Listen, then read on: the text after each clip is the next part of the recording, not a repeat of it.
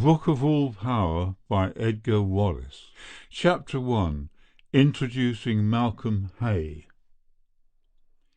If a man is not eager for adventure at the age of 22, the enticement of romantic possibilities will never come to him.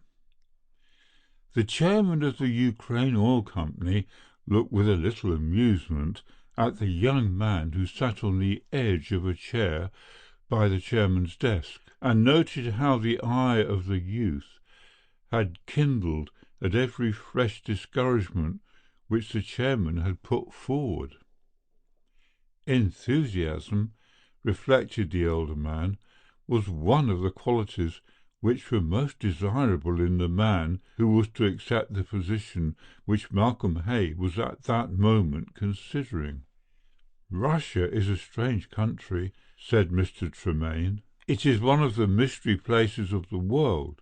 You hear fellows coming back from China who tell you amazing stories of the idiosyncrasies of the Chink, but I can tell you from my own personal observations that the Chinaman is an open book in words of one syllable compared with the average Russian peasant.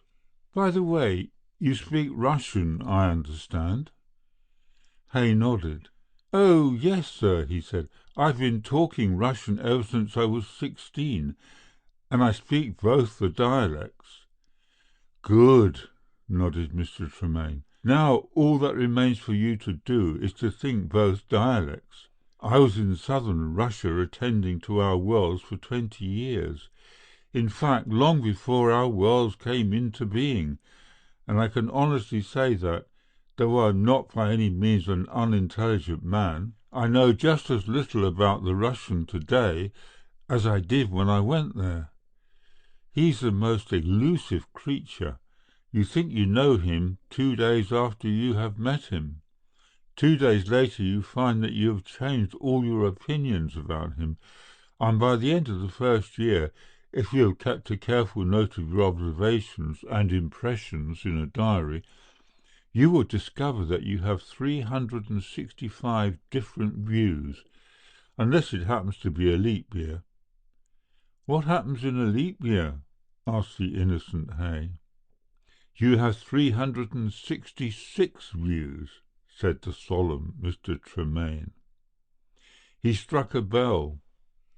"We shan't want you to leave London for a week or two," he said, "and in the meantime you had better study up our local special literature.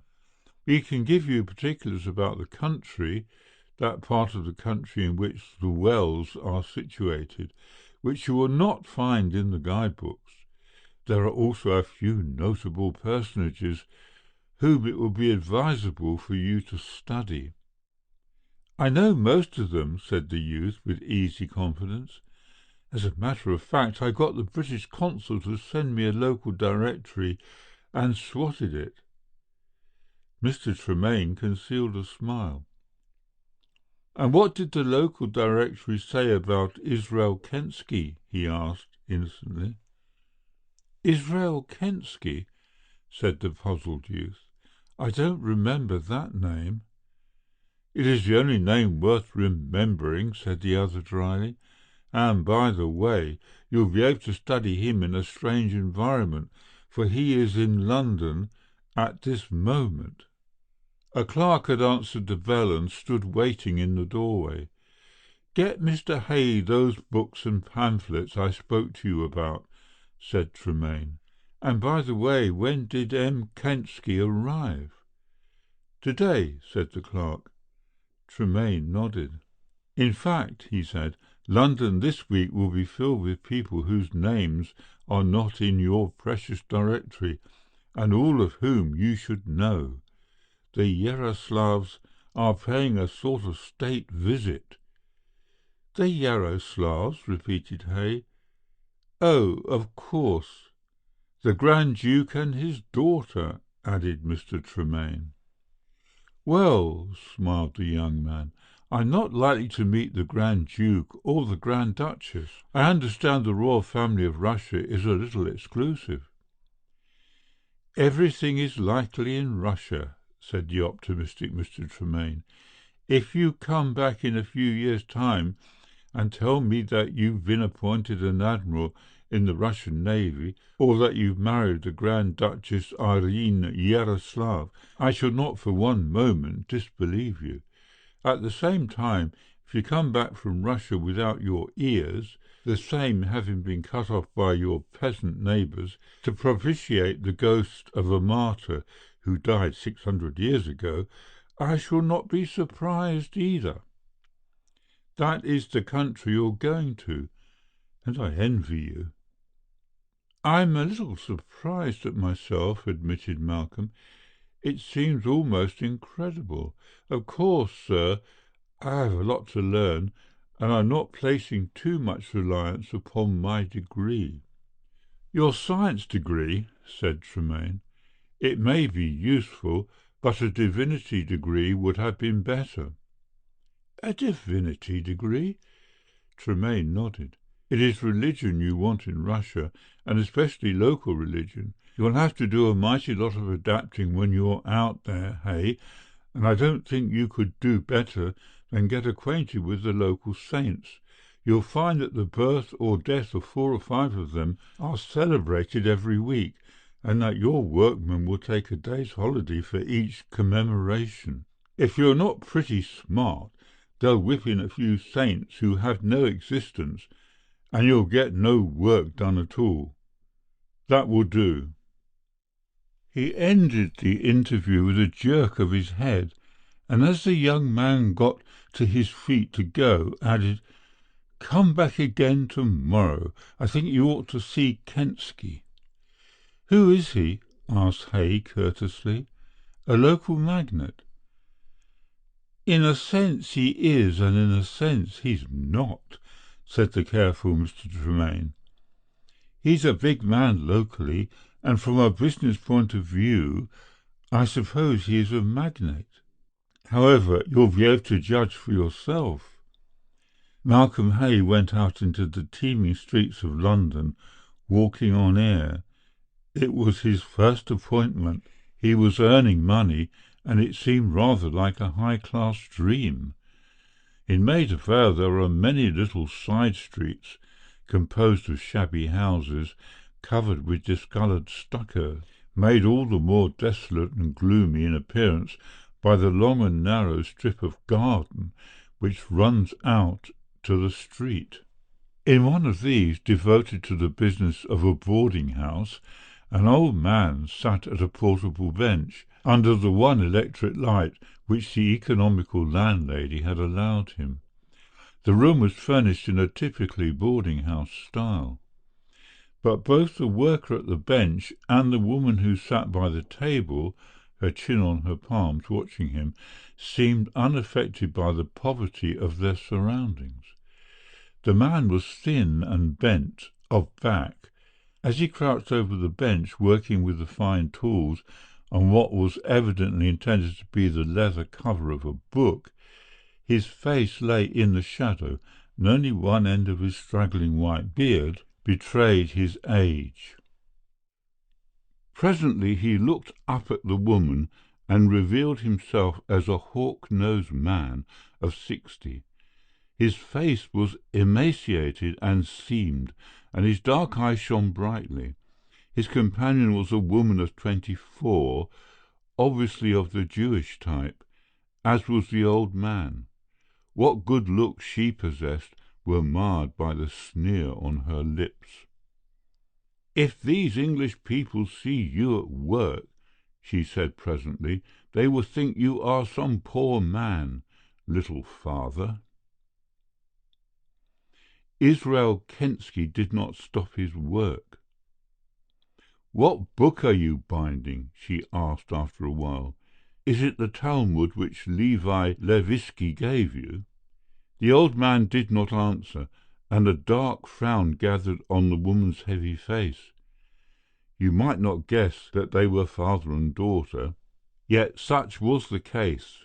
But between Sophia Kensky and her father there was neither communion of spirit nor friendship. It was amazing that she should accompany him as she did wherever he went, or that he should be content to have her as his companion.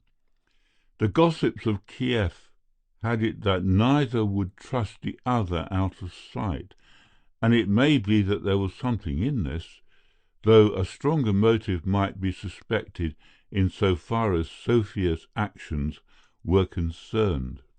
Presently the old man put down his tools, blinked, and pushed back his chair. "It is a design for a great book," he said, and chuckled hoarsely. "A book with steel covers and wonderful pages." He smiled contemptuously. "The book of all power," he said. "Little father, there are times when I think you are mad.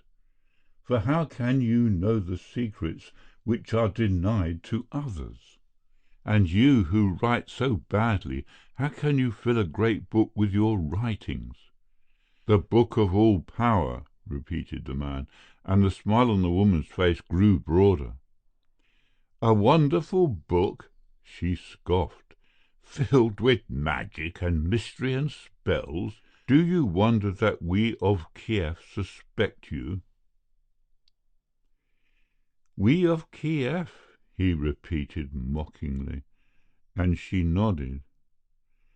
"We of Kiev," she said.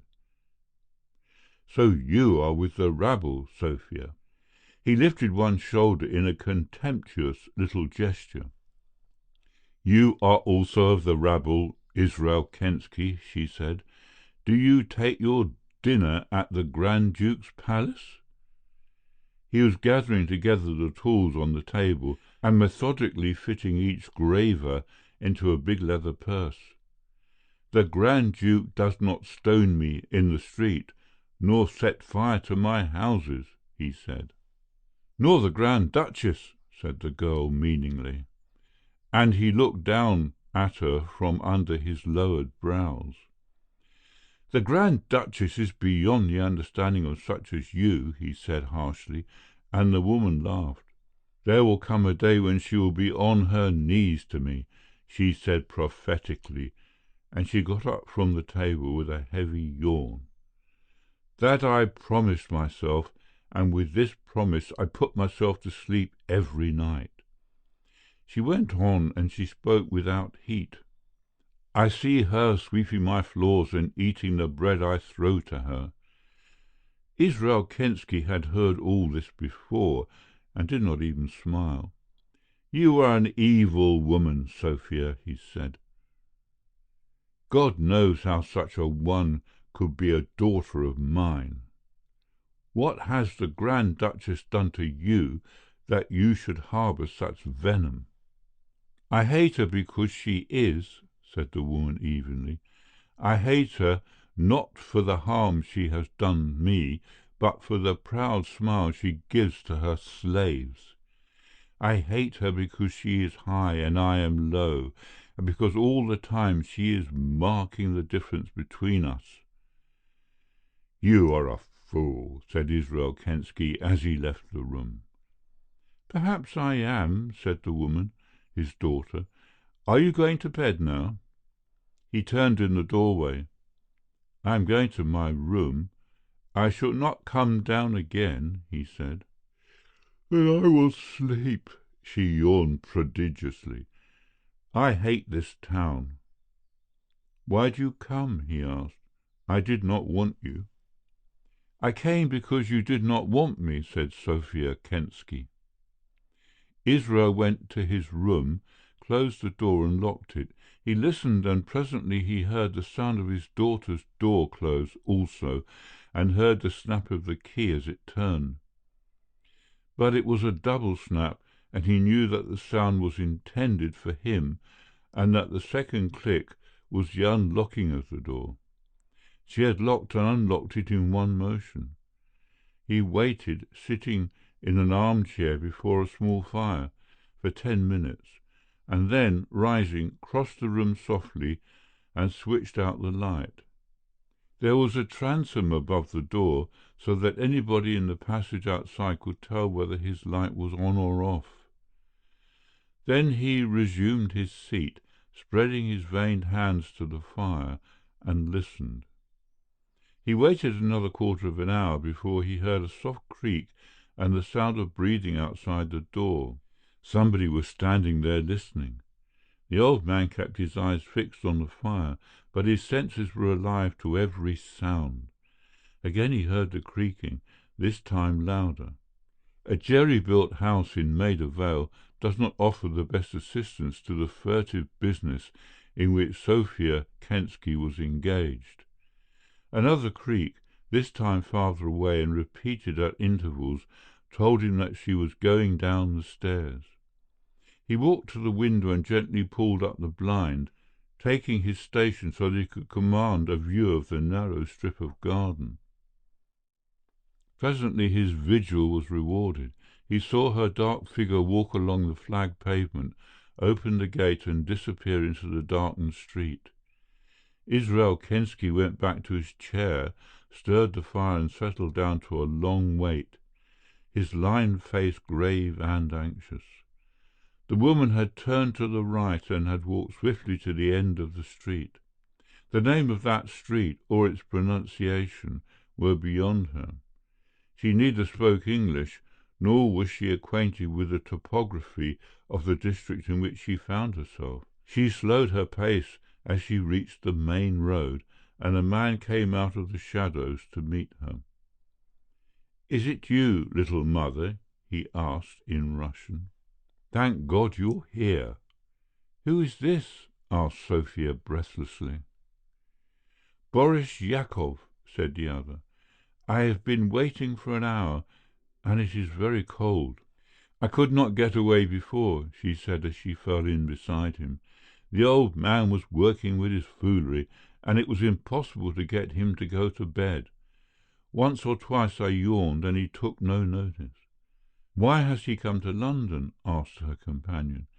"It must be something important to bring him away from his money-bags." To this the woman made no reply. Presently she asked, "Do we walk? Is there no drosky or little carriage?" Have patience, grinned the man good-humouredly. "Here in London we do things in grand style. We have an auto-car for you, but it was not wise to bring it so close to your house, little mother. The old man—" "Oh, finish with the old man," she said impatiently. "Do not forget that I am with him all the day." The antipathy between father and daughter was so well known that the man made no apology for discussing the relationship with that frankness which is the characteristic of the Russian peasant. Nor did Sophia Kensky resent the questions of a stranger, nor hesitate to unburden herself of her grievances. The autocar proved to be a very commonplace taxicab, though a vehicle of some luxury to Yakov. "They say he practices magic," said that garrulous man as the taxi got on its way. "Also that he bewitches you." "That is a lie," said the woman indifferently.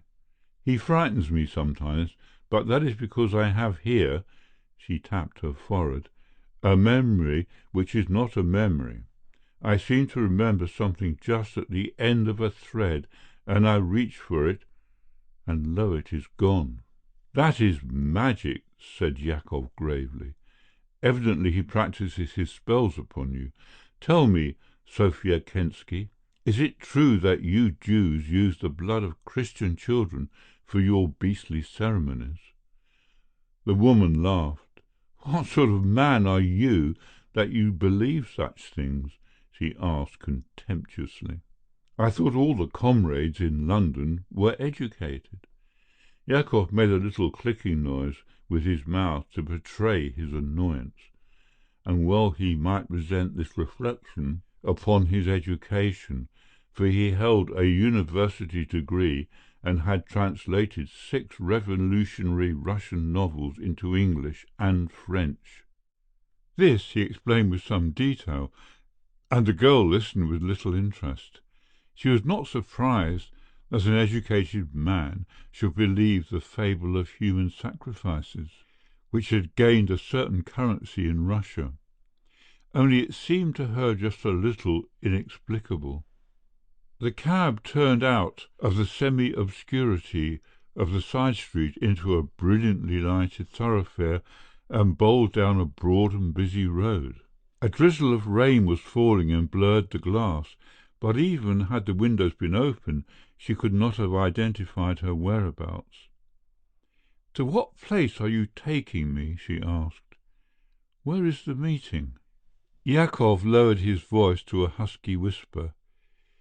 "It is the Café of the Silver Lion, in a place called Soho," he said. "Here we meet from day to day and dream of a free Russia. We also play bagatelle." He gave the English name for the latter. "It is a club and a restaurant.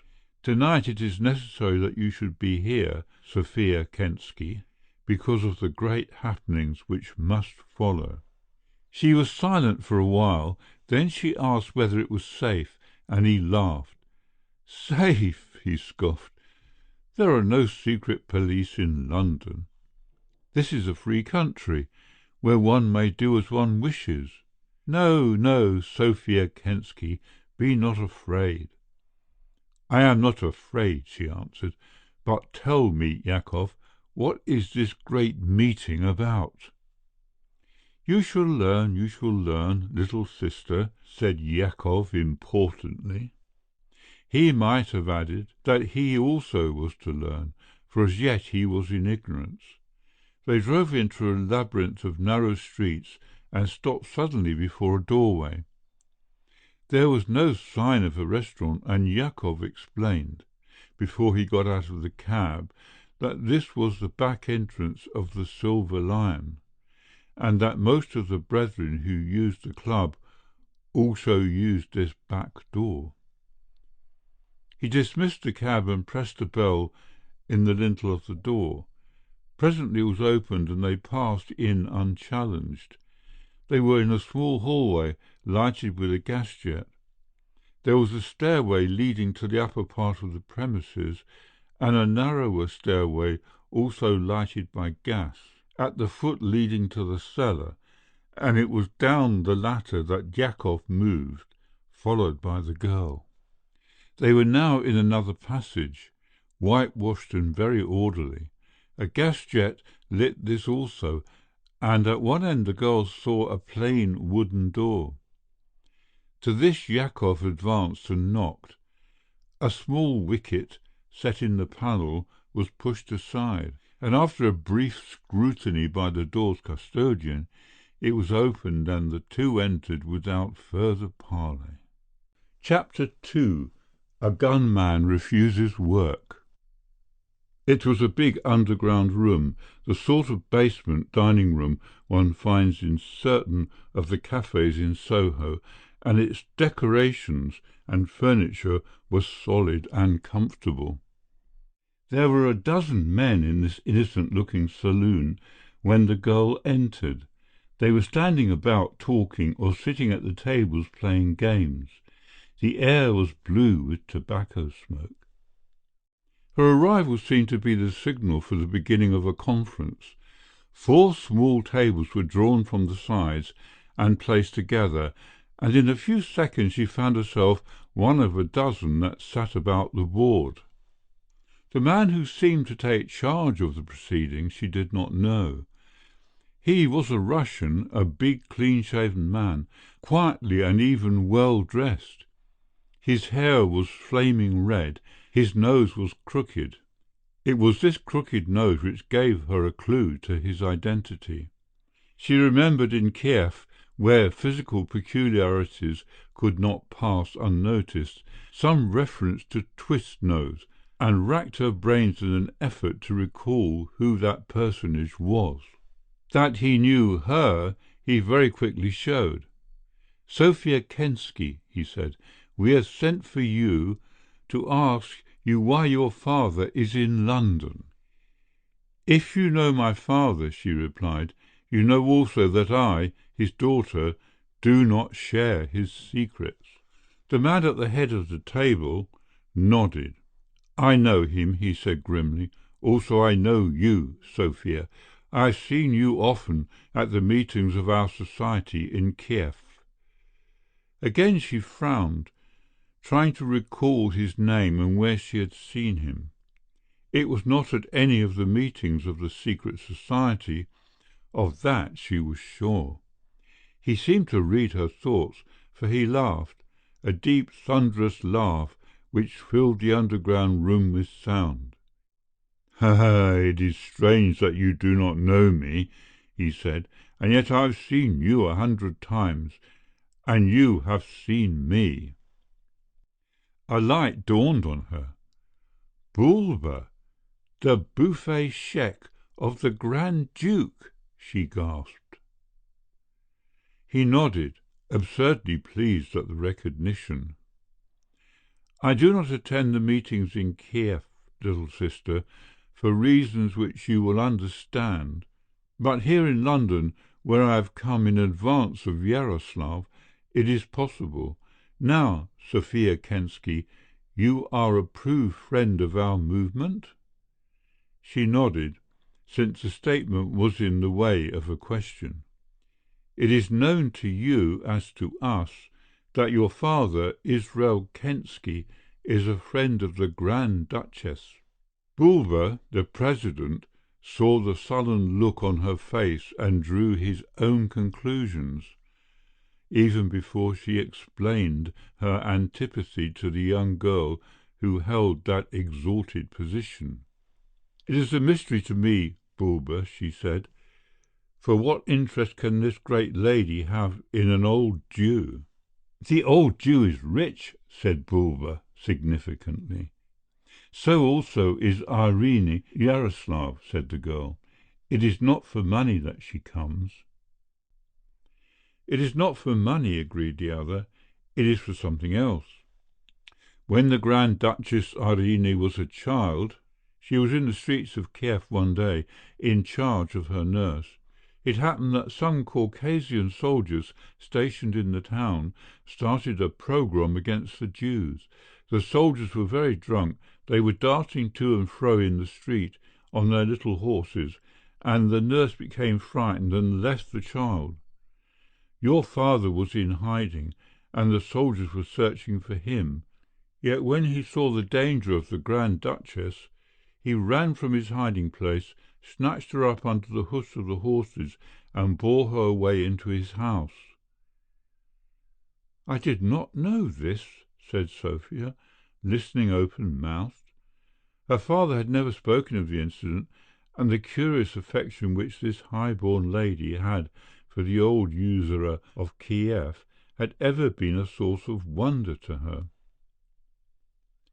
"You know it now," said Bulwer. "The Grand Duke has long since forgotten what he owes to Israel Kensky, but the Grand Duchess has not. Therefore she comes to him with all her troubles, and that, Sophia Kensky, is why we have sent for you." There was a silence. "I see," she said at last. "You wish me to spy upon Israel Kensky and tell you all that happens." "I want to know all that passes between him and the Grand Duchess," said Bulwer. "She comes to London tomorrow with her father, and it is certain she will seek out Israel Kensky. Every letter that passes between them must be opened." "But," she began. "There is no but," roared Bulwer. "Hear and obey. It is ordered." He turned abruptly to the man on his left. "You understand, Yaroslav arrives in London tomorrow. It is desirable that he should not go away." But, Excellency," stammered the man on his left, "here in London." Bulwer nodded. "But, Excellency," wailed the man, "in London we are safe. It is the one refuge to which our friends can come. If such a thing should happen, what would be our fate? We could not meet together. We should be hounded down by the police from morning until night. We should be deported. It would be the ruin of the great movement." "Nevertheless, it is an order," said Bulwer doggedly. "This is a matter beyond the cause. It will gain us powerful protectors at the court, and I promise you that, though the commotion will be great, yet it will not last for very long, and you will be left undisturbed." "But," began one of the audience, and Bulwer silenced him with a gesture. "I promise that none of you shall come to harm, my little pigeons, and that you shall not be concerned in this matter." "But who will do it, Excellency?" asked another member. "That is too important to be decided without a meeting of all the brethren. For my part, I would not carry out such an order unless I received the instructions of our President." "I promise that none of you shall take a risk," sneered Bulwer. "Now speak, Yakov." The man who had accompanied Sophia Kerensky smiled importantly at the company, then turned to Sophia. "Must I say this before Sophia Kerensky?" he asked. "Speak," said Bulwer. "We are all brothers and sisters, and none will betray you." Yakov cleared his throat. "When your Excellency wrote to me from Kiev, asking me to find a man, I was in despair," he began, and evidently rehearsed speech. "I tore my hair, I wept." "Tell us what you have done," said the impatient Bulwer. "For what does it matter? In the name of the saints and the holy martyrs," everyone at the table, including Bulwer, crossed himself, "whether your hair was torn or your head was hammered." "It was a difficult task, Excellency," said Yakov in a more subdued tone, "but Providence helped me. There is a good comrade of ours who is engaged in punishing the bourgeoisie by relieving them of their goods." "A thief, yes," said Bulwer. "Through him I learnt that a certain man had arrived in England and was in hiding. This man is a professional assassin." They looked at him incredulously, all except Bulwer, who had heard the story before. "An assassin?" said one. "Of what nationality?" "American," said Yakov, and there was a little titter of laughter. "It is true," interrupted Bulwer. "This man, whom Yakov has found, is what is known in New York as a gunman. He belongs to a gang which was hunted down by the police, and our comrade escaped." "But an American!" persisted one of the unconvinced. "An American," said Yakov. "This man is desired by the police on this side, and went into hiding with our other comrade, who recognized him." "A gunman," said Bulwer thoughtfully, and he uses the English word with some awkwardness. "A gunman, if he would only— Is he here?" he demanded, looking up. Yakov nodded. "Does he know?"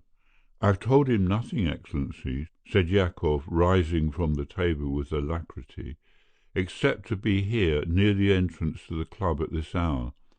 Shall I bring him down?" Bulwer nodded, and 3 minutes later into this queer assembly, something of a fish out of water and wholly out of his element, strode Cherry Bim, that redoubtable man. He was a little man, stoutly built and meanly dressed. He had a fat, good-humoured face and a slight moustache, and eyes that seemed laughing all the time.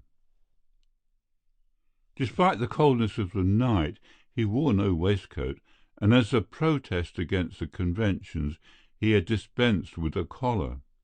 As he stood there, belted about his large waist, a billycock hat on the back of his head, he looked to be anything from a broken-down publican to an out-of-work plumber. He certainly did not bear the impress of a gunman. If he was out of his element, he was certainly not out of conceit with himself. He gave a cheery little nod to every face that was turned to him, and stood, his hands thrust through his belt, his legs wide apart, surveying the company with a benevolent smile. "Good evening, ladies and gents," he said. "Shake hands with Cherry Bim. Bim on my father's side, and Cherry by christening. Cherry Bim, named after the angels." And he beamed again.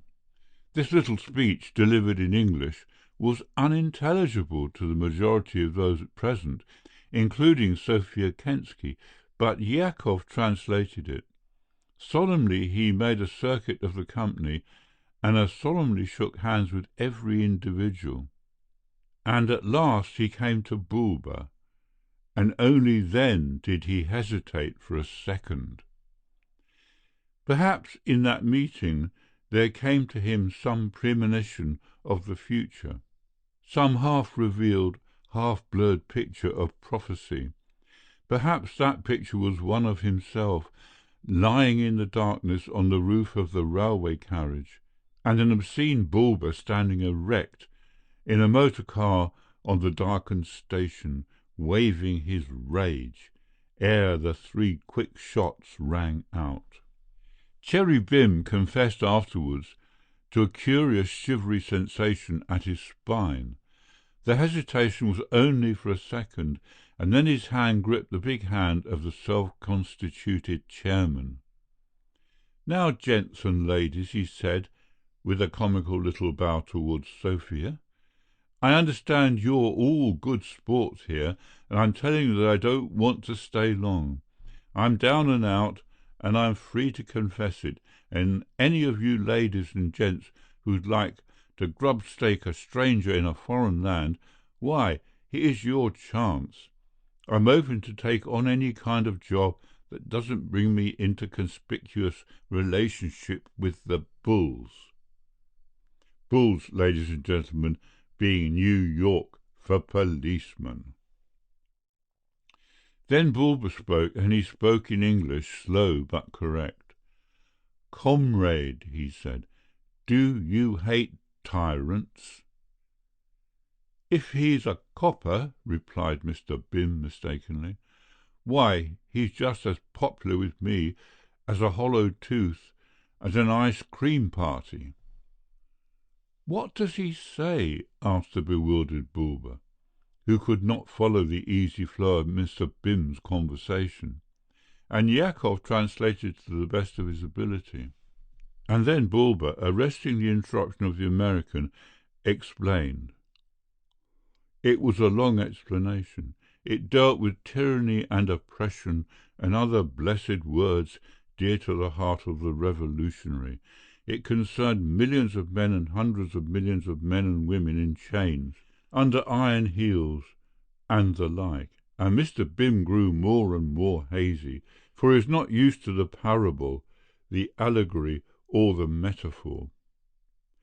But towards the end of his address, Bulba became more explicit, and, as his emotions were moved, his English a little more broken.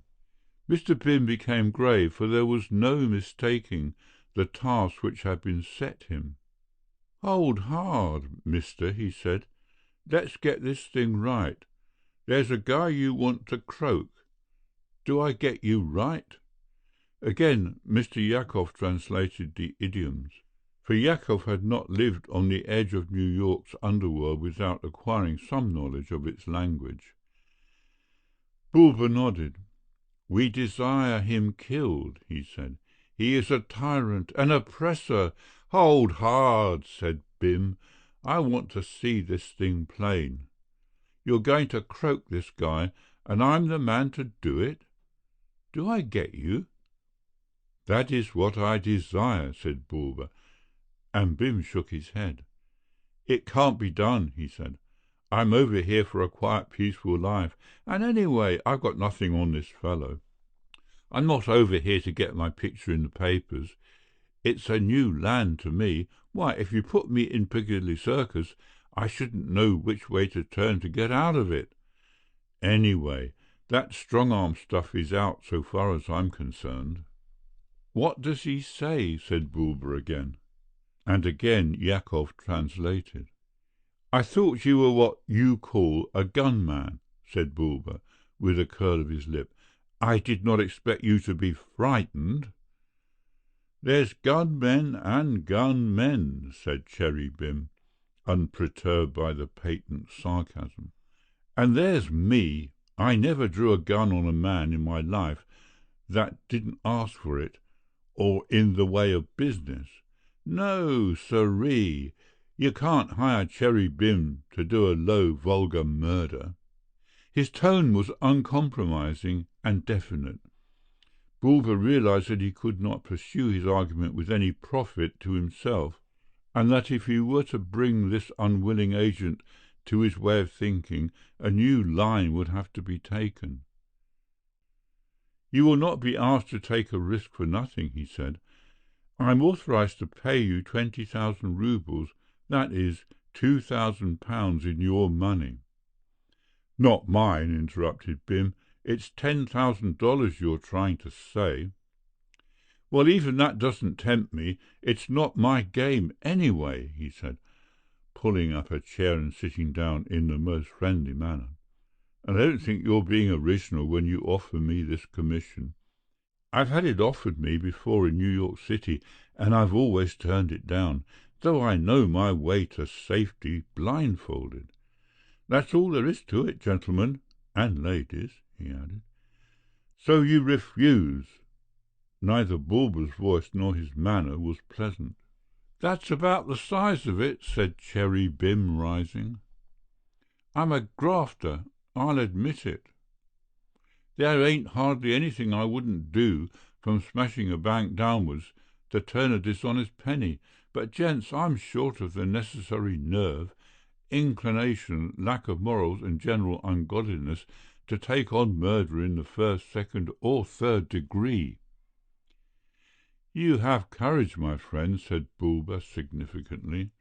"You do not suppose we should take you into our confidence and let you go away again so easily?" Mr. Bim's smile became broader. "Gents, I won't deceive you," he said. "I expected a rough house and prepared for it. Watch me." He extended one of his hands in the manner of a conjurer, and with the other pulled up the sleeve above the wrist. He turned the hands over, waggling the fingers as though he were giving a performance, and they watched him curiously. "There's nothing there, is there?" said Cherry Bim, beaming at the company. "And yet there is something there. Look!" No eyes were sharp enough to follow the quick movement of his hand. None saw it drop or rise again. There was a slur of movement, and then, in the hand which had been empty, was a long-barreled Colt. Cherry Bim, taking no notice of the sensation he created, tossed the revolver to the ceiling and caught it again. "Now, gents, I don't know whether you're foolish or only just crazy." "Get away from that door, Hector," he said to a long-haired man who stood with folded arms against the closed door. And Hector, whose name was Niccolo Novosky Yesodernsky in real life, made haste to obey. "Wait a bit," said the careful gunman. "That's a key in your waistcoat pocket, I guess." He thrust the barrel of his revolver against the other side, and the long-haired man doubled up with a gasp. But Cherry Bim meant no mischief. The barrel of the gun clicked against the end of a key, and when Cherry Bim drew his revolver away, the key was hanging to it. "Magnetic," the gunman kindly explained. "It's a whim of mine." In no other words, he passed through the door and slammed it behind him. Chapter 3. The Grand Duchess Irene. Israel Kensky was dozing before the fire when the sound of the creaking stair woke him. He walked softly to the door and listened, and presently he heard the steps of his daughter passing along the corridor. He opened the door suddenly and stepped out, and she jumped back with a little cry of alarm. There were moments when she was terribly afraid of her father, and such a moment came to her now. "Are you not asleep? Israel Kensky, she faltered. I could not sleep, replied the other, in so mild a tone that she took courage. Come into my room. I wish to speak to you. He did not ask her where she had been, or to explain why, at 3 o'clock in the morning, she was dressed for the street, and she felt it necessary to offer some explanation. You wonder why I am dressed, she said. I heard a great noise in the street and went out to see. What does it matter? Asked Israel Kensky. Save your breath, little daughter. Why should you not walk in the street if you desire? He switched on the light to augment the red glow which came from the fire. Sit down, Sophia, he said. I've been waiting for you. I heard you go out. She made no reply. There was fear in her eyes, and all the time she was conscious of many unpleasant interviews with her father, interviews which had taken place in Kiev and other towns, the details of which she could never recall. And she was filled with the dread of some happening to which she could not give form or description. He saw her shifting in her chair and smiled slowly.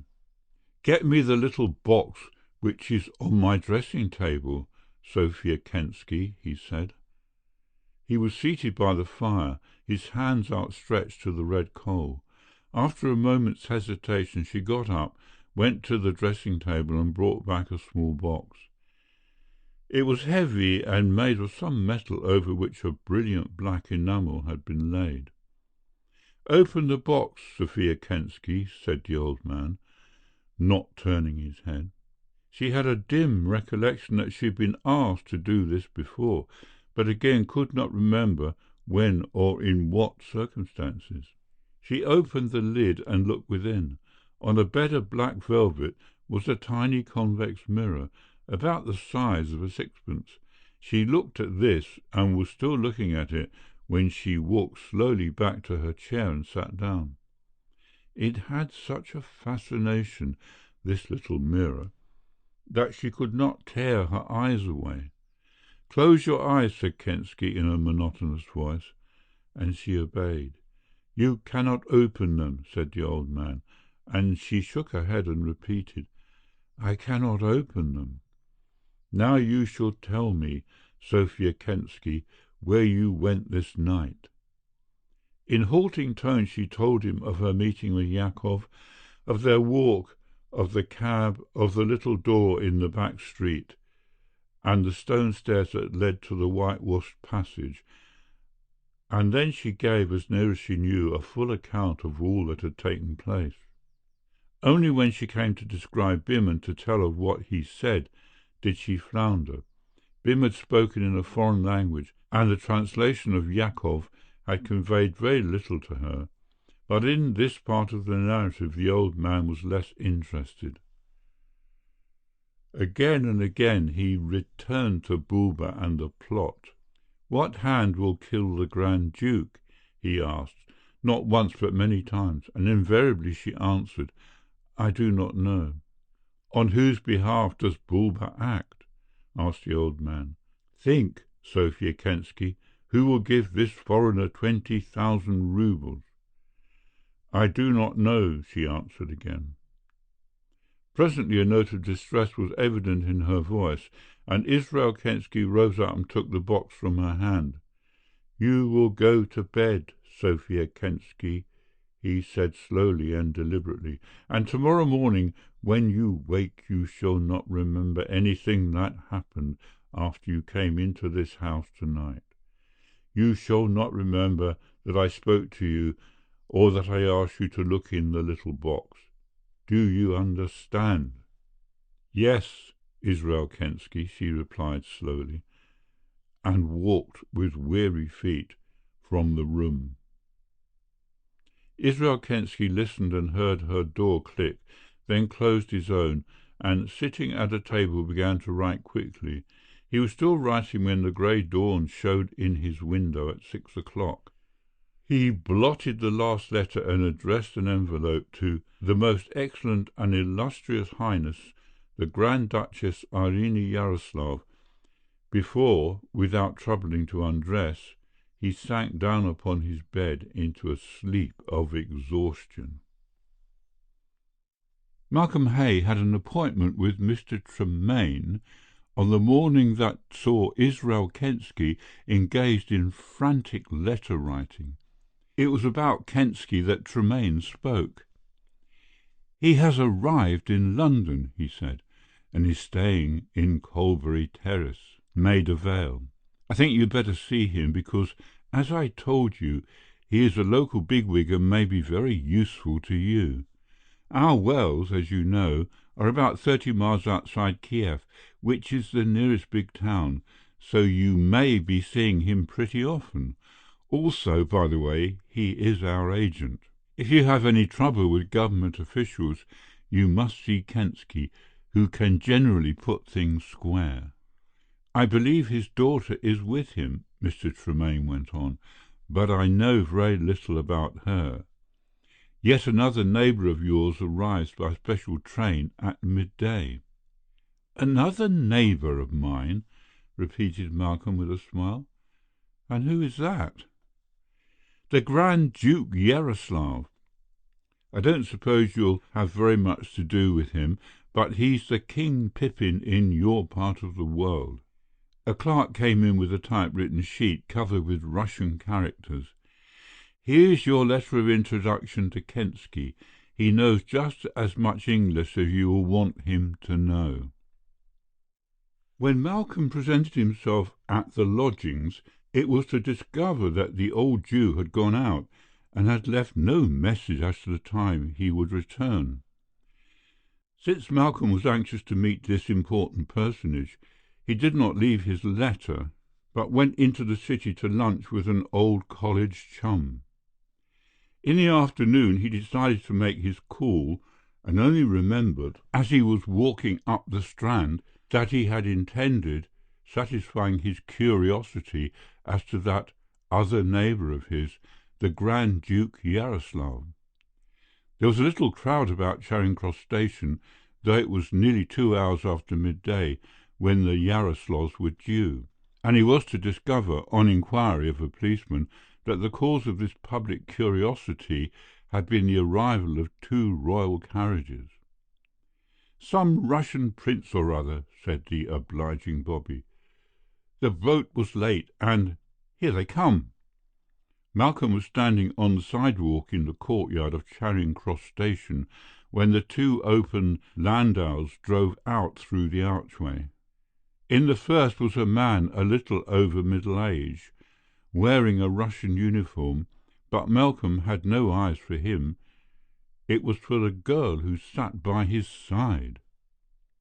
Erect, haughty, almost disdainful, with her splendid beauty, and apparently oblivious to all that was being said to her by the smiling young man who sat on the opposite seat. As the carriage came abreast and the postilions reined in their mounts before turning into the crowded Strand, the girl turned her head for a second, and her eyes seemed to rest on Malcolm. Instinctively he lifted his hat from his head, but it was not the girl who returned his salutation, but the stiff figure of the elderly man at her side, who raised his hand with an automatic gesture. Only for a second, and then she swept out of view, and Malcolm heaved a long, deep sigh. "Some dame," said a voice at his side. "Well, I'm glad I saw him, anyway." Malcolm looked down at the speaker. He was a stout little man who wore his hard felt hat at a rakish angle. The butt of a fat cigar was clenched between his teeth, and his genial eyes met Malcolm's with an inviting frankness which was irresistible. "That was his Grand Nibs, wasn't it?" asked the man, and Malcolm smiled. "That was the Grand Duke, I think," he said. "And who was the dame?" "The dame? I mean the lady, the young Peacherino. Gee, she was wonderful." Markham shared his enthusiasm, but was not prepared to express himself with such vigour. "That girl," said his companion, speaking with evident sincerity, "is wasted. What a face for a beauty chorus!" Malcolm laughed. He was not a very approachable man, but there was something about this stranger which broke down all barriers. "Well, I'm glad I've seen him," said Mr. Cherry Bim again emphatically. "I wonder what he's done." Malcolm turned to move off, and the little man followed his example. "What do you mean, what has he done?" asked the amused Malcolm. "Oh, nothing," said the other airily, "but I just wondered, that's all." "I'm glad I've seen them too," said Malcolm. "I nearly missed them. I was sitting so long over lunch." "You're a lucky man," said Mr. Bim. "To have seen them?" "No, to have sat over lunch," said Cherry with an inward groan. "My, I'd like to see what a lunch looks like." Malcolm looked at the man with a new interest and a new sympathy. "Broke?" he asked, and the other grinned. "If I was only broke," he said, "there'd be no trouble. But what's the matter with me is that there ain't any pieces." Cherry Bim noticed the hesitation in Malcolm's face and said, "I hope you're not worrying about hurting my feelings." "How?" said the startled Malcolm. "Why," drawled the other, "if it's among your mind that you'd like to slip me $2, and you're afraid of me throwing it at you, why, you can get that out of your mind straight away." Malcolm laughed and handed half a sovereign to the man. "Go and get something to eat," he said. "Hold hard," said the other as Malcolm was turning away. "What is your name?" "Does that matter?" asked the young man with amusement. "It matters a lot to me," said the other seriously. "I like to pay back anything I borrow." "Hay is my name, Malcolm Hay. It's no use giving you my address because I shall be in Russia next week." "In Russia, eh? That's rum." Cherry Bim scratched his unshaven chin. "I'm always meeting Russians." He looked at the young engineer thoughtfully. Then, with a little jerk of his head and a "so long," he turned and disappeared into the crowd. Malcolm looked at his watch. He would try Kensky again, he thought, but again his mission was fruitless. He might have given up his search for this will-o'-the-wisp but for the fact that his new employers seemed to attach considerable importance to his making acquaintance with this notability of Kiev. He could hardly be out after dinner. He would try again. He had dressed for the solitary meal, thinking that, if his quest again failed, he could spend the evening at a theatre. This time the elderly landlady of the house in which Mr. Kensky lodged informed him that her guest was at home, and a few minutes later Malcolm was ushered into the presence of the old man. Israel Kensky eyed his visitor keenly, taking him in from his carefully tied dress bow to the tips of his polished boots. It was an approving glance, for Kensky, though he lived in one of the backwaters of civilization, though his attitude to the privileged classes of the world, in which category he placed Malcolm, did that young man but know it, was deferential and even servile, had very definite views as to what was and was not appropriate in his superior's attire. He read through the letter which Malcolm had brought without a word, and then, "Pray sit down, Mr. Hay," he said in English. "I have been expecting you. I had a letter from Mr. Tremaine." Malcolm seated himself near the rough bench at which he cast curious eyes. The paraphernalia of Kensky's hobby still lay upon its surface. "You are wondering what an old Jew does to amuse himself, eh?" chuckled Kensky. "Do you think we in South Russia do nothing but make bombs?" "If I had not an aptitude for business," he said, He pronounced the word piziness, and it was one of the few mispronunciations he made. "I should have been a bookbinder." "It is beautiful work," said Malcolm, who knew something of the art. "It takes my mind from things," said Kensky, "and also it helps me. Yes, it helps me very much." Malcolm did not ask him in what manner his craft might assist a millionaire merchant, for in those days he had not heard of the Book of All Power. The conversation which followed travelled through awkward stages and more awkward pauses. Kensky looked a dozen times at the clock, and on the second occasion Malcolm, feeling uncomfortable, rose to go, but was eagerly invited to seat himself again. "You are going to Russia?" "Yes." "It is a strange country if you do not know it, and the Russians are strange people. And to Kiev also. That is most important." Malcolm did not inquire where the importance lay, and dismissed this as an oblique piece of politeness on the other's part. "I'm afraid I am detaining you, Mr. Kensky. I merely came in to make your acquaintance and shake hands with you," he said, rising, after yet another anxious glance at the clock on the part of his host. "No, no, no," protested Kensky. "You must forgive me, Mr. Hay, if I seem to be dreaming and I do not entertain you. I am turning over in my mind so many possibilities, so many plans, and I think I have come to the right conclusion.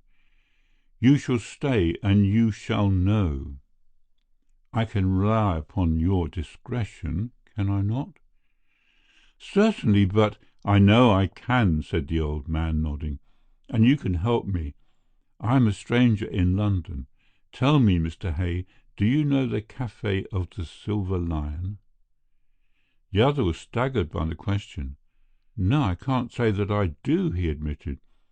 "I am a comparative stranger in London myself." "Ah, but you can find it. You know all the reference books, which are so much Greek to me. You could discover it by inquiring of the police. Inquiries made very discreetly, you understand, Mr. Hay." Malcolm wondered what he was driving at, but the old man changed the subject abruptly. "Tonight you will see a lady here. She is coming to me. Again I ask for your discretion and your silence." "Wait!" He shuffled to the window, pulled aside the blind and looked out. "She is here," he said in a whisper. "You will stand just there." He indicated a position which to Malcolm was ludicrously suggestive of his standing in a corner. Further explanations could neither be given nor asked for. The door opened suddenly and a girl came in, closing it behind her. She looked first at Kensky with a smile and then at the stranger, and the smile faded from her lips. As for Malcolm, he was speechless. There was no doubt at all as to the identity. The straight nose, the glorious eyes, the full parted lips. Kensky shuffled across to her, bent down and kissed her hand. "Highness," he said humbly, "this gentleman is a friend of mine. Trust old Israel Kensky, Highness." "I trust you, Israel Kensky," she replied in Russian, and with the sweetest smile that Malcolm had ever seen in a woman. She bowed slightly to the young man, and for the rest of the interview her eyes and speech were for the Jew. He brought a chair forward for her, dusted it carefully, and she sat down by the table, leaning her chin on her palm and looking at the old man. "I could not come before," she said. "It was so difficult to get away." "Your Highness received my letter?" She nodded. "But Israel," her voice almost pleaded, "you do not believe that this thing would happen?" "Highness, all things are possible," said the old man. "Here in London the cellars and garrets teem with evil men."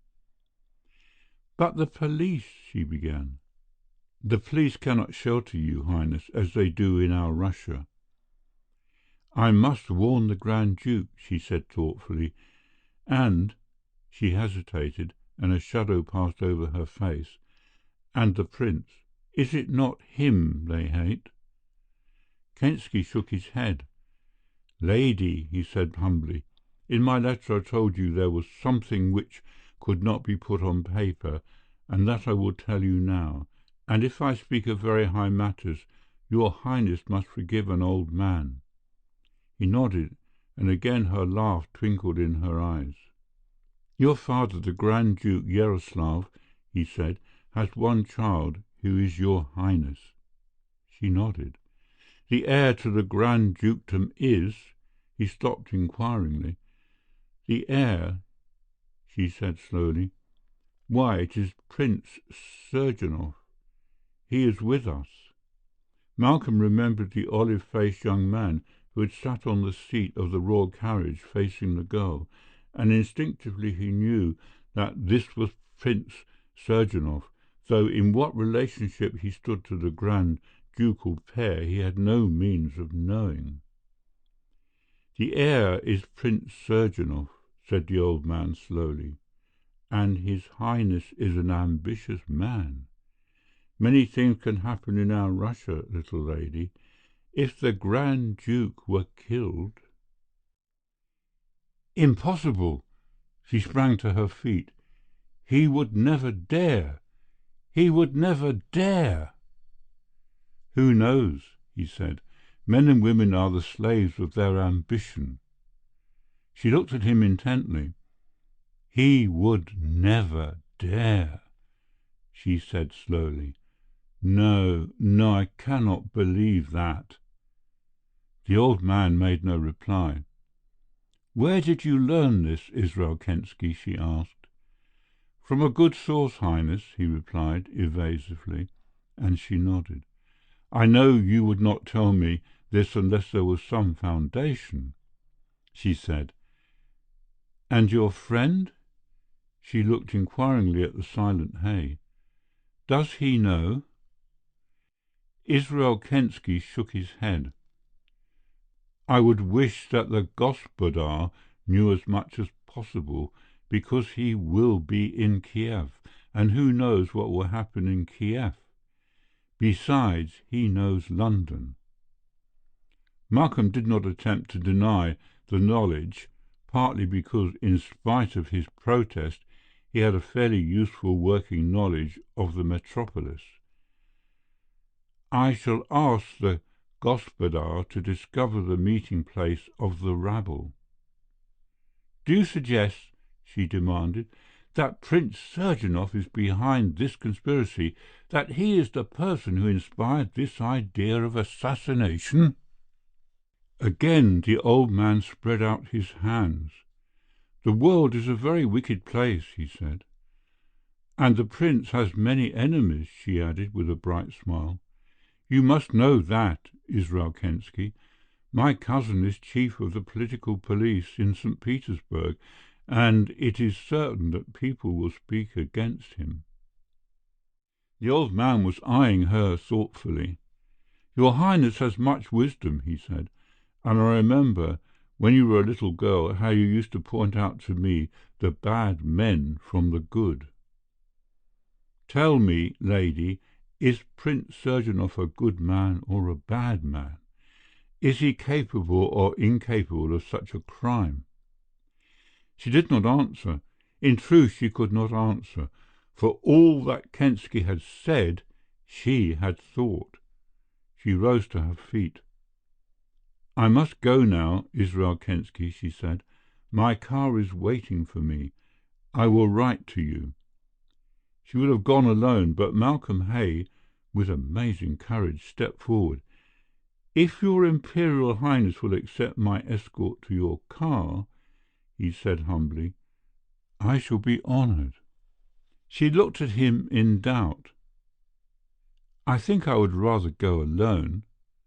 Let the young man go with you, Highness, said Kensky earnestly. I shall feel safer in my mind. She nodded and led the way down the stairs. They turned out of the garden into the street and did not speak a word. Presently the girl said in English, You must think we Russian people are barbarians, Mr. Hay, suggested Malcolm. Mr. Hay. That is Scottish, isn't it? Tell me, do you think we are uncivilized? No, no, your Highness, stammered Malcolm. How can I think that? They walked on until they came in sight of the tail lights of the car, and then she stopped. You must not come any farther, she said. You can stand here and watch me go. Do you know any more than Israel Kensky told? She asked, a little anxiously. Nothing, he replied in truth. She offered her hand, and he bent over it. Good night, Mr. Hay. Do not forget I must see you in Kiev. He watched the red lights of the car disappear and walked quickly back to old Kensky's rooms. Russia and his appointment had a new fascination. Chapter 4. The Prince Who Planned. Few people knew or know how powerful a man Prince Surgeonov really was in these bad old days. He waved his hand and thousands of men and women disappeared. He beckoned and he had 1,000 sycophantic suppliants. In the days before he became chief of the police to the entourage, he went upon a diplomatic mission to High Macedonia, the dark and sinister state. He was sent by none, but he had a reason, for Demetrius, his sometime friend, had fled to the capital of the Higher Balkan state, and Surgeonov went down without authority to terrify his sometime confidant into returning for trial. In High Macedonia, the exquisite young man was led by sheer curiosity to make certain inquiries into the domestic administration of the country, and learnt things. He had hardly made himself master of these before he was sent for by the foreign minister. Highness, said the suave man, stroking his long brown beard, how long have you been in the capital? Some 4 days, Excellency, said the prince. That is 96 hours too long, said the minister. There is a train for the north in 40 minutes. You will catch that, and God be with you. Prince Surgeonov did not argue but went out from the ornate office, and the minister called a man who was waiting. If His Highness does not leave by the 4 o'clock train, cut his throat and carry the body to one of the common houses of the town, preferably that of the man Domopolo the Greek, who is a bad character and well deserving of death. Excellency, said the man gravely, and saluted his way out. They knew Surgeonov in High Macedonia, and were a little anxious. Had they known him better, they would have feared him less. He did not leave by the 4 o'clock train, but by a special which was across the frontier by 4. He sat in a cold sweat till the frontier post was passed. This man was a mass of contradictions. He liked the good things of life. He bought his hosiery in Paris, his shoes in Vienna, his suits and cravats in New York, and it is said of him that he made a special pilgrimage to London, the Mecca of those who love good leather work, for the characteristic attaché cases which were so indispensable to the chief of gendarmerie of the marsh town. He carried with him the irrepressible trimness and buoyancy of youth, with his smooth, sallow face, his neat black moustache, and his shapeliness of outline. An exquisite of exquisites, he had never felt the draughts of life, or experienced its rude buffetings. His perfectly appointed flat in the Morskaya had been modelled to his taste and fancy. It was a suite wherein you pressed buttons and comfortable things happened. You opened windows and boiled water, or summoned a valet to your bedside by the gentle pressure you applied to a mother-of-pearl stud set in silver plate which, by some miracle, was always within reach. He had an entire suite converted to bathrooms, where his masseur, His manicurist and his barber attended him daily. He had conscripted modern science to his service.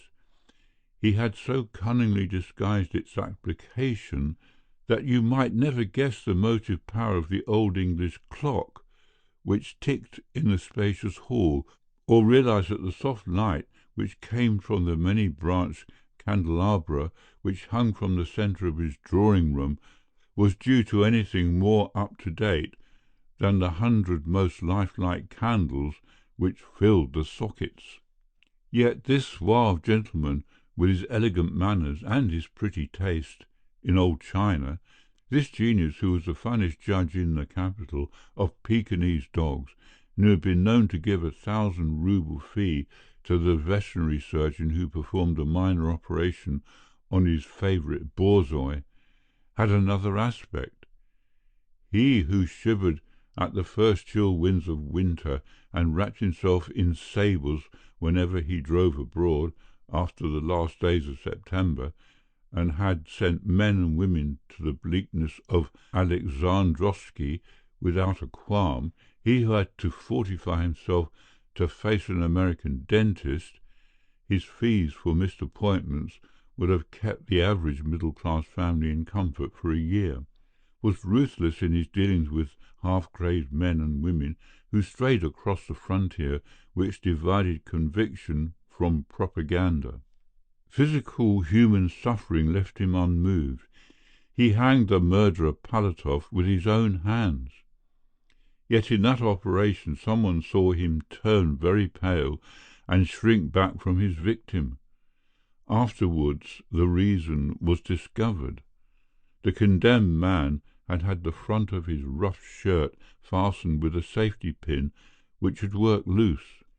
The point had ripped a little gash in the inexperienced finger of the amateur hangman. He brought Dr. von Krauss from Berlin because von Krauss was an authority upon blood infection, and spent a week of intense mental agony until he is pronounced out of danger. He sat before a long mirror in his bedroom that gave on Horridge's Hotel and surveyed himself thoughtfully. He was looking at the only man he trusted, for it was not vanity, but a love of agreeable company that explained the passion for mirrors which was the jest of St. Petersburg.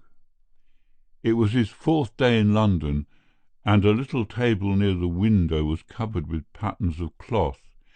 He had spent an exciting afternoon with the representative of his tailor.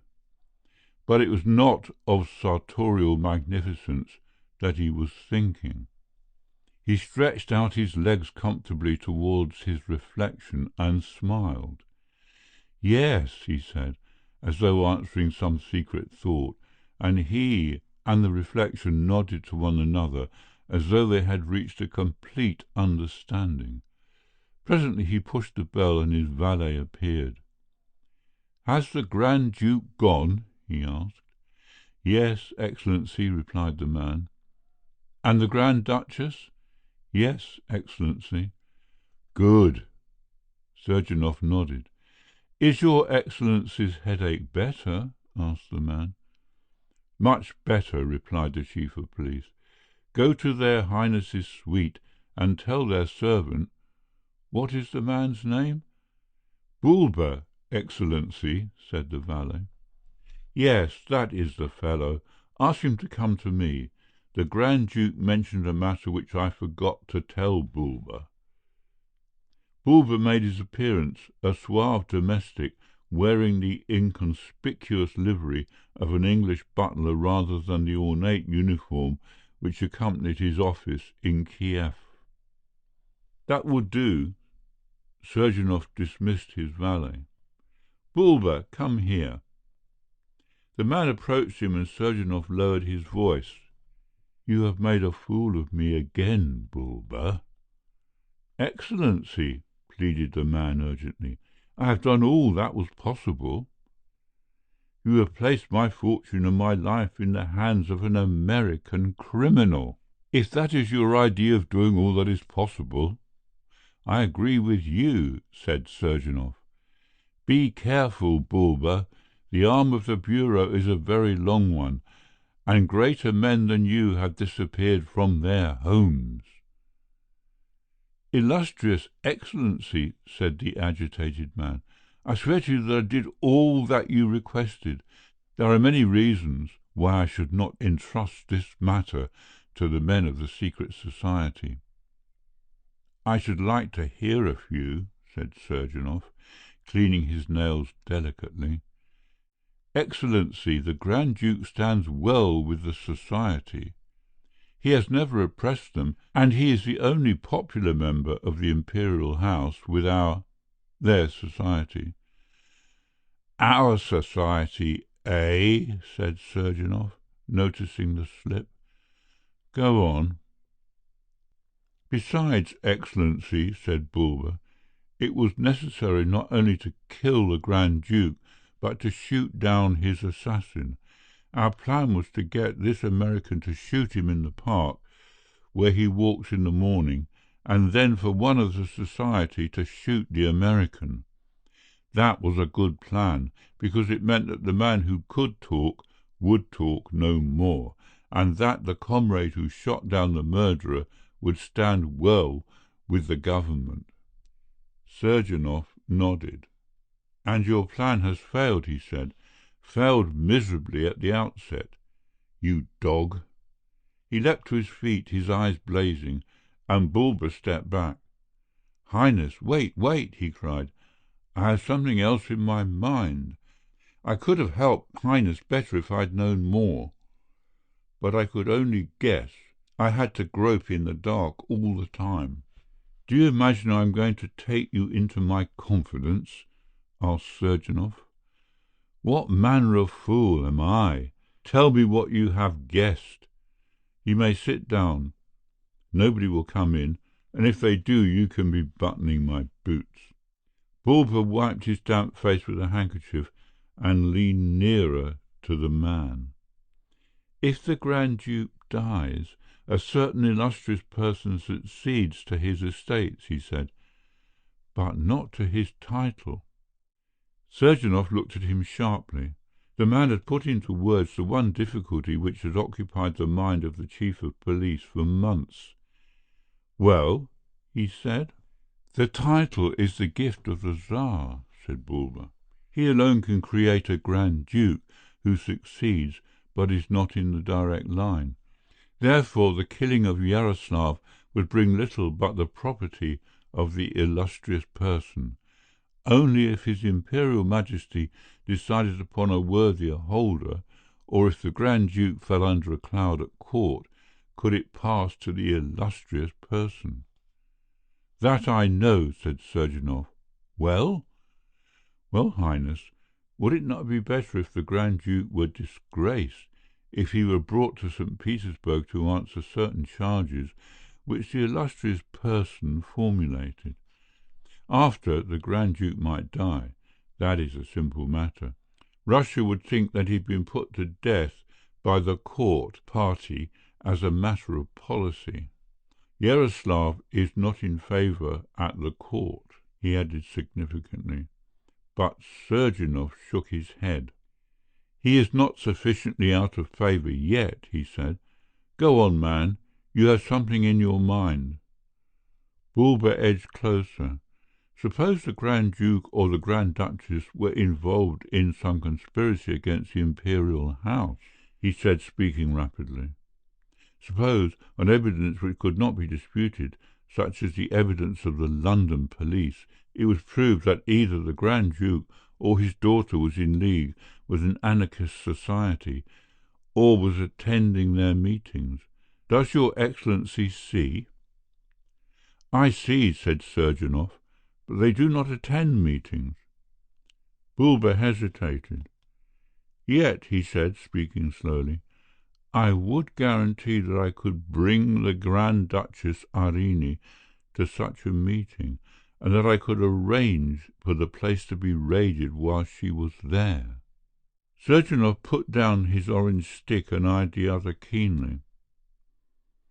You have brains, Bulba, he said. Some day I shall bring you to St. Petersburg and place you on my staff, if you do not know too much." He paced the apartment, his hands clasped behind his back. "Suppose you get in touch with this American again, bring him to the meeting, unless he's afraid to come, and then boldly suggest to him that he goes to St. Petersburg to make an attempt upon the life of the Tsar himself." "He would reject it," said Bulba, shaking his head. "What if he did? That doesn't matter," said Surgenov impatiently. "It is sufficient that the suggestion is made. Suppose this man is amongst these infamous fellows when the London police raid and arrest them, and he makes a statement that he was approached to destroy the imperial life, and the Grand Duchess Ardini is arrested at the same time." Bulba's eyes brightened. "That is a wonderful idea, Highness," he said admiringly. Surgenov continued his pacing and presently stopped. "I will arrange the police raid," he said. "I am in communication with Scotland Yard, and it would be better if I am present when the raid is conducted. It is necessary that I should identify myself with this chapter," he said. "But how will you induce the Grand Duchess to come?" "Leave that to me, Highness," replied the man, and gave some details of his scheme. Chapter 5. The Raid on the Silver Lion. Sophia Kensky was a loyal and faithful adherent to the cause she had espoused, and her report, written in the weird calligraphy of Russia, greatly interested the butler of the Grand Duke Yaroslav. From that report he learned of the visit which the Grand Duchess Irene had paid, learned, too, that she had been escorted to her car by an Englishman whose name the woman did not know, and was to discover later that the said Englishman had been sent out by Israel Kensky on a special mission. That mission was to discover the Silver Lion, a not very difficult task. In point of fact, it was discoverable in a London telephone directory, because the upper part of the premises were used legitimately enough in the proprietor's business as restaurateur. Malcolm Hay had lunch at the place and saw nothing suspicious in its character. Most of the clientele were obviously foreign, and not a few were Russian. Pretending to lose his way, he wandered through the service door, and there made the important discovery that the kitchen was on the top floor, and also that meals were being served somewhere in the basement. This he saw during the few minutes he was allowed to make observations, because there was a service lift which was sent down to the unseen clients below. He apologized for his intrusion and went out. Officially, there was no basement room, nor, from the restaurant itself, any sign of stairs which led down to an underground chamber. He made a further reconnaissance and found the back door which Sophia Kensky had described in her hypnotic sleep, and the location of which the old man had endeavoured to convey to his agent. Malcolm Hay was gifted with many of the qualities which make up the equipment of a good detective. In addition, he had the education and training of an engineer. That the underground room existed he knew by certain structural evidence, and waited about in the street until he saw 3 men come out and the door close behind them. After a while another 2 emerged. There was nothing sinister or romantic about the existence of a basement dining room, or even of a basement club room. The character of this club was probably well known to the police, he thought, and pursued his inquiries to Marlborough Street Police Station. There he found, as he had expected, that the club was registered and known as the Foreign Friends of Freedom Club. The officer who supplied him with the information told him that the premises were visited at frequent intervals by a representative of the police, and that nothing of an irregular character had been reported. "Have you any complaints to make?" asked the official. "None whatever," smiled Hay. "Only I am writing an article on the foreign clubs of London, and I want to be sure of my facts." It was the first and most plausible lie that occurred to him, and it answered the purpose. He returned to Kensky with his information, and the old man producing a map of London, he marked the spot with a red cross. All this time Malcolm Hay was busy making preparations for departure. He would have been glad to stay on, so that his leaving London would coincide with the departure of the Grand Duchess, but his sleeper had already been booked, and he had to make a call en route at Vienna. It was on the occasion of this visit, with details of the location and character of the club, that he first saw Sophia Kensky. He thought her pretty in a bold, heavy way, and she regarded him with insolent indifference. It was one of the few occasions in his life that he spoke with her. "The Gospodar is going to Kiev, Sophia Kensky," introduced the old man. "What will you do in Kiev, Excellency?"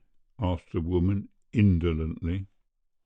"I shall not be in Kiev," smiled Hay, "except on rare occasions. I am taking charge of some oil wells about 20 versts outside the town." "It is a terrible life living in the country," she said, and he was inclined to agree. This and a few trite sentiments about Russian weather and Russian seasons were the only words he ever exchanged with her in his life. Years later, when he stood, hardly daring to breathe, in the cupboard of a commissary's office and heard a wild denunciation of the man who had sent her to death, he was to recall this first and only meeting. Israel Kensky dismissed his daughter without ceremony, and it was then that Malcolm Hay told him the result of his investigations. The old man sat for a long time stroking his beard. "2 more days they stay in this town," he said, half to himself, "and that is the dangerous time." He looked up sharply at Hay. "You are clever and you are English," he said. "Would you not help out an old man to save this young life from misery and sorrow?" Malcolm Hay looked at him in astonishment. "To save whom?" he asked. "The Grand Duchess," replied Kensky moodily. "It is for her I fear more than for her father." Malcolm Hay was on the point of blurting out the very vital truth that there was nothing in the wide world he would not do to save that wonderful being from the slightest ache or pain, but he thought it best to dissemble the craziest of infatuations that ever a penniless and obscure engineer felt for a daughter of the imperial house of Russia. Instead, he murmured some conventional expressions of his willingness. "It is in this club that the danger lies," said Kensky. "I know these societies, Mr. Hay, and I fear them most when they look most innocent." "Could you not get the police to watch?" asked Malcolm. Had he lived in Russia, or had he had the experience which was his in the following 12 months, he would not have asked so absurd a question. "No, no," said Kensky. "This is not a matter for the police. It is a matter for those who love her." "What can I do?" asked Malcolm hastily. He had a horrible feeling that his secret had been surprised, for he was of the age when love is fearless of everything except ridicule. "You could watch the club," said Kensky. "I myself would go, but I am too old, and this English weather makes me sick." "You mean actually watch it?" said Malcolm in surprise. "Why, I'll do that like a shot." "Note who goes in and who comes out," said Kensky. "Be on hand at all times in case you are called upon for help. You will see my daughter there," he said after a pause, and a faint smile curved his pale lips. "Yes, Sophia Kensky is a great conspirator." "Whom do you expect me to see?" asked the other bluntly. Kensky got up from his chair and went to a leather bag which stood on the sideboard. This he unlocked, and from a mass of papers took a photograph. He brought it back to the young man. "Why," said Malcolm in surprise, "that is the man, Surgeonov, the Prince fellow." Kensky nodded slowly. "That is Surgeonov," he said. "Here is another picture of him, but not of his face." It was, in fact, a snapshot photograph showing the back of the police chief, and it might have been, thought Malcolm, of a tailor's dummy, with its wasp waist and its perfectly creased trousers. "Particularly I wish to know whether he will visit the club in the next 2 days," said the old man. "It is important that you should look for him." "Anybody else?" Kensky hesitated. "I hope not," he said. "I hope not." Malcolm Hay went back to his hotel, feeling a new zest in life. His experience of the past few days had been incredible. He, an unknown student, had found himself suddenly plunged into the heart of an anarchist plot and on nodding terms with royal highnesses.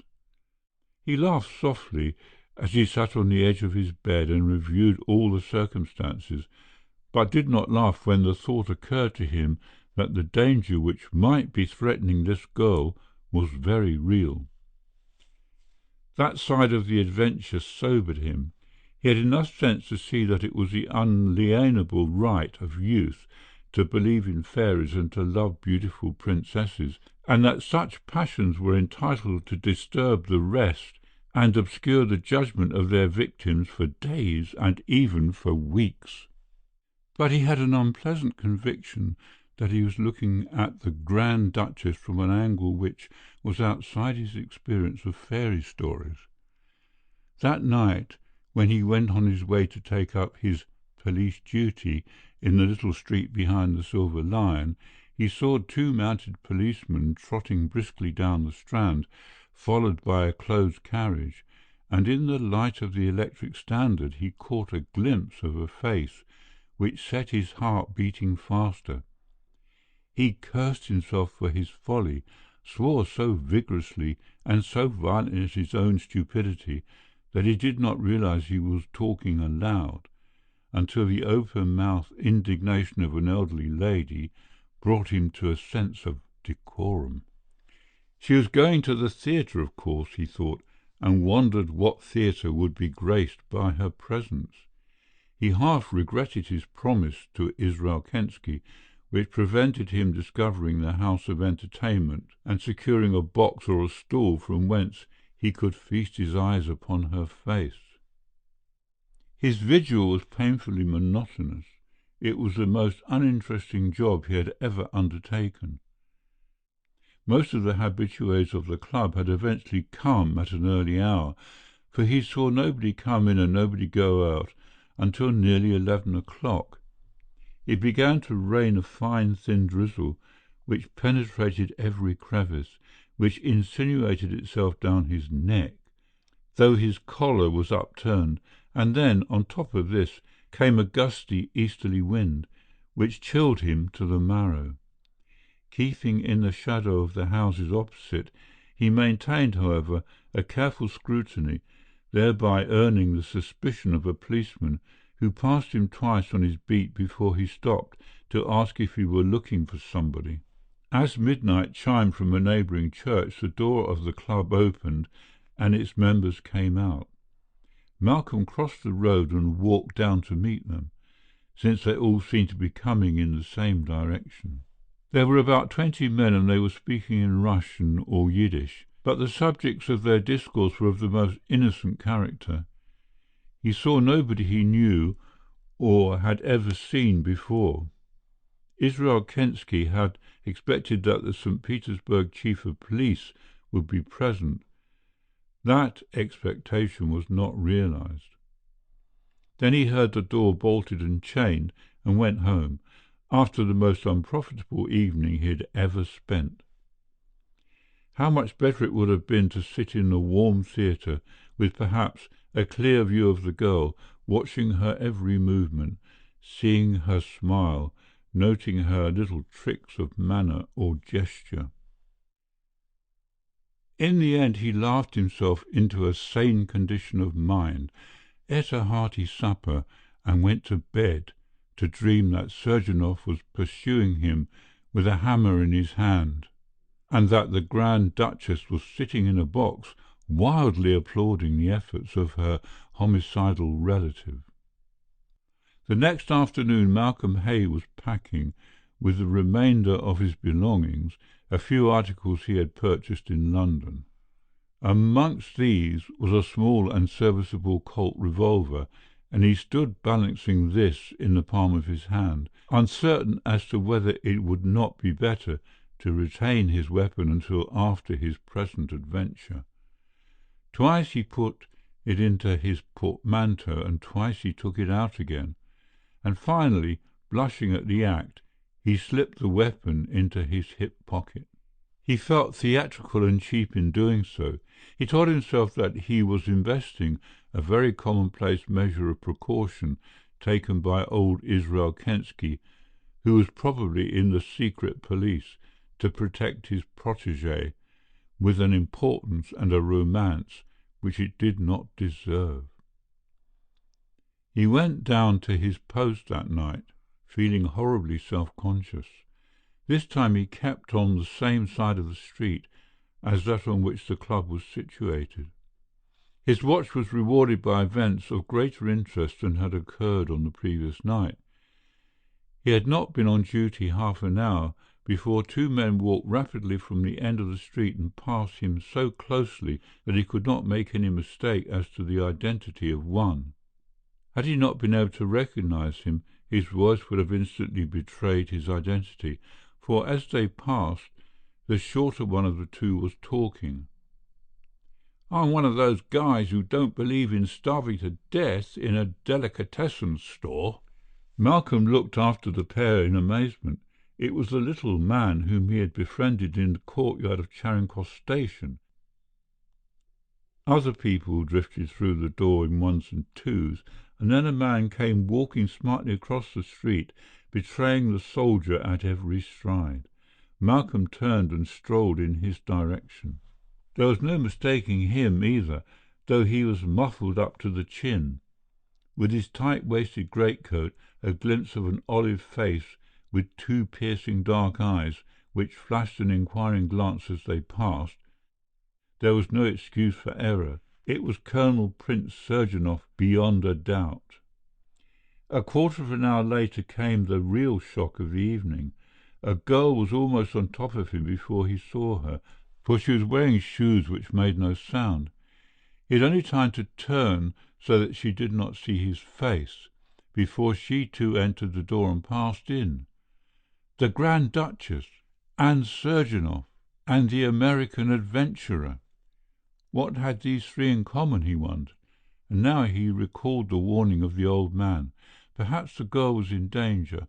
The thought brought him to the door, with his hand raised and touching the bell-push, before he realized his folly. There was nothing to do but wait. 5 minutes passed, and 10 minutes, and then Malcolm Hay became conscious of the fact that something unusual was happening in the street. It was more thickly populated. Half a dozen men had appeared at either end of the street and were moving slowly towards him, as though, and then in a flash he realized just what was happening. It was a police raid. In his student days he had seen such a raid upon a gambling house, and he recognized all the signs. He first thought of the girl. She must not be involved in this. He raced towards the door, but somebody had rang quicker, and his hand was on the bell-push when he was swung violently backwards, and an authoritative voice said, "Take that man, Sergeant." A hand gripped his shoulder and somebody peered in his face. "Why, it's English," he said in surprise. Yes, gasped Malcolm. "I'm sorry to interfere, but there is a lady in there in whom I'm rather interested. You're raiding this club, aren't you?" "That's about the size of it," said a man in civilian clothes, and then, suspiciously, "Who are you?" Malcolm explained his status and calling. "Take my advice and get away. Don't be mixed up in this business," said the officer. "You can release him, Sergeant. What's the time?" A clock struck at that moment, and the officer in charge of the raid pressed the bell. "If you've a lady friend involved in this, perhaps you'd like to stand by," he said.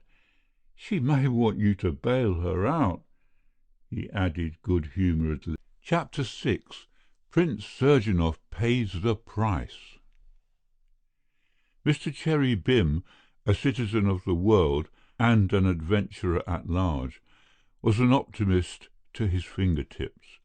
He also held certain races in profound contempt, not because he knew the countries, but because he had met representatives of those nations in America and judged by their characteristics.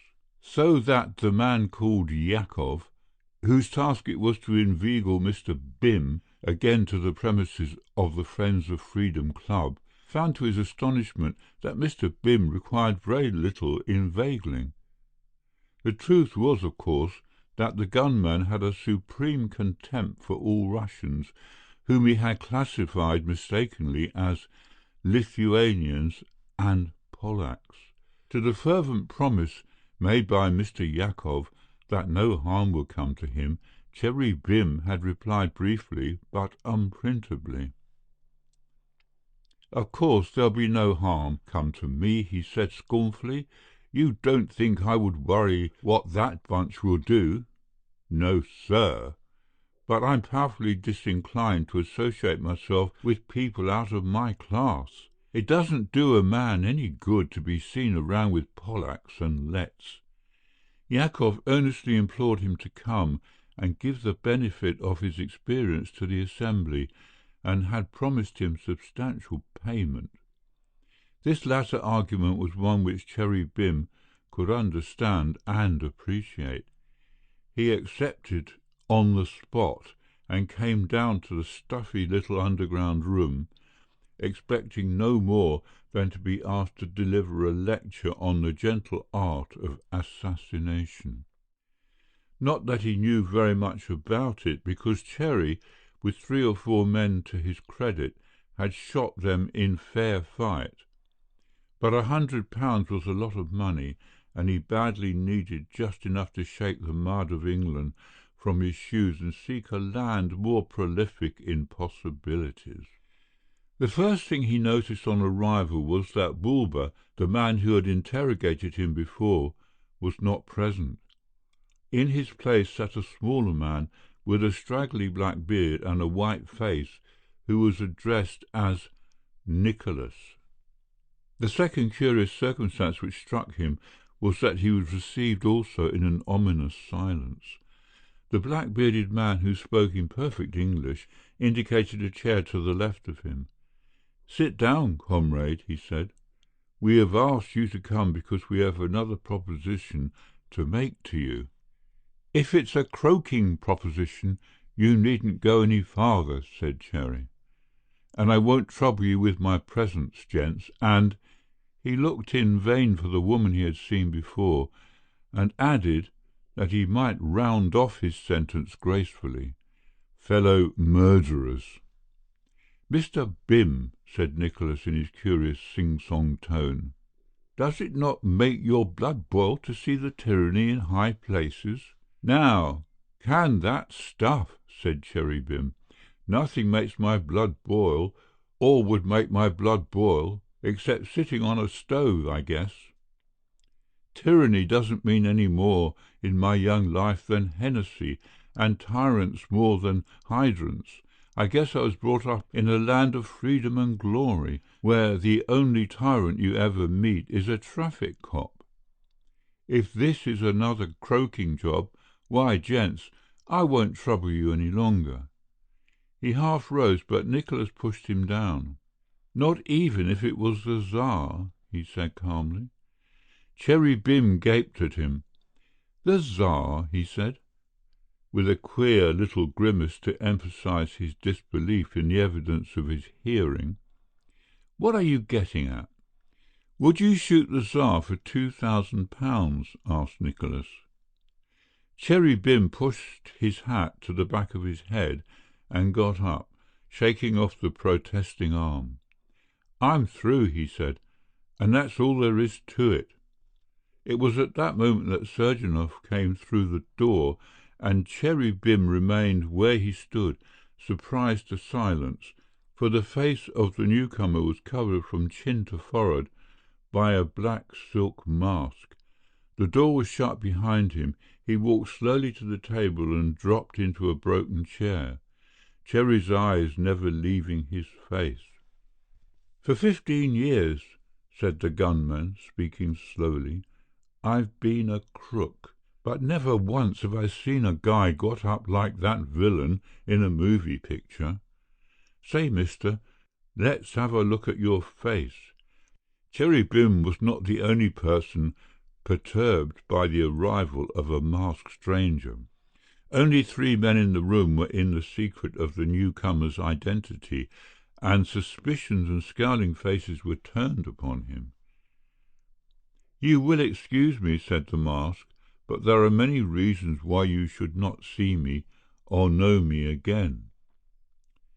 "And there's a mighty lot of reasons why you shouldn't know me again," said Cherry. "Yet I've obliged you with a close-up of my distinguished features." "You have heard the proposition," said the man. "What do you think of it?" "I think it's a fool proposition," replied Cherry contemptuously. "I've told these lads before that I'm not falling for the Lucretia Borgia stuff, and I'm telling you the same." The masked man chuckled. "Well, don't let us quarrel," he said. "Nicholas, give him the money we promised." Nicholas put his hand in his pocket and brought out a roll of notes, which he tossed to the man on his left, and Cherry Bim, to whom tainted money was as acceptable as tainted pheasant to the epicure, pocketed it with a smack of his lips. "Now, if there's anything I can do for you boys," he said, "here's your chance to make use of me. Though I say it myself, there ain't a man in New York with my experience, tact, and finesse. Show me a job that can be done single-handed, with a dividend at the end of it, and I'll show you a man who can take it on. In the meantime," said he affably, "the drinks are on me. Call the waiter and order the best in the house." Surgeonov held up his hand. "Wait," he said. "Was that the door?" Nicholas nodded, and the whole room stood in silence and watched the door slowly open. There was a gasp of astonishment, of genuine surprise, for Irene Yaroslav was well known to them, and it was Irene Yaroslav who stood with her back to the door. She wore a long black cloak of sable, and by her coiffure it was evident that she was wearing an evening toilette beneath her cloak. "Where is Israel Kensky?" she asked. She did not immediately see the man in the masked face, for he sat under a light and his broad-brimmed hat threw his face into shadow. Nobody answered her, and she asked again, "Where is Israel Kensky?" "He is not here," said Surgeonov coolly, as she took 2 paces and stopped dead, clasping her hands before her. "What does this mean?" she asked. "What are you doing here, sir?" "Stop!" His voice was almost a shout, and yet there was a shake in it. Surgeonov realized the danger of his own position, if amongst these men were some who had cause to hate him. "Do not mention my name, Irene." "What are you doing here?" she asked. "And where is Israel Kensky?" "He has not come." Surgeonov's voice was uneven, and his hands shook. She turned to go, but he was before her and stood with his back to the entrance. "You will wait," he said. "What insolence is this?" she demanded haughtily. "I had a letter from Israel Kensky telling me to come here under his protection, and I should learn the truth of the plot against my father." Surgeonov had recovered something of his self-possession and laughed softly. "It was I who sent you that letter, Irene. I sent it because I particularly desired you here at this moment." "You shall pay for this," she said, and tried to force her way past him. But his strong hands gripped her and pushed her back. She turned with a flaming face upon the men. You are men, she asked, that you allowed this villain who betrayed my father and will betray you to treat a woman so? She spoke in Russian and nobody moved. Then a voice said, "Speak English, miss." She turned and glanced gratefully at the stout little man with his grotesque derby hat and his good-humoured smile. "I've been brought here by trick," she said breathlessly. "By this man." She pointed to Surgeonov. "Will you help me leave? You're English, aren't you?" "American, miss," said Cherry Bim. "And as for helping you, why, bless you, you can class me as your own little bodyguard." "Stop!" cried Surgeonov hoarsely, and instinctively, at the sight of the levelled revolver, Cherry's hands went up. "You'll keep out of this and do not interfere," said Surgeonov. "You have all the trouble you want before this evening is through. Irene, come here." At one side of the room was a narrow doorway which most of the members believed led to a cupboard, but which a few knew was a safety bolt in case of trouble. The prince had recognized the door by its description and had edged his way towards it, taking the key from his pocket. He gripped the girl by the waist, inserted the key and flung open the door. She struggled to escape, but the hand that held the key also held the revolver, and never once did it point anywhere but at Cherry Bim's anatomy. "Help!" cried the girl. "This man is Surgeonov, the chief of police at Petrograd." There was a crash and the sound of hurrying footsteps. A voice from the outer hall screamed, "The police!" At that moment, Surgeonov dragged the girl through the doorway and slammed it behind him. They were in a small cellar almost entirely filled with barrels, with only a narrow alleyway left to reach the farther door. He dragged her through this apartment, up a short flight of stairs. They were on the level of the restaurant, and the girl could hear the clatter of plates as he pushed her up another stairway and into a room. By its furniture she guessed it was a private dining room. The blinds were drawn, and she had no means of knowing whether the apartment overlooked the front or the back of the premises. He stopped long enough to lock the door, and then he turned to her, slipping off his mask. "I thought you would recognize me," he said coolly. "What does this outrage mean?" asked the girl with heaving bosom. "You shall pay for this, Colonel." "There will be a lot of payment to be made before this matter is through," he said calmly. "Calm yourself, Irene. I have saved you from a great disgrace. Are you aware that at the moment I brought you from that room, the English police were raiding it?" "I should not have been in the room but for you," she said. "My father—" "It is about your father I want to speak," he said. "Irene, I am the sole heir to your father's estate. Beyond the property which is settled on you, you have nothing. My affection for you is known and approved at court." "Your affection!" She laughed bitterly. "I'd as soon have the affection of a wolf." "You could not have a more complete wolf than I," he said meaningly. "Do you know what has happened tonight? An anarchist club in London has been raided, and the Grand Duchess Irene Yaroslav has been found in the company of men whose object is to destroy the monarchy." She realized with a sickening sense of disaster all that it meant. She knew as well as he in what bad odour her father stood at court, and guessed the steps which would be taken if this matter became public. "I was brought here by a trick," she said steadily. "A letter came to me, as I thought, from Israel Kensky." "It was from me," he interrupted. "And you planned the raid, of course?"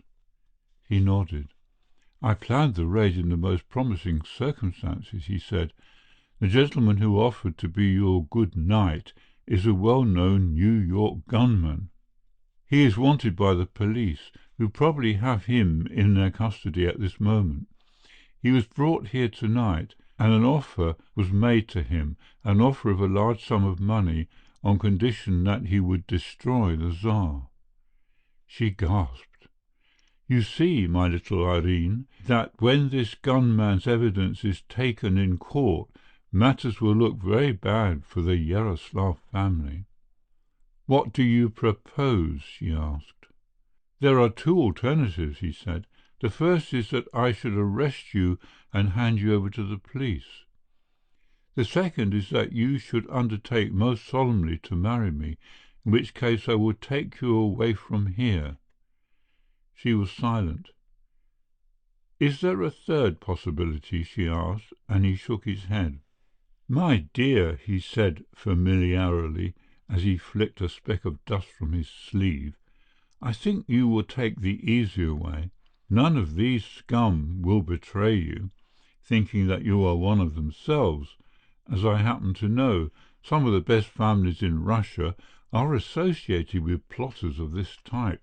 As for the American, who might be inclined to talk, in a few weeks he will be on his way to New York to serve a life sentence. I have been looking up his record, and particularly drew the attention to the English police to the fact that he would be here tonight." Cherry Bim creeping up the stairs in his stockinged feet.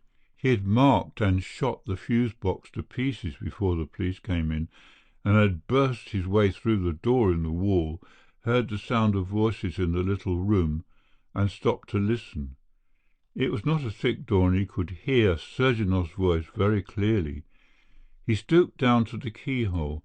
Surgenov had not taken the key out, and it was an old-fashioned key, the end of which projected an eighth of an inch on the other side of the door.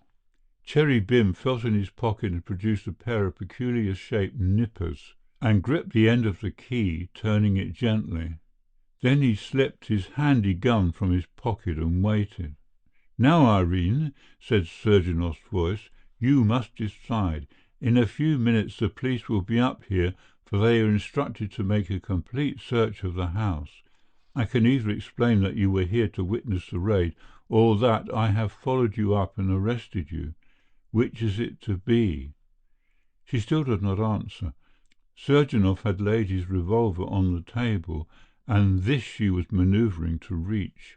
He divined her intention before she sprang forward, and, gripping her by the waist, threw her back. "That will be more useful to me than to you," he said. "Sure thing it will," said a voice behind him. He turned as swift as a cat and fired. The horrified girl heard only one shot, so quickly did one report follow the other. She saw Cherry Bim raise his hand and wipe the blood from his cheek, saw the splinter of wood where the bullet had struck behind him. Then Surgenov groaned and sprawled forward over the table. She dared not look at him, but followed Bim's beckoning finger. "Down the stairs and out of that door, miss," he said, "or the bulls will have you." She did not ask him who the bulls were. She could guess. She flew down the stairs, with trembling hands unfastened the lock, and stepped into the street. It was empty, save for two men, and one of these came forward to meet her with outstretched hands. "Thank God you're safe," he said. "You weren't there, were you?" Malcolm Hay was incoherent. The detective who was with him could but smile a little, for the girl had come out of the door which, according to his instructions, led only to the private dining-room. "Take me away," she whispered. He put his arm about her trembling figure and led her along the street.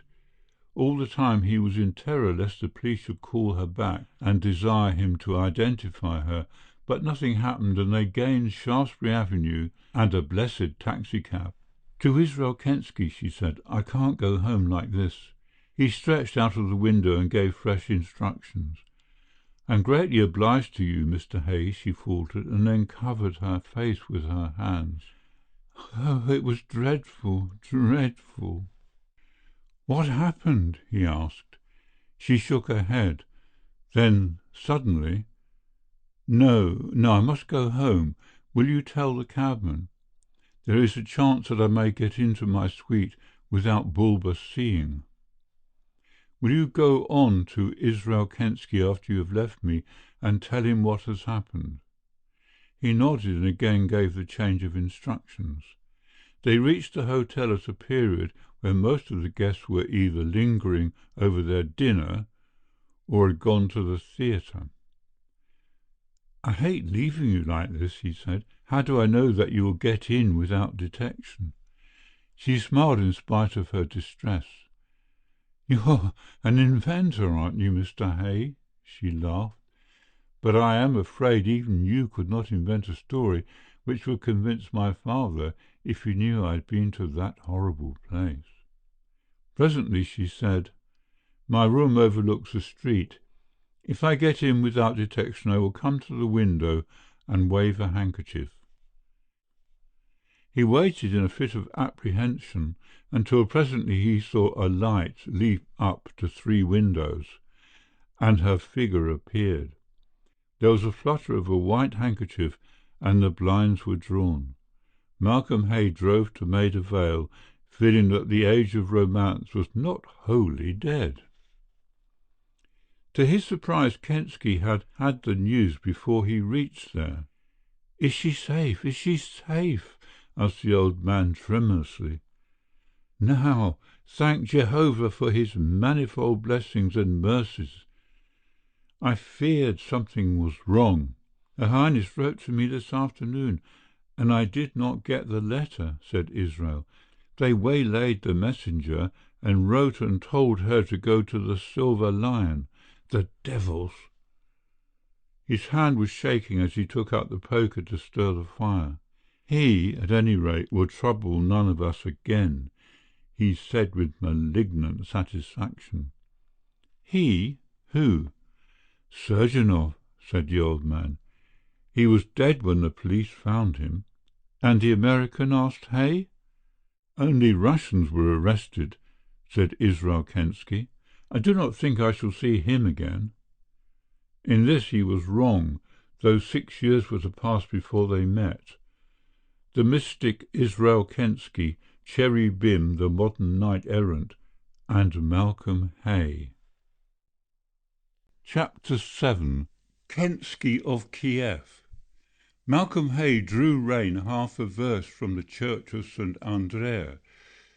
Though his shaggy little horse showed no signs of distress, Malcolm kicked his feet free from the stirrups and descended, for his journey had been a long one. The day was poisonously hot, and the steppe across which he had ridden, for all its golden beauty, its wealth of blue cornflower and yellow genista, had been wearisome. Overhead the sky was an unbroken bowl of blue, and at its zenith rose a brazen, merciless sun. He took a leather cigar case from his pocket, extracted a long black cheroot, and lit it. Then, leaving his horse to its own devices, he mounted the bank by the side of the road, from whence he could look across the valley of the Dnieper. That majestic river lay beneath him and to the right. Before him, at the foot of the long, steep and winding road, lay the quarter which is called Podol. For the rest, his horizon was filled with a jumble of buildings, magnificent or squalid, the half-revealed roofs on the wooded slopes of the 4 hills, and the ragged fringe of belfry and glittering cupola which made up the picture of Kiev. The month was June, and the year of grace 1914, and Malcolm Hay, chief engineer of the Ukraine-American Oil Corporation, had no other thought in his mind as he looked upon the undoubted beauty of Kiev than that it would be a very pleasant place to leave. He climbed the broken stone wall and stood, his hands thrust deeply into his breeches pockets, watching the scene. It was one of those innumerable holy days which the Russian peasant celebrated with such zest. Rather, it was the second of 3 consecutive feast days, and, as Malcolm knew, there was small chance of any work being done on the field until his labourers had taken their fill of holiness and had slept off the colossal drunk which inevitably followed this pious exercise. A young peasant, wearing a sheepskin coat despite the stifling heat of the day, walked quickly up the hill leading a laden donkey. The man stopped where he was abreast of Malcolm, took a cigarette from the inside of his coat and lit it. "God save you, Dadushka," he said cheerfully. Malcolm was so used to being addressed as little grandfather, and that for all his obvious youth, that he saw nothing funny in the address. "God save you, my little man," he replied. The newcomer was a broad-faced, pleasant-looking fellow with a ready grin and black eyebrows that met above his nose. Malcolm Hay knew the type, but today, being for idleness, he did not dread the man's loquacity as he would have had it been a working day. "My name is Gleb," introduced the man. "I come from the village of Potchkoy, where my father has 7 cows and a bull." "God give him prosperity and many calves," said Malcolm mechanically. "Tell me, Gospodar, do you ride into our holy city today?" "Surely," said Malcolm. "Then you will do well to avoid the street of black mud," said Gleb. Malcolm waited.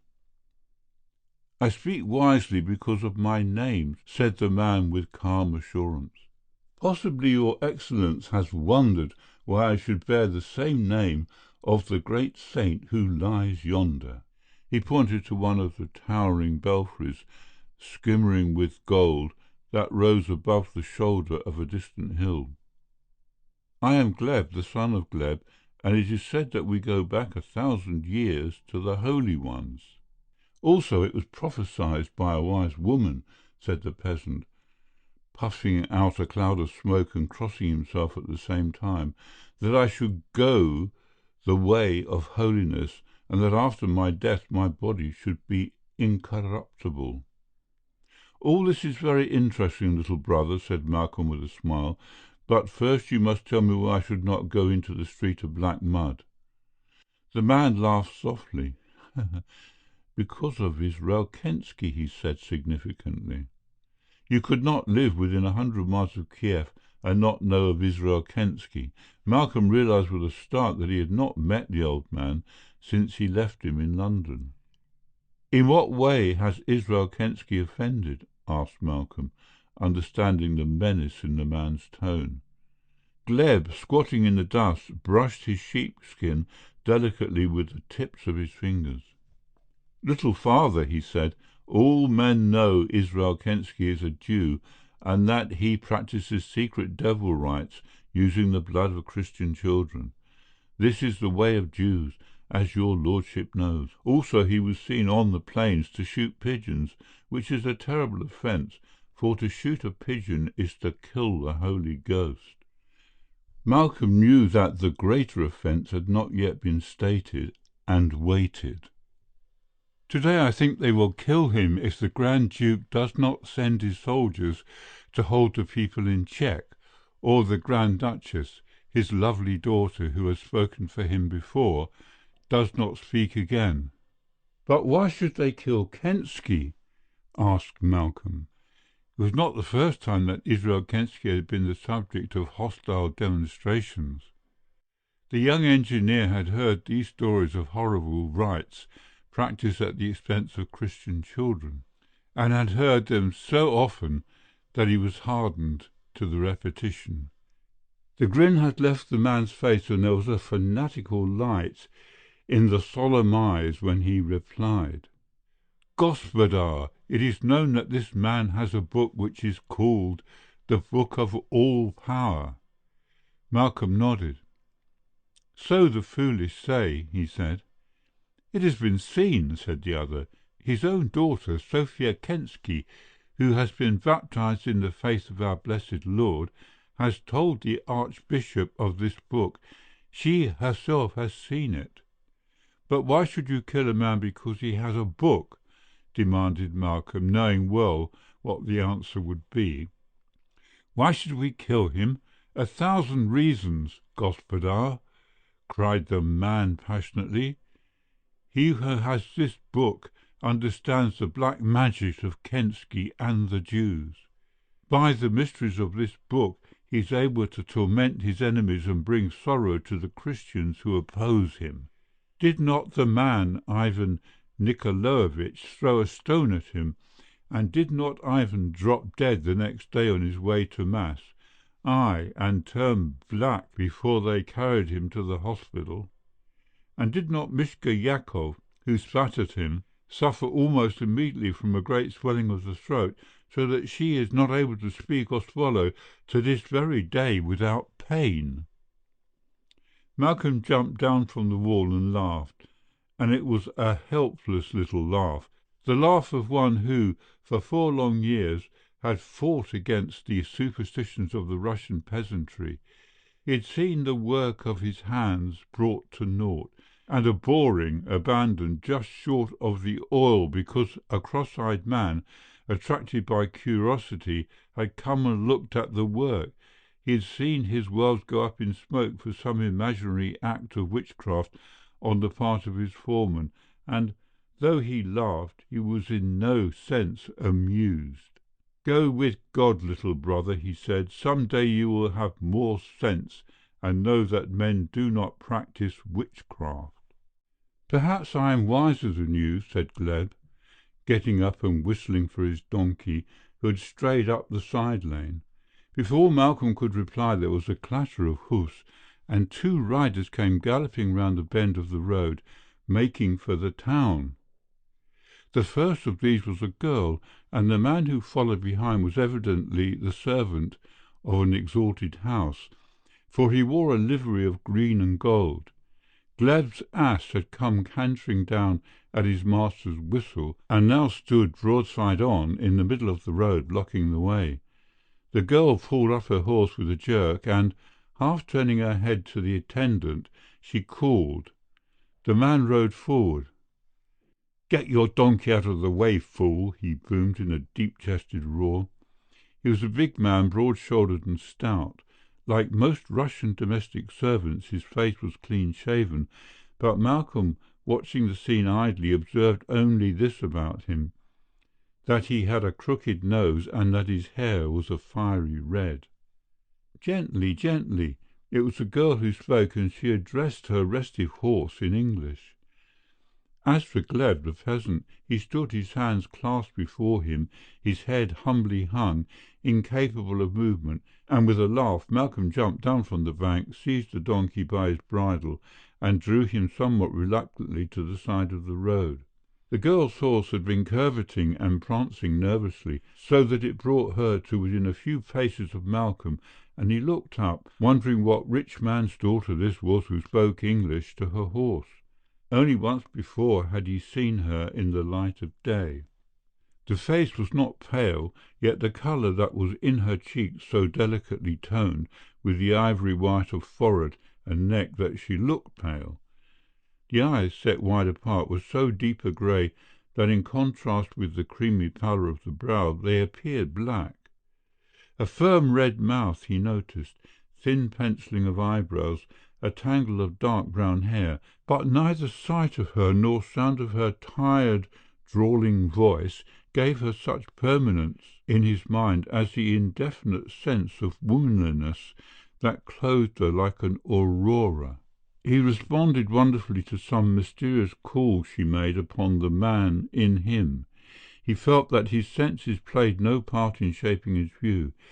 If he had met her in the dark, and had neither seen nor heard, if she had been a bare-legged peasant girl on her way to the fields, if he had met her anywhere, anyhow, she would have been divine.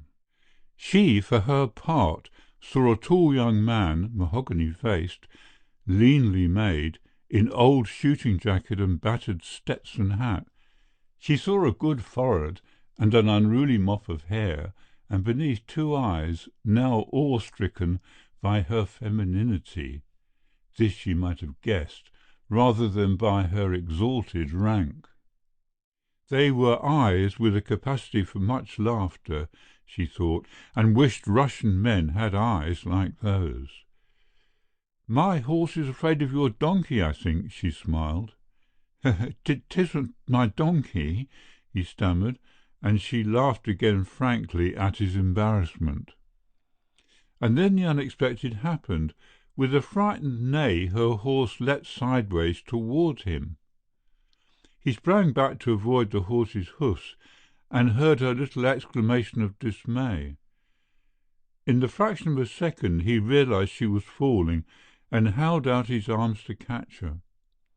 For a moment she lay on his breast, her soft cheek against his, the overpowering fragrance of her presence taking his breath away. Then she gently disengaged herself and stepped back. There was colour in her face now, and something which might have been mischief, or annoyance, or sheer amusement in her eyes. "Thank you," she said. Her tone was even and did not encourage further advances on his part. "I lost my balance. Will you hold my horse's head?" She was back in the saddle and turning, with a proud little inclination of her head, was picking a way down the steep hill before he realized what had happened. He gazed after her, hoping at least that feminist curiosity would induce her to turn and look back, but in this he was disappointed. The peasant, Gleb, still stood by the side of the road, his hands clasped, his head bent as though in a trance. "Wake up, little monkey," said Malcolm testily.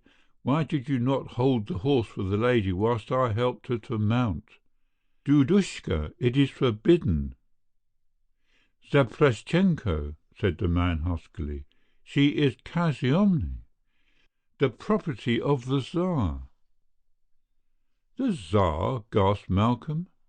He had lived long enough in Russia to have imbibed some of the awe and reverence of that personage. "Little master," said the man, "it was Her Magnificence, the Grand Duchess Irene Yaroslav." "The Grand—" Malcolm gasped. The reality of his dreams, and he had not recognized her. Long after the peasant had departed he stood on the spot where he had held her, like a man in a trance, and he was very thoughtful when he picked up the reins of his horse and swung himself into the saddle. Kiev is built upon many hills, and it has the beauty and distinction of possessing steeper roads than any other city in Europe. He was on his way to the Grand Hotel, and this necessitated his passing through Podol, crossing the hill of the cliff and descending into the valley beyond. Considering it was a feast day, the streets were strangely deserted.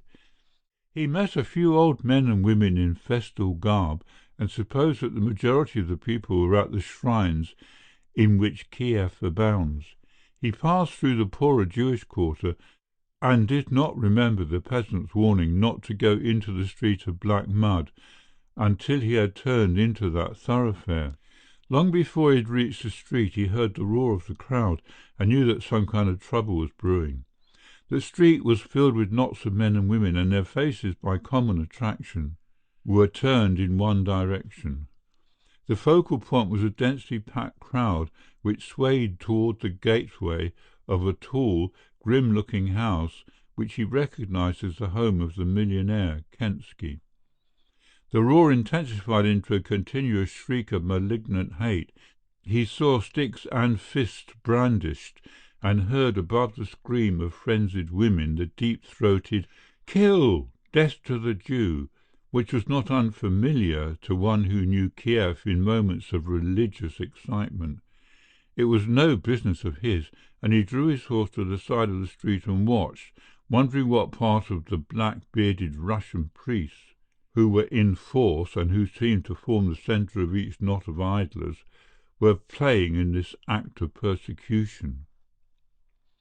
On the outskirts of the crowd he observed a green and gold coat, and, its wearer turning his head, he recognized him as the swarthy menial who had ridden behind the Grand Duchess.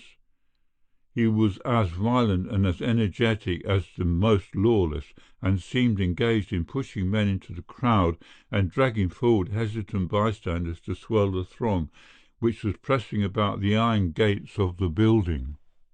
And then Malcolm saw something which brought his heart to his mouth. A white hand raised from above the bobbing black heads, a hand raised in appeal or command. Instinctively he knew its owner and spurred his horse into the throng, sending the people flying in all directions.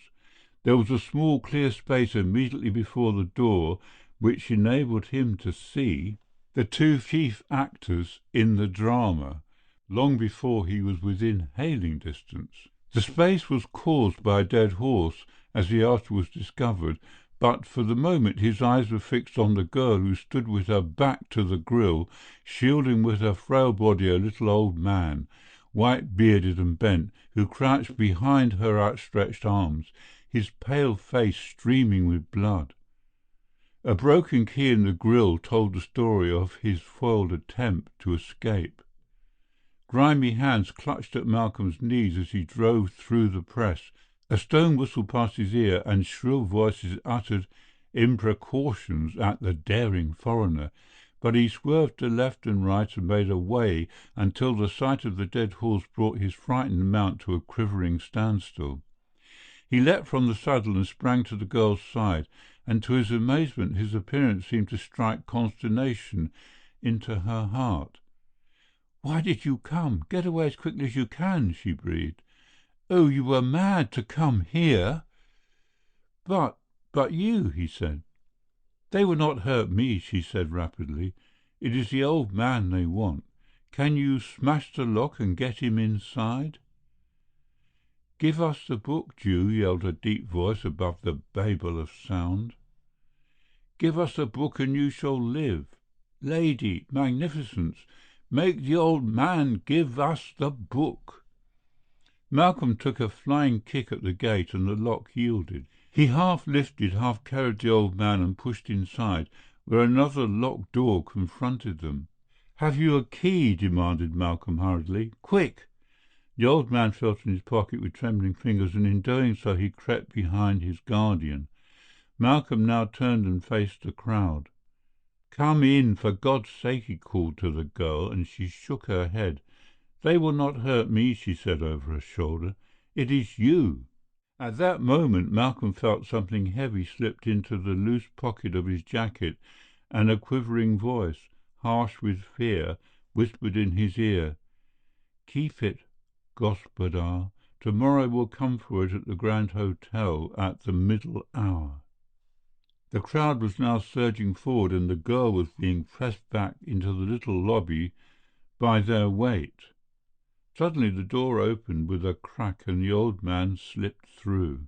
"Come, come!" he cried. Malcolm leapt forward, clasped the girl about the waist and swung her behind him.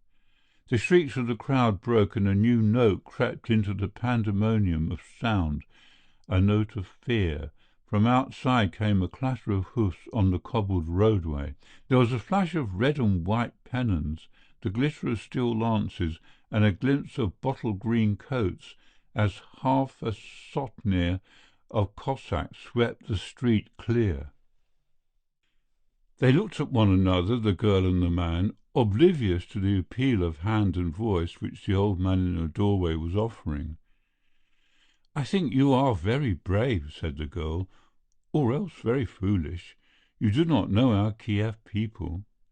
"I know them very well," he said grimly. "It was equally foolish of me to interfere," she said quickly, "and I ought not to blame you. They killed my horse." She pointed to the dead horse lying before the doorway. "Where was your servant?" he asked, but she made no reply. He repeated the question, thinking she had not heard, and being at some loss for any other topic of conversation. "Let us go out," she said, ignoring the query. "We are safe now." He was following her when he remembered the packet in his pocket and turned to the old man. "Here is your—" No, keep it," whispered Israel Kensky. "They may come again tonight. My daughter told them that I was carrying it. May she roast." "What is it?" asked Malcolm curiously. The old man's lips parted in a toothless smile. "It is the Book of All Power." He blinked up at Malcolm, peering into his face expectantly. "They all desire it," Gospodar, "from the Grand Duke in his beautiful palace to the moujik in his cellar. They all desire my lovely book. I trust you with it for one night, Gospodar, because you are English. Ah, well, you are not Russian. Guard it closely, for it holds the secret of tears and of happiness. You shall learn how to make men and women your slaves, and how to turn people into Jews, and how to make men and women adore you. Aye, aye, there are recipes for beauty in my book, which make plain women lovely and old men young." Malcolm could only stare. Chapter 8. The Grand Duke is Affable. The girl's voice called, and Malcolm left old Kensky without a word and went to her side. "Will you walk with me to my father's palace?" she said. "I do not think it is safe for you to be alone." A semicircle of mounted Cossacks surrounded them now, and the unfaithful Bulba, such was the servant's name, he learnt, was standing with an impassive face, holding his horse's head. "One of the soldiers will take you to your horse," she said. "Bulba, you will follow us." Her voice was stern, and she looked the man straight in the eyes, but he did not flinch. "Prikazeno, Highness, it is ordered," he said simply. She turned and walked the way she had come, turning into the big square, followed by a small escort of Cossacks. They walked in silence for some time, and it was the girl who first spoke. "What do you think of Russia, Mr. Hay?" she asked. He jerked his head round at her in surprise. "You didn't know me on the hill," she laughed, "but I knew you. And there are not so many foreigners in the Kiev region that you should be unknown to the Grand Duke," she said. "And besides, you were at the reception which my father gave a year ago." "I did not see your Highness there," said Malcolm. "I came especially—" He stopped short in confusion. "That was probably because I was not visible," she replied dryly. "I have been to Cambridge for a year to finish my education." "That is why your English is so good," he smiled. "It's much better than your Russian," she said calmly. "You ought not to have said ukholitse to people. You only say that to beggars, and I think they were rather annoyed with you." "I should imagine they were," he laughed. "But won't you tell me what happened to your servant?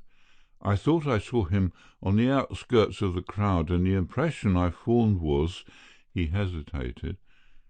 "I shouldn't form impressions if I were you," she said hurriedly. "Here in Russia one ought not to puzzle one's head over such things. When you meet the inexplicable, accept it as such and inquire no further." She was silent again, and when she spoke she was more serious.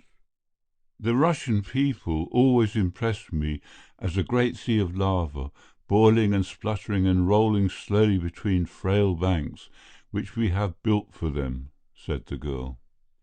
"I often wonder whether those banks will ever break," said Malcolm quietly. "If they do—" "Yes, they will burn up Russia," said Malcolm. "So I think," said the girl. "Father believes that the war—" She stopped short. "The war?" Malcolm had heard rumours so often of the inevitable war which would be fought to establish the hegemony of the Slav over Eastern Europe that the scepticism in his tone was pardonable. She looked at him sharply. "You do not think there will be war?" "One has heard so often," he began. I know," she said, a little impatiently, and changed the subject. They talked about the people, the lovable character of the peasants, the extraordinary depth of their religious faith, their amazing superstitions, and suddenly Malcolm remembered the book in his pocket and was about to speak of it, but stopped himself, feeling that, by so speaking, he was betraying the confidence of the old man who had entrusted his treasure to a stranger's care. What is this story of the Book of Kensky? The Book of All Power? She did not smile, as he had expected her to. Old Israel Kensky is a curious man, she said guardedly. The people credit him with all sorts of powers which of course he does not possess. They believe he is a wizard, that he can bend people to his will. They say the most terrible things about the religious ceremonies over which he presides. They were mounting the hill behind which lay the fashionable quarter of Kiev, with its great stone palaces, its wonderful cherry gardens and broad avenues. "I like old Kensky," she went on. "He sometimes comes to the palace to bring new silks. He is the greatest merchant in Little Russia. He even tells me his troubles. He has a terrible daughter. You have heard about her?" "I thought she was rather good," said Malcolm humorously. "Isn't she a Christian?" The girl shrugged her shoulders. Evidently her Grand Ducal Highness had no great opinion of Sophia Kensky's conversion. The Grand Ducal Palace was built in the Byzantine style and presented, from the broad carriage drive that led from the road, a confusion of roofs, windows and bastions, as though the designer had left the working out of his plan to 50 different architects, and each architect had interpreted the scheme of construction in his own way. The Grand Duke was standing in the portico as they went through the gate, and came down the steps to meet them. He was a mild-looking man of medium height, and wore pince-nez. Malcolm remembered that on the one occasion he had met His Highness, he had been disappointed in his lack of personal grandeur. my child," said the Duke, coming to the girl with outstretched arms. "What a terrible misfortune! How came you to be mixed up in this matter?" "The Commandant has just telephoned to me. I have called for his resignation. By St. Innocentia, I will not have the rabble breathing upon you." "And this is the good gentleman who came to your rescue?" He surveyed Malcolm with his cold blue eyes, but both glance and intonation lacked the cordiality which his words implied. "I thank you. I am indeed grateful to you. You understand they would not have harmed the Grand Duchess, but this you could not know. As for the Jew," he became suddenly thoughtful.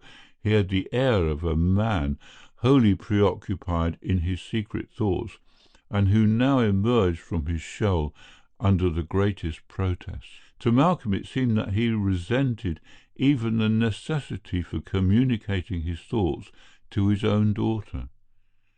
"I am happy to have been of service to your Grand Ducal Highness," said Malcolm correctly. Yes, interrupted the Grand Duke nervously. "But you will stay and breakfast with me. Come, I insist. Mr. Hay, father," said the girl. The conversation throughout was carried on in English, which was not remarkable, remembering that that was the family language of the court.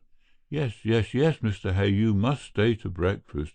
You have been very good, very noble, I am sure. Irene, you must persuade this gentleman." He held out his hand jerkily, and Malcolm took it with a bow. Then, without another word or even so much as a glance at his daughter, the Grand Duke turned and hurried back into the palace, leaving Malcolm very astonished and a little uncomfortable. The girl saw his embarrassment. "My father does not seem to be very hospitable," she smiled, and once more he saw that little gleam of mischief in her eyes. "But I'll give you a warmer invitation." He spread out his hands in mock dismay and looked down at his untidy clothes. "Your Highness is very generous," he said, "but how can I come to the Grand Duke's table like this?"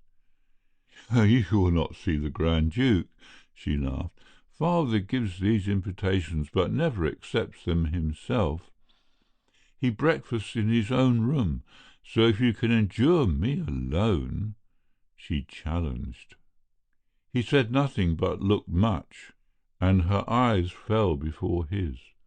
All the time he was conscious that red-haired Bulber stood stiffly behind him, a spectator, yet, as Malcolm felt, a participant in this small affair of the breakfast invitation. She followed Malcolm's look and beckoned the man forward. He had already surrendered the horses to an orderly. "Take the lord to a guest-room," she said in Russian, "and send a valet to attend to him." "It is ordered," said the man, and with a nod the girl turned and walked into the house, followed at a more leisurely pace by Malcolm and the man with the crooked nose. Bulber led the way up a broad flight of stairs, carpeted with thick red pile, along a corridor pierced at intervals with great windows, to another corridor leading off, and through a door which, from its dimensions, suggested the entrance to a throne-room, into a suite gorgeously furnished and resplendent with silver electroliers. It consisted of a saloon leading into a bedroom, which was furnished in the same exquisite taste. A further door led to a marble-tiled bathroom. "Such luxury!" murmured Malcolm. "Has the gospodar any orders?" It was the solemn Bulber who spoke. Malcolm looked at him. "Tell me this, Bulber," he said, falling into the familiar style of address which experience had taught him was the correct line to follow when dealing with Russian servants. "How came it that your mistress was alone before the house of Israel Kensky, the Jew, and you were on the outskirts of the crowd urging them on?" If the man felt any perturbation at the bluntness of the question, he did not show it. "Kensky is a Jew," he said coolly. "On the night of the Pentecost he takes the blood of new-born Christian babies and sprinkles his money so that it may be increased in the coming year. This Sophia Kensky, his own daughter, has told me." Malcolm shrugged his shoulders. "You are no ignorant moujik, Bulber," he said contemptuously. "You have travelled with His Highness all over the world." This was a shot at a venture, but apparently was not without justification. "How can you, an educated man of the people, believe such rubbish?" "He has a book, gospodar," said Bulber, "and we people who desire power would have that book, for it teaches men how they may command the souls of others, so that when they lift their little fingers, those who hate them best shall obey them." Malcolm looked at him in astonishment. "Do you believe this?" For the first time a smile crossed the face of the man with the crooked nose. It was not a pleasant smile to see, for there was cunning in it and a measureless capacity for cruelty. "Who knows all the miracles and wonders of the world?" he said. "My Lord knows there is a devil, and has he not his angels on earth? It is best to be sure of these things, and we cannot be certain until we have seen the book which the Jew gave to your lordship." He paused a little before uttering the last sentence, which gave his assertion a special significance. Malcolm eyed him narrowly. "The Jew did not give me any book, Bulber," he said. "I thought your lordship—" "You thought wrongly," said Malcolm shortly. Bulber bowed and withdrew. The situation was not a particularly pleasant one. Malcolm had in his possession a book which men were willing to commit murder to obtain, and he was not at all anxious that his name should be associated with the practice of witchcraft. It was all ridiculous and absurd, of course, but then in Russia nothing was so absurd that it could be lightly dismissed from consideration. He walked to the door and turned the key, then took from his pocket the thing which Israel Kensky had slipped in. It was a thick, stoutly bound volume secured by two brass locks. The binding was of yellow calf, and it bore the following inscription in Russian, stamped in gold lettering: "The Book of All Power. Herein is the magic of power and the words and symbols which unlock the sealed hearts of men and turn their proud wills to water." On the bottom left-hand corner of the cover was an inscription in Hebrew, which Malcolm could not read, but which he guessed stood for the birth name of Israel Kensky.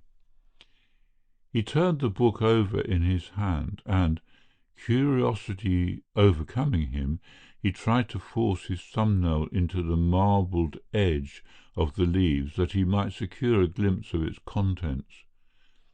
But the book was too tightly bound, and after another careful examination he pulled off his coat and started to make himself presentable for breakfast. The little meal was wholly delightful. Besides Malcolm and the girl, there were present a faded Russian lady, whom he guessed was her official chaperone, and a sour-visaged Russian priest, who ceremoniously blessed the food and was apparently the Grand Duke's household chaplain. He did not speak throughout the meal, and seemed to be in a condition of rapt contemplation. But for all Malcolm knew, there might have been 100 people present. He had eyes and ears only for the girl. She had changed to a dark blue costume, beneath which was a plain white silk blouse, cut deeply at the neck. He was struck by the fact that she wore no jewels, and he found himself rejoicing at the absence of rings in general, and of one ring in particular. Of course, it was all lunacy, sheer clotted madness, as he told himself, but this was a day to riot in illusions, for undreamt-of things had happened, and who could swear that the days of fairies had passed? To meet a dream Irene on his way to Kiev was unlikely. To rescue her from an infuriated mob, for though they insisted that she was in no danger, he was no less insistent that he rescued her, since this illusion was the keystone to all others. To be sitting at lunch with such a vision of youthful loveliness, all these things were sufficiently outside the range of probabilities to encourage the development of his dream in a comfortable direction. "Tonight," thought he, "I shall be eating a prosaic dinner at the Grand Hotel, and the Grand Duchess Irene Yaroslav will be a remote personage, whom I shall only see in the picture papers, or possibly over the heads of a crowd on her way to the railway station." And so he was outrageously familiar. He ceased to highness her, laughed at her jokes, and in turn provoked her to merriment. The meal came to an end too soon for him, but not too soon for the nodding dowager, nor the silent, contemplating priest, who had worn through his saintly period of saintly abstraction and had grown most humanly impatient. The girl looked at her watch. "Good gracious," she said, "it is 4 o'clock, and I have promised to go to tennis." Malcolm loathed tennis from that hour. He took his leave of her with a return to something of the old ceremonial. "Your Grand Ducal Highness has been most gracious," he said, but she arrested his eloquence with a little grimace. "Please remember, Mr. Hay, that I shall be a Grand Ducal Highness for quite a long time, so do not spoil a very pleasant afternoon by being over-punctilious." He laughed. "Then I will call you—" He came to a dead end, and the moment was embarrassing for both, though why a Grand Ducal Highness should be embarrassed by a young engineer, she alone might explain. Happily there arrived most unexpectedly the Grand Duke himself, and if his appearance was amazing, as it was to judge by the girl's face, his geniality was sensational. He crossed the hall and gripped the young man's hand. "You're not going, Mr. Hay?" he asked. "Come, come, I have been a very bad host, but I do not intend to let you go so soon. I have much that I want to talk to you about. You are the engineer in charge of the Ukraine oil field, is it not so?" "Excellent. Now I have oil on my estate in the Urals, but it has never been developed." He took the young man by the arm and led him through the big doors to the garden, giving him no chance to complete or decently postpone his farewell to the girl, who watched with undisguised amazement this staggering affability on the part of her parent. Chapter 9. The Hand at the Window. An hour later she came from tennis, to find her father obviously bored, almost to the point of tears, yet making an heroic attempt to appear interested in Malcolm's enthusiastic dissertation of the future of the oil industry. The Grand Duke rose gladly on her appearance and handed him over. "I have persuaded Mr. Hay to dine with us tonight, and I have sent to the hotel for his baggage. He is most entertaining, my little love, most entertaining. Persuade him to talk to you about oil and things." And he hurriedly withdrew. The girl sat down on the seat he had vacated. "You're a most amazing person, Mr. Hay," she smiled. "So I have been told," said Malcolm, as he filled a glass with tea from the samovar. "You also have a good opinion of yourself, it seems," she said calmly. "Why do you think I am amazing, anyway?" said he recklessly, returning to the relationships they had established at luncheon. "Because you have enchanted my father," she said. She was not smiling now, and a troubled little frown gathered on her brow. "Please tell me your magic." "Perhaps it is the book," he said jestingly. "The book?" She looked up sharply. "What book?" And then, as a light dawned on her, she rose to her feet. You have Israel Kensky's book?" she whispered in horror. He nodded. "Here, with you?" "Yes, here." He slapped his pocket. She sat down slowly and reached out her hand, and he thought it shook. "I do not know who was the madder, Israel Kensky to give it to you, or you to take it," she said. "This is the only house in Kiev where your life is safe, and even here—" She stopped and shook her head. "Of course, you're safe here," she smiled, "but I wish the book were somewhere else." She made no further reference either to the amazing volume or to her father, and that night, when he came down to dinner, feeling more on level terms with royalty, though his dress suit was 4 years old and his patent shoes, good enough for such mild society function as came his way, looked horribly cracked and shabby, he dismissed the matter from his mind. The dinner party was a large one. There were 2 bishops, innumerable popes, several bejewelled women, an officer or 2, and the inevitable duenna. He was introduced to them all, but remembered only Colonel Malinkoff, a quiet man whom he was to meet again. To his amazement he found that he had been seated in the place of honour to the right of the Grand Duke, but he derived very little satisfaction from that distinction, since the girl was at the other end of the table. She looked worried, and her conversation, so far as he could hear, consisted of yes and no, and conventional expressions of agreement with the views of her companions. But the Duke was loquacious, and at an early stage of the dinner the conversation turned on the riot of the morning. There was nothing remarkable in the conversation till suddenly the Grand Duke, without preliminary, remarked in a matter-of-fact tone, "The danger is that Kensky may very well use his evil powers against the welfare of Holy Church." There was a murmur of agreement from the black-bearded popes, and Malcolm opened his eyes in astonishment.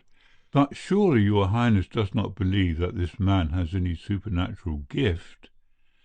The Grand Duke stared at him through his glasses. Of course, he said. If there are miracles of the Church, why should there not be performed miracles by the powers of darkness? Here in Kiev, he went on, we have no reason to doubt that miracles are performed every day. Who doubts that worship at the shrine of St. Barbara in the Church of St. Michael of the Golden Head protects us against lightning? That is undoubtedly the fact, Your Imperial Highness, said a stout Pope, speaking with his mouth full. I have seen houses with lightning conductors struck repeatedly, and I had never known any place to be touched by lightning if the master of the house was under the protection of St. Barbara. And beneath the Church of Exaltation, the Grand Duke went on, more miracles have been performed than elsewhere in the world. He peered round the table for contradiction.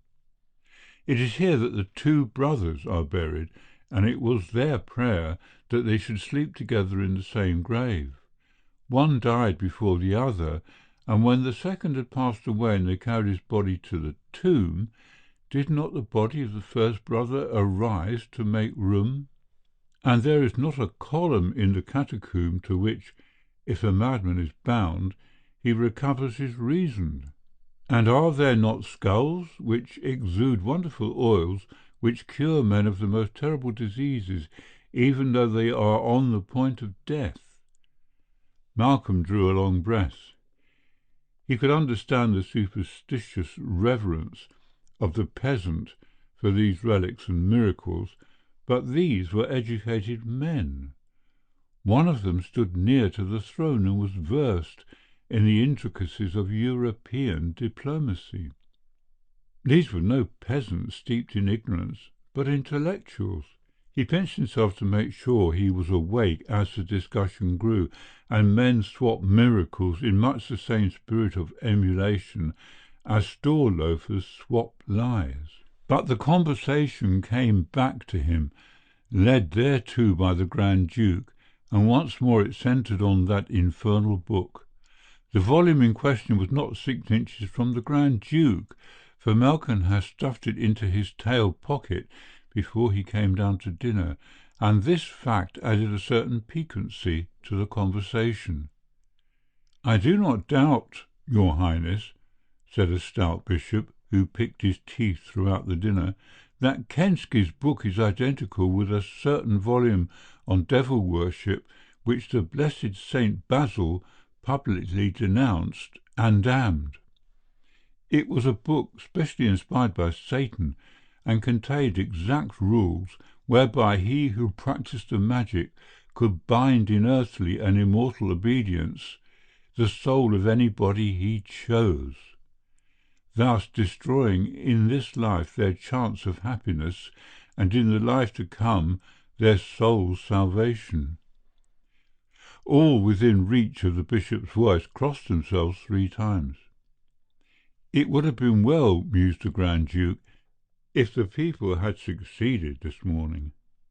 He shot a glance at Malcolm, a glance full of suspicious inquiry, but the young man showed no sign either of resentment or agreement. But he was glad when the dinner ended and the chance came to snatch a few words with the girl. The guests were departing early, and kummel and coffee was already being served on a large silver salver by the buffet-shek, whom Malcolm recognized as the ubiquitous Bulwer. "I shall not see you again," said the girl in a low voice. "I am going to my room, but I want you to promise me something, Mr. Hay." "The promise is made before you ask," said he. "I want you to leave as early as you possibly can tomorrow morning for your mine, and if I send you word, I want you to leave Russia without delay." "But this is very astonishing." She faced him squarely, her hands behind her back. "Mr. Hay," she said, and her low voice was vibrant with feeling, "you have entangled yourself in an adventure which cannot possibly end well for you. Whatever happens, you cannot come out with credit and safety, and I would rather you came out with credit." "I don't understand you," he said. "I will make it plainer," said she. "Unless something happens in the next month or two which will point the minds of the people to other directions, you will be suspect. The fact that you have the book is known." "I know," he said. "By whom?" she asked quickly. "By Bulber, your servant." She raised her hand to her lips as if to suppress a cry. It was an odd little trick of hers which she had noticed before. "Bulber," she repeated. "Of course, that explains." At that moment the Grand Duke called him. The guests had dwindled away to half a dozen. "Your coffee, Mr. Hay, and some of our wonderful Russian kumo. You will not find its like in any other part of the world." Malcolm drank the coffee, gulped down the fiery liquor, and replaced the glass on the tray. He did not see the girl again, and half an hour later he went up to his room, locked the door and undressed himself slowly, declining the assistance which had been offered to him by the train valet. From the open window came the heavy perfume of heliotrope, but it was neither the garden scent nor the moderate quantity of wine he had taken, nor the languid beauty of the night which produced this delicious sensation of weariness. He undressed and got into his pyjamas, then sat at the end of his bed, his head between his hands. He had sat for a long time like this before he realized the strangeness of his attitude, and getting on to his feet found himself swaying. "Doped," he said, and sat down again.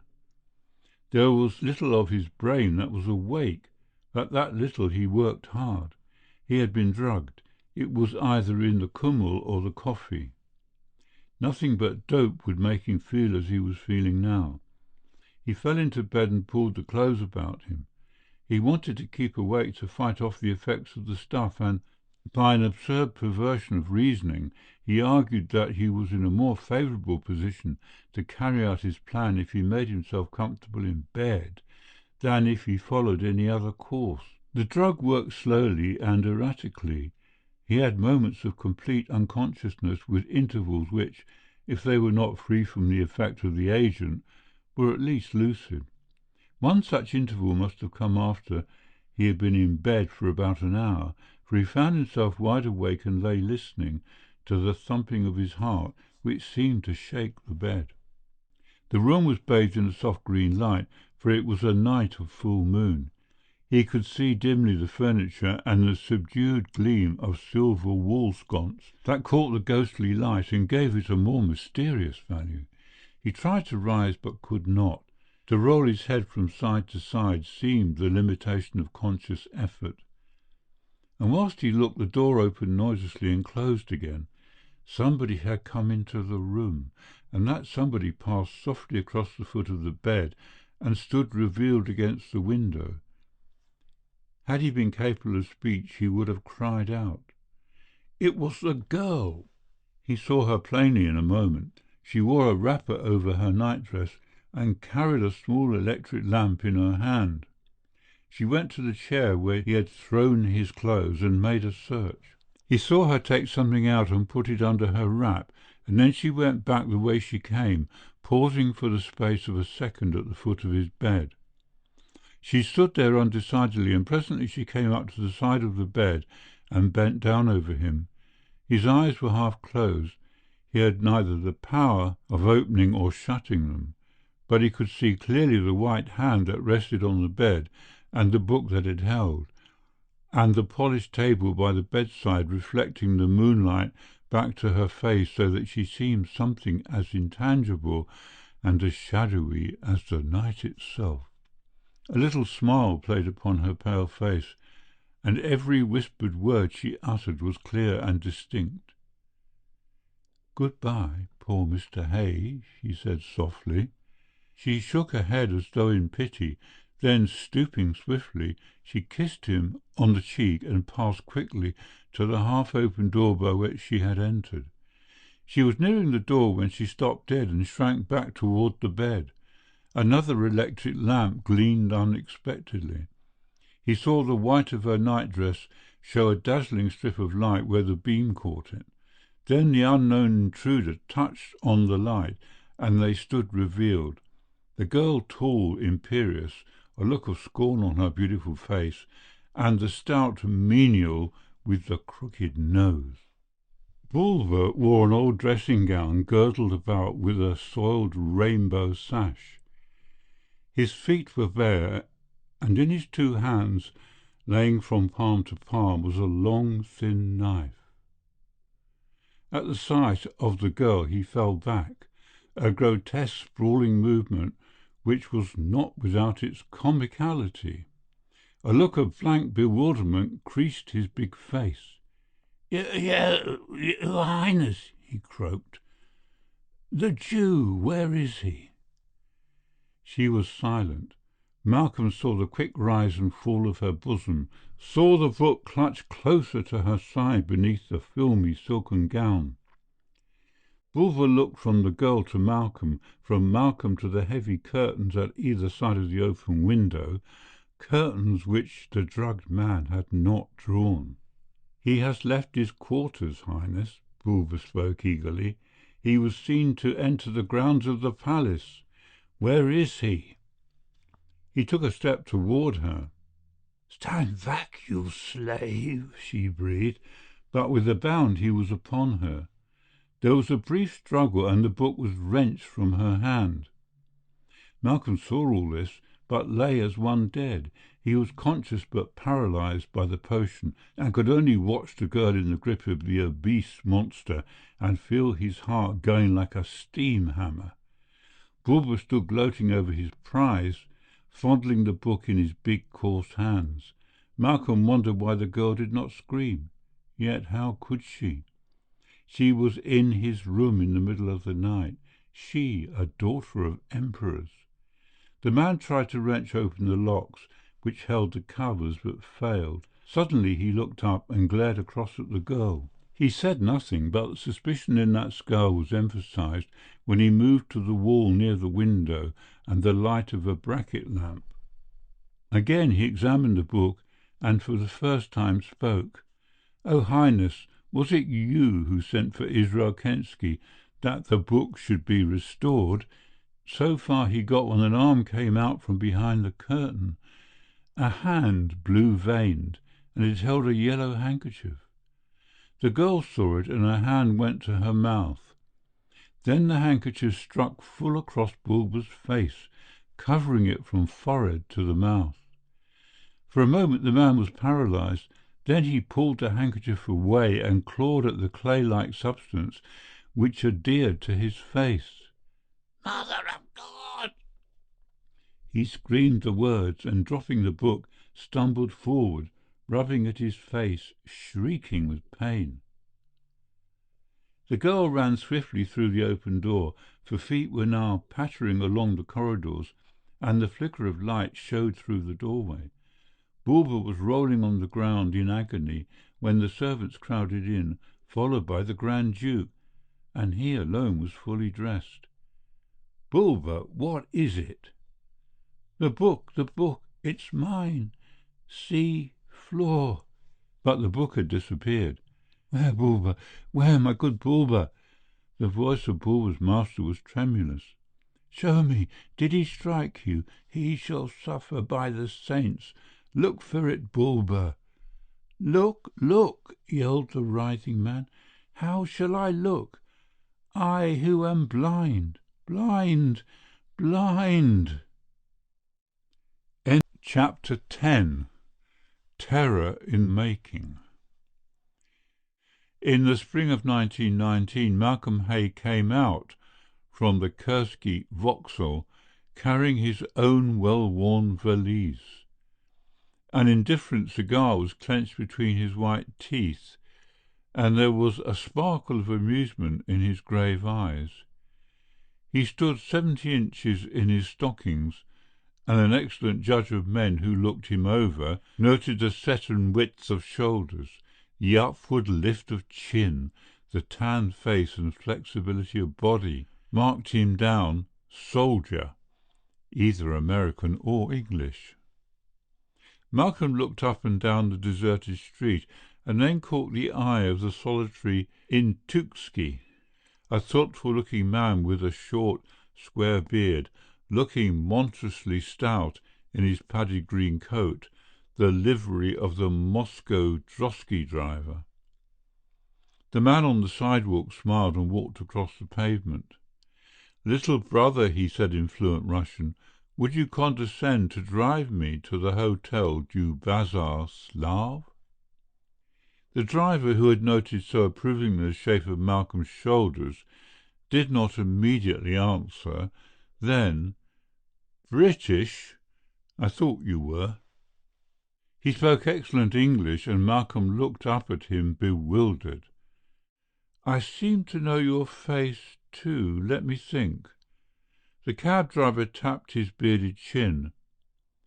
"I have it. Hey! I met you 4 years ago at a dinner party in Kiev. You are the manager of an oil company or something of the sort." "Right," said the astonished young man, "but I don't exactly place you." The drosky driver smiled. "And yet I dined with you," he said. "I sat next to the Grand Duchess Irene. Later, when war broke out, I invited you to my headquarters."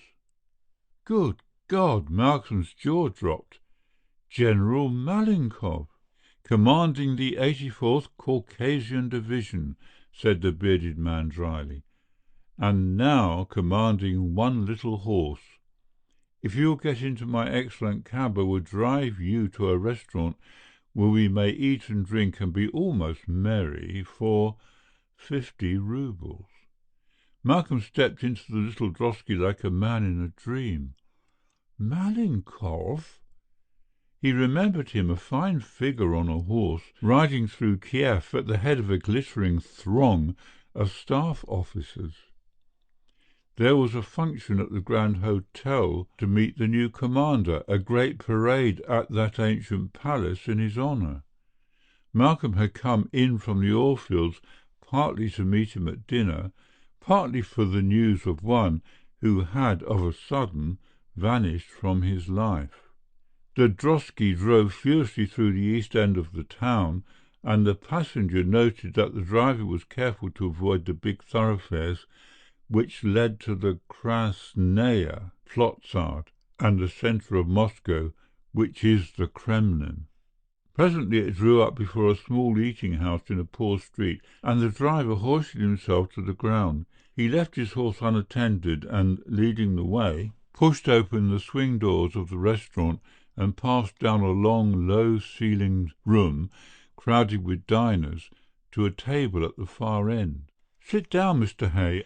I can promise you a fair but by no means Sybarat feast. Good morning, Nicholas Valeritsky." He nodded pleasantly to a grey-haired man in a workingman's blouse sitting at the next table, and the man addressed rose stiffly, bowed and sat down.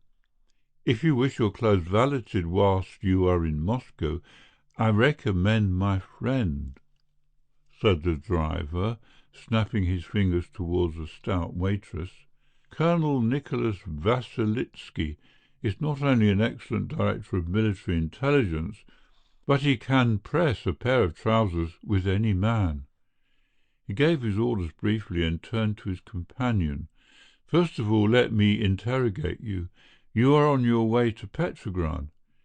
"Yes, I am on my way home. During the war I have been controlling Allied supplies in Little Russia. The revolution stopped that." "Fortunate man to have a country," said General Malenkov, and he spoke seriously and without bitterness. "A country and an army, coherent, disciplined comrades in arms." He shrugged his padded shoulders. "Yes, you are on your way to your home. It would take you months to leave the country, if you ever leave it." "I tried to leave last month. I am a reactionary with a leaning toward discipline. I cannot breathe the air of democracy. I used to think I had liberal ideas. There was a time when I thought that a day would dawn when the world would be a great United States of free people.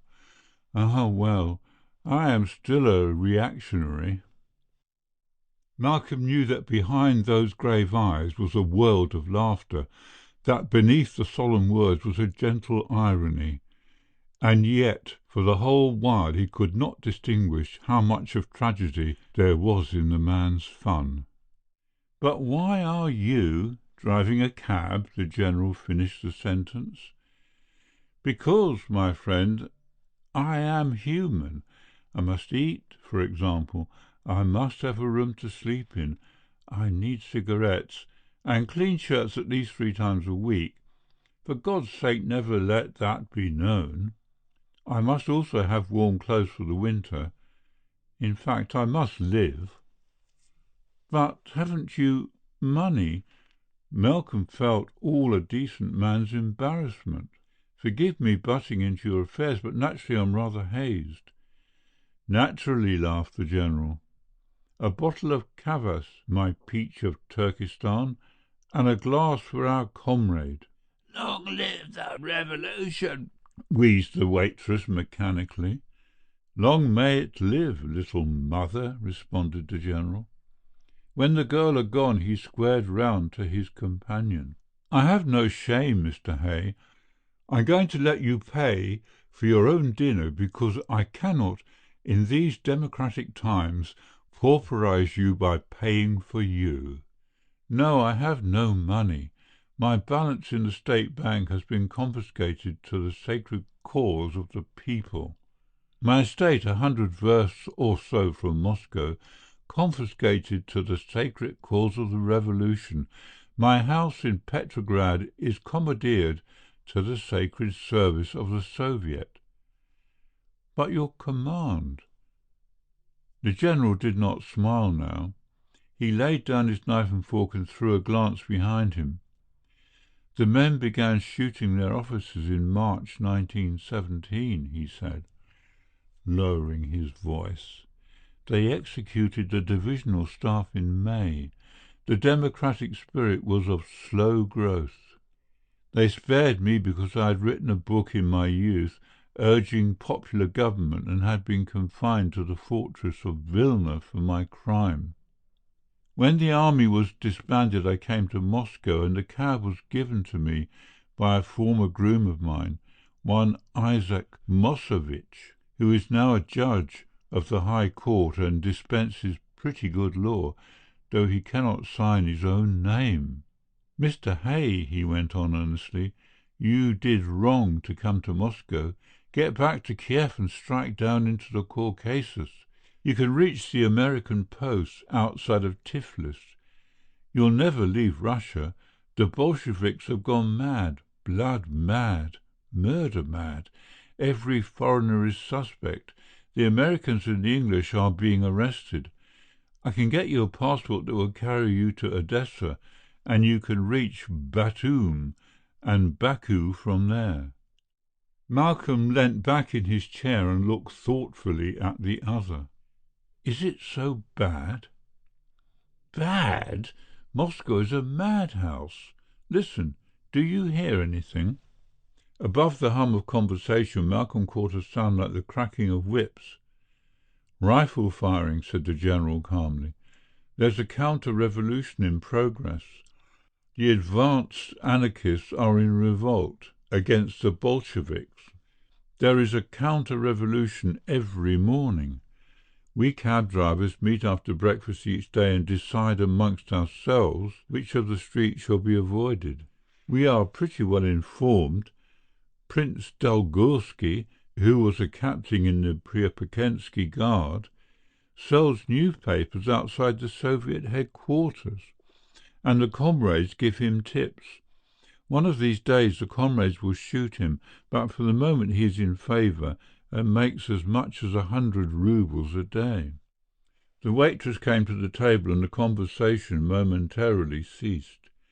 When she had gone, Malcolm put the question which he had asked so often in the past 4 years.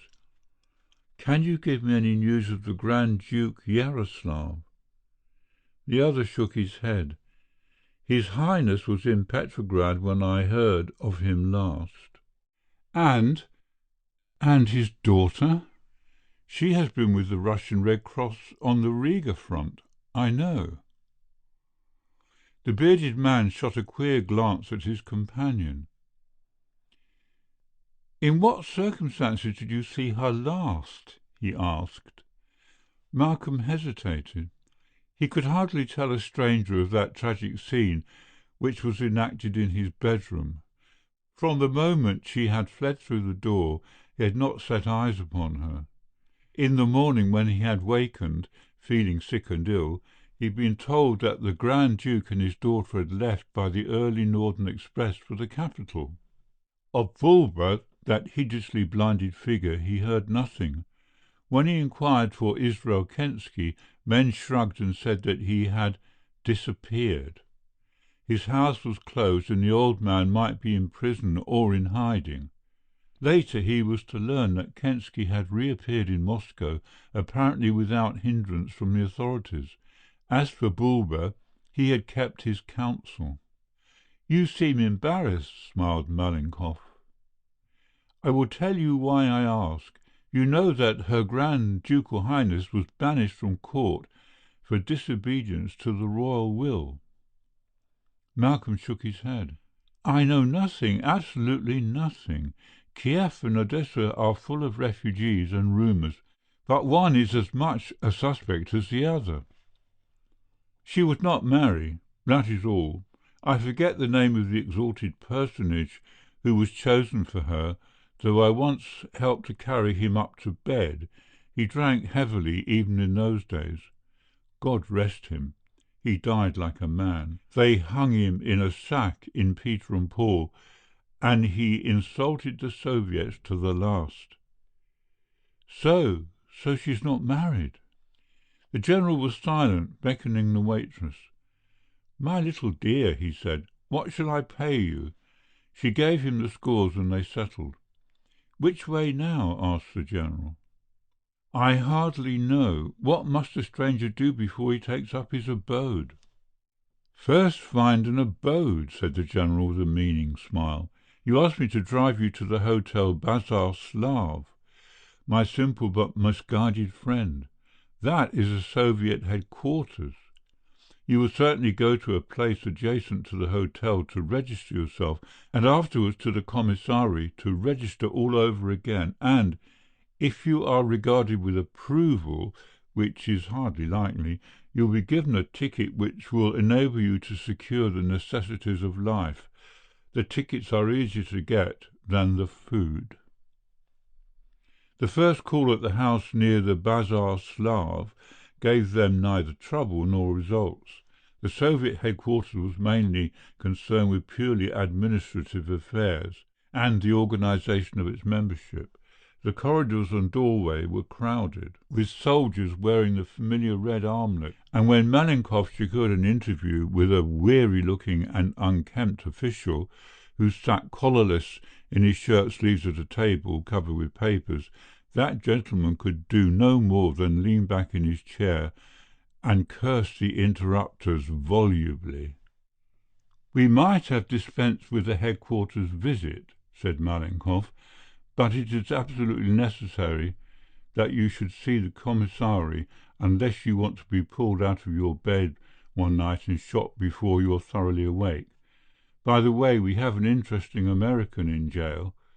By his description, I gather he is what you would call a gunman." Malcolm stared. "Here, a gunman?" Malenkov nodded.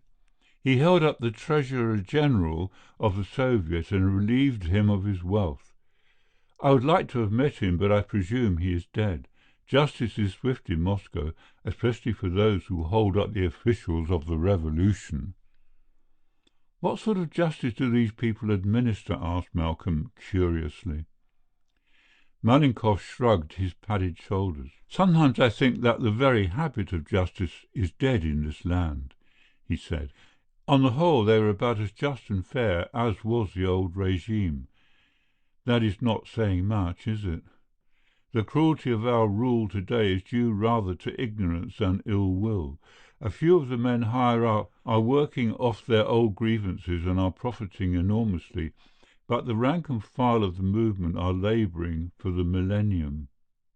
I think they're mad, said Malcolm. All injustice is mad, replied Malenkov philosophically.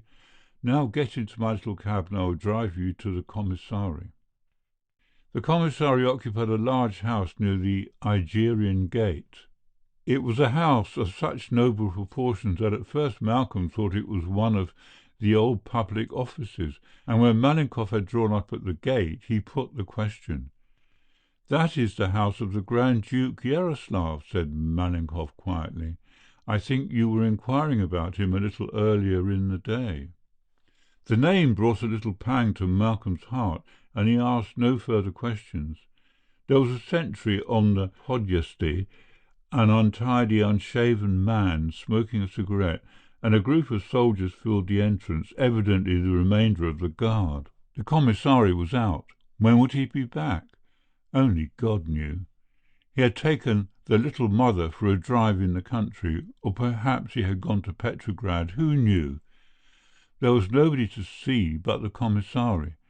On this fact they insisted with such vehemence that Malcolm gathered that whoever the gentleman was, he brooked no rivals and allowed no possible supplanter to stand near his throne. They came back at 4 o'clock in the afternoon, but the commissary was still out. It was 9 o'clock, after 5 inquiries, that the sentry replied yes to the inevitable question. "Now you will see him," said Malenkov, "and the future depends upon the potency of your favourite patron saint." Malcolm stopped in the doorway. "General," he said. "Not that word," said Malenkov quickly. "Citizen or comrade. Comrade for preference." "I feel that I'm leading you into danger. I've been horribly selfish and thoughtless. Will it make any difference to you, your seeing him?" Malenkov shook his head.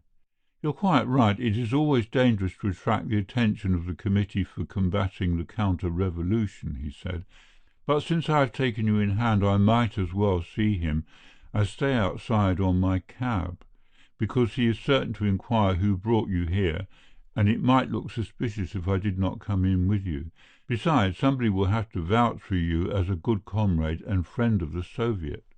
He was half in earnest and half joking, but wholly fatalistic. As they went up the broad spiral staircase which led to the main floor of the Yaroslav Palace, Malcolm had qualms.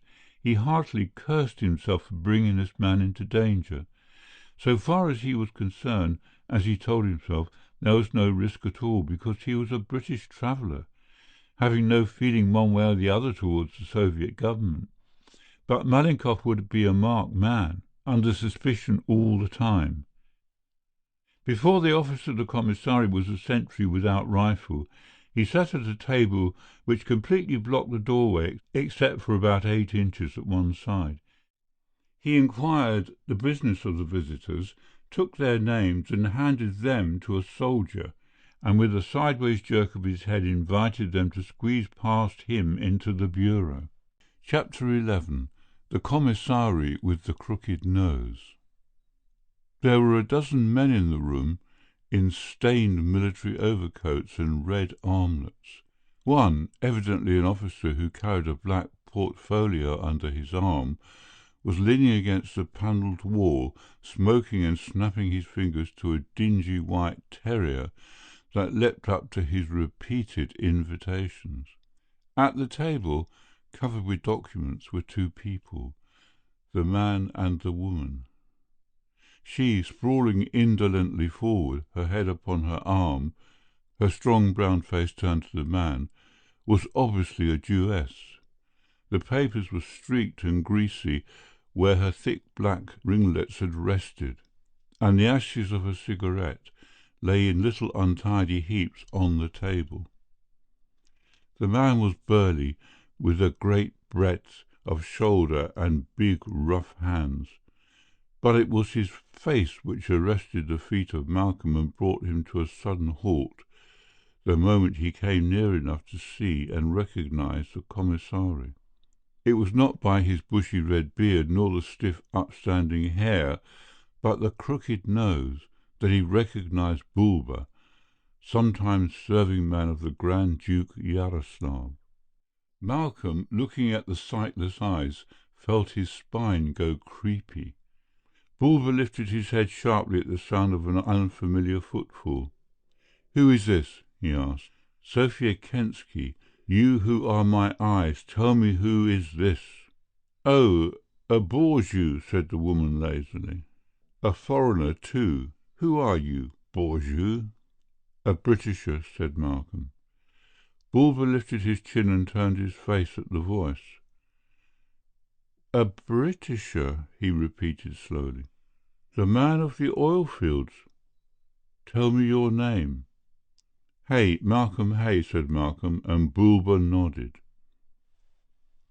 His face was like a mask and he expressed no emotion. "And the other?" "Malenkov," snapped the voice at Malcolm's side, and Bulba nodded. "Commanding an army, I remember. You drive a cab, comrade. Are there any complaints against this man?" He turned his face to Sophia Kensky, and she shook her head. "Are there any complaints against this man, Sophia?" he repeated. "None that I know. He is an aristocrat and a friend of the Romanovs." "Huh!" The grunt sounded like a note of disappointment. "What do you want?" "The stranger wishes permission to remain in Moscow until he can find a train to the north," said Malenkov. Bulba made no reply. He sat there, his elbows on the table, his fingers twining and untwining the thick red hair of his head. "Where does he sleep tonight?" he asked after a while. "He sleeps at my stable near the Vasily Prospect," said Malenkov. Bulba turned to the woman, who was lighting a new cigarette from the end of the old one, and said something in a low, growling tone. "Do as you wish, my little pigeon," she said audibly. Again his hand went to his beard and his big mouth opened in meditation. Then he said curtly, "Sit down." There was no place to sit, and the two men fell back amongst the soldiers. Again the two at the table consulted, and then Sophia Kensky called a name. The man in the faded officer's uniform came forward, his big black portfolio in his hand, and this he laid on the table, opening the flap and taking out a sheaf of papers. "Read them to me, Sophia," said Bulba. "Read their names." He groped about on the table and found first a rubber stamp and then a small flat ink pad. Sophia lifted the first of the papers and spelt out the names. "Mishka Sassanov," she said, and the man growled. "An upstart woman and very ugly," he said. "I remember her. She used to whip her servants. Tell me, Sophia, my life, what has she done now?" "Plotted to destroy the revolution," said the woman. "Huh!" grunted the man, as he brought his rubber stamp to the paper, passing it across to the waiting officer, who replaced it in his portfolio. "And the next?" "Paul Gelskin," she said, and passed the document to him.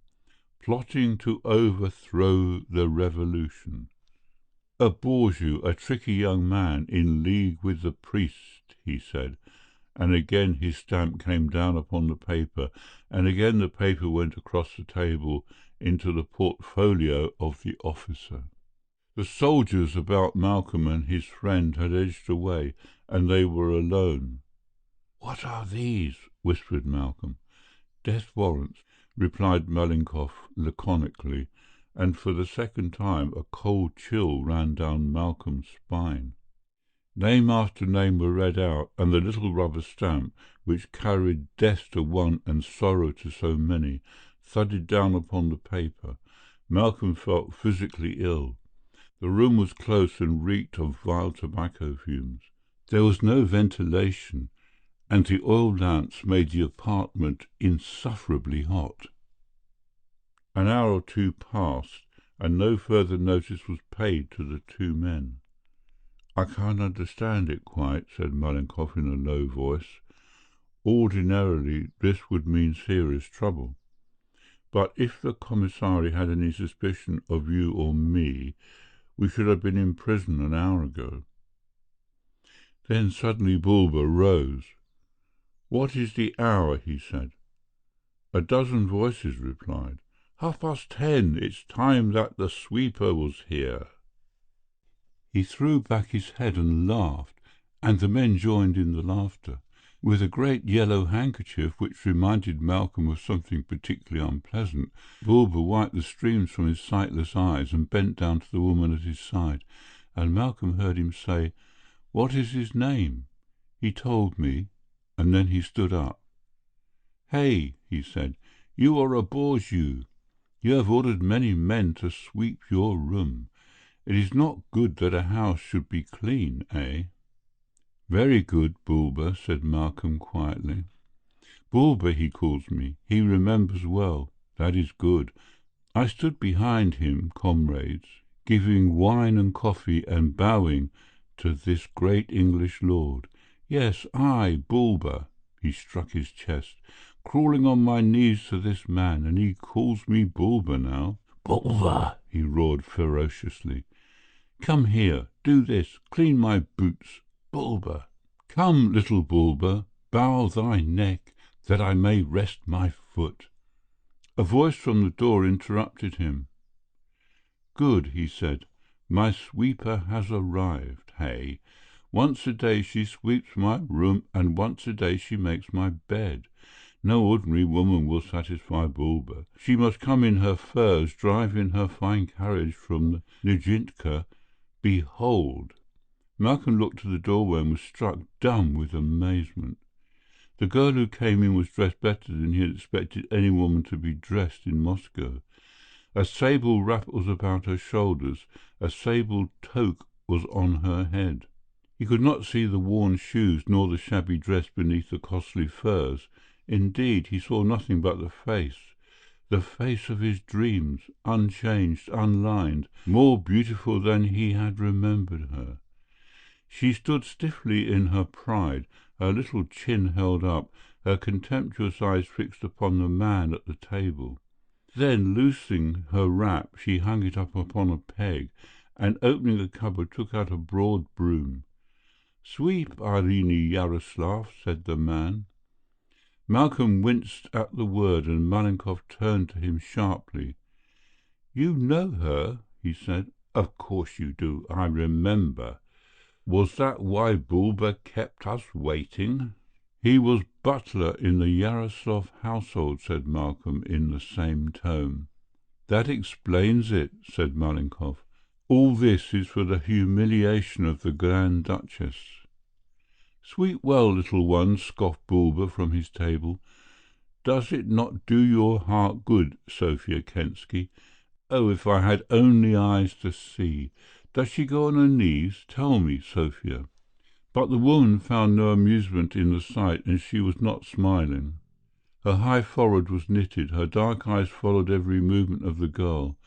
As Bulba finished speaking, she leant forward and demanded harshly, "Irene Yaroslav, where is Israel Kensky?"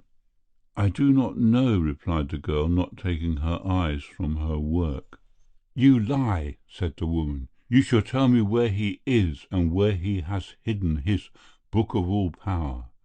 "She knows, Bulba." "Peace, peace," he said, laying his big hand on her shoulder. "Presently she will tell, and be glad to tell. Where is your father, Irene Yaroslav?" "You know best," she replied, and the answer seemed to afford him amusement. "He was a religious man," he scoffed. "Did he not believe in miracles? Was there any saint in Kiev he did not patronize? He is with the saints this day." And then, in a fierce whisper to Sophia, "How did she look? Tell me, Sophia, how did she look when I spoke?" "He died 3 weeks ago," said Irene quietly, "at the fortress of Peter and Paul," and Bulba rapped out an oath. "Who told you? Who told you?" he roared. Tell me who told you, and I will have his heart out of him. I wanted to tell you that myself." "The High Commissary Boyaska," she replied, and Bulba swallowed his rage, for who dared criticize the High Commissaries, who hold power of life and death in their hands, even over their fellow officials? He sank down in his chair again and turned impatiently to Sophia. "Have you no tongue in your head, Sophia Kensky?" he asked irritably. "Tell me all she does. How is she sweeping? Where?" "By the men, near the big bookcase," said the woman reluctantly. "Yes, yes," he nodded his great head. He rose, walked round the table, and paced slowly to the girl as she stood quietly waiting. Malcolm had no weapon in his pocket. He had been warned by Malenkov that visitors were searched, but on the table lay a sheathed sword, possibly the mark of authority which Bulba carried. But evidently this ceremony was a nightly occurrence. Bulba did no more than pass his hand over the girl's face. "She is cool," he said in a disappointed tone. "You do not work hard enough, Irene Yaroslav. Tomorrow you shall come with water and shall scrub this room." The girl made no reply, but as he walked back to his seat of authority she continued her work, her eyes fixed on the floor, oblivious of her surroundings. Presently she worked round the room until she came to where Malcolm stood, and as she did so for the first time she raised her head and her eyes met his. Again he saw that little trick of hers. Her hand went to her mouth and her head went down, and she passed on as though she had never seen him. "What did she do, Sophia? Tell me what she did when she came to the Englishman. Did she not see him?" "She was startled," grumbled Sophia. "That is all. Bulba, let the woman go." "Nay, nay, my little pigeon, she must finish her work." "She has finished," said Sophia impatiently. "How long must this go on, Bulba? Is she not an aristocrat and a Romanov? And are there none of your men who want wives?" Malcolm felt rather than saw the head of every soldier in the room lift to these words. "Wait a little," said Bulba. "You forget the book, my little pigeon, the book of all power. I would have that rather than that Irene Yaroslav found a good husband from our comrades." "You may go, Irene Yaroslav," he said. "Serge!" The officer who had taken the death warrants and who stood waiting for dismissal came forward.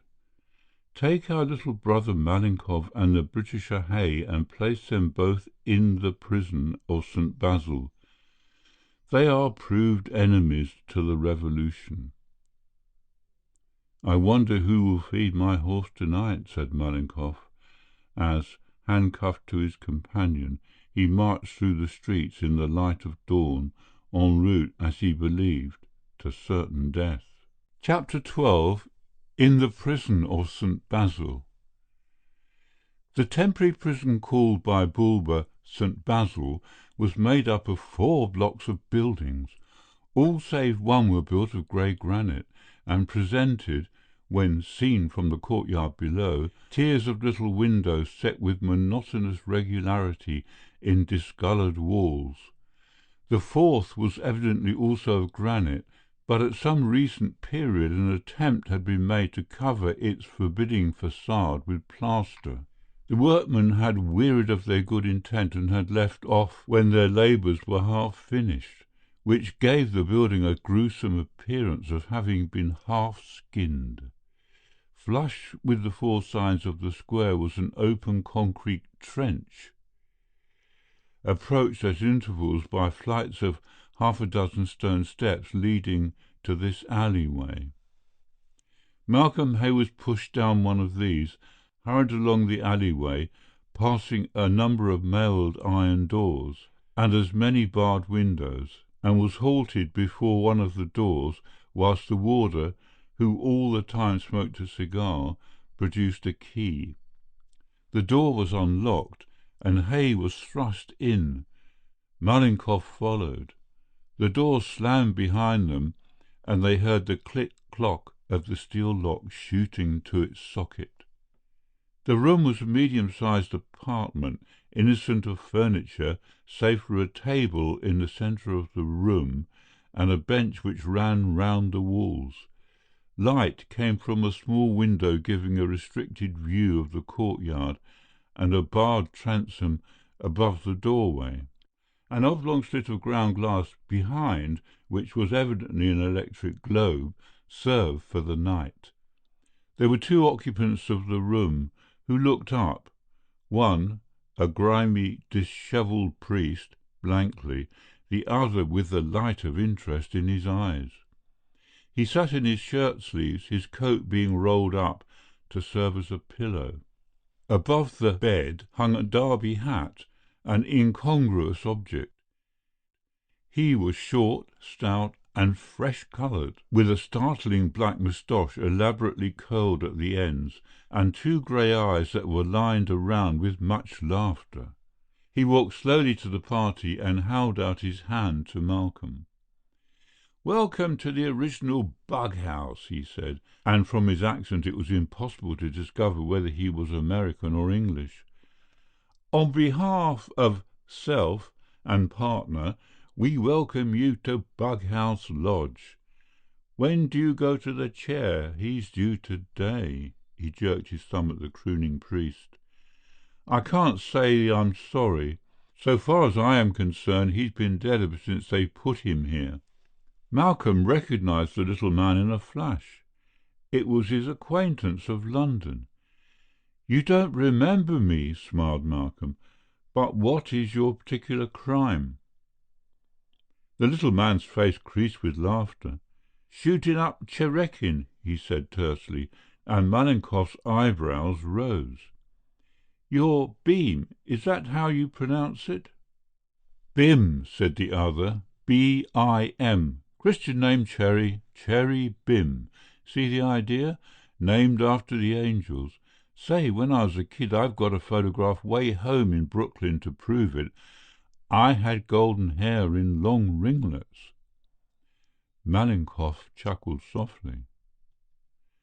"This is the American who held up Cherekin and nearly got away with 10 million roubles," he said. Cherry Bim had taken down his derby and had adjusted it at the angle demanded by the circumstances. "That's right, but I didn't know they was roubles.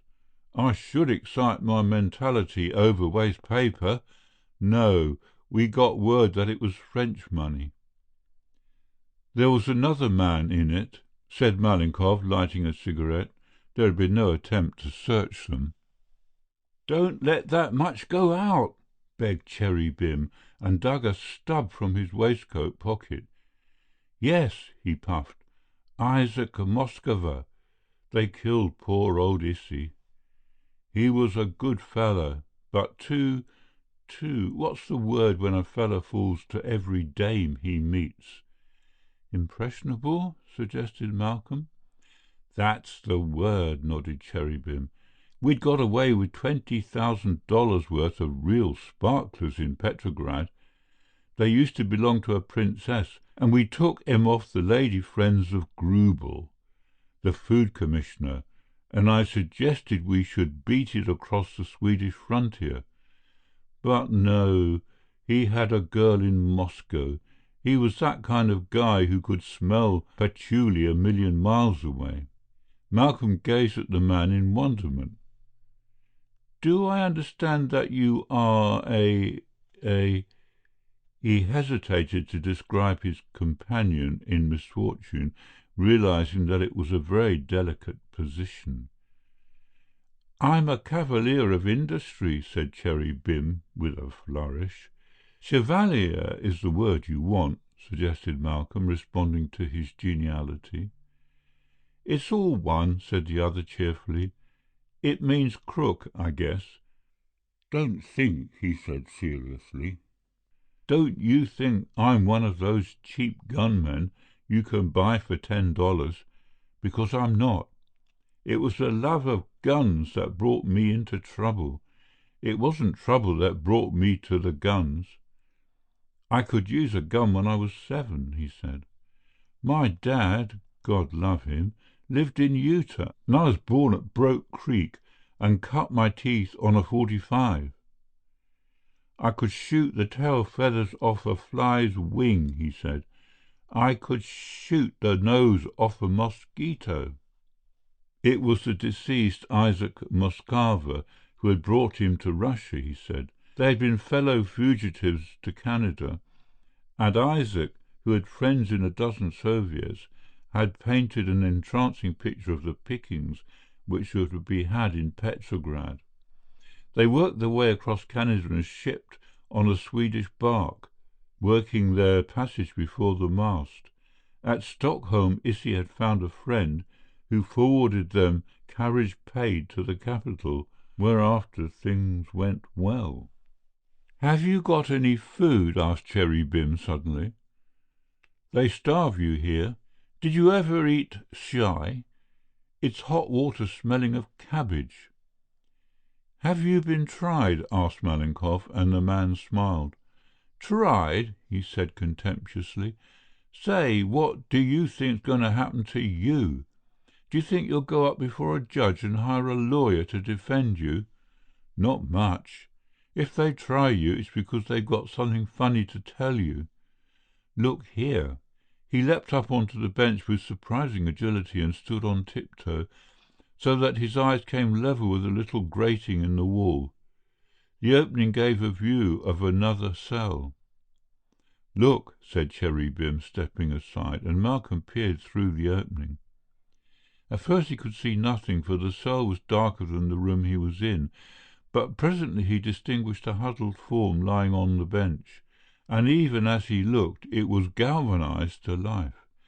It was an old man who had leaped from the bench, mumbling and mouthing in his terror. "I am awake! I am awake!" he screamed in Russian. "Gospodar, observe me! I am awake!" His wild yell shrunk to a shrill sobbing, and then, with a long sigh, he climbed back to the bench and turned his back to the wall. Malcolm exchanged glances with Malenkov, who had shared the view. "What is it?" he asked. "Come down and I'll tell you. Don't let the old man hear you speak. He's frightened." "What did he say?" he asked curiously. Malcolm repeated the words, and Cherry Bim nodded. "I see. I thought they were stuffing me when they told me, but it's evidently true." "He's a Jew," he went on. "Do you think them guys don't kill Jews?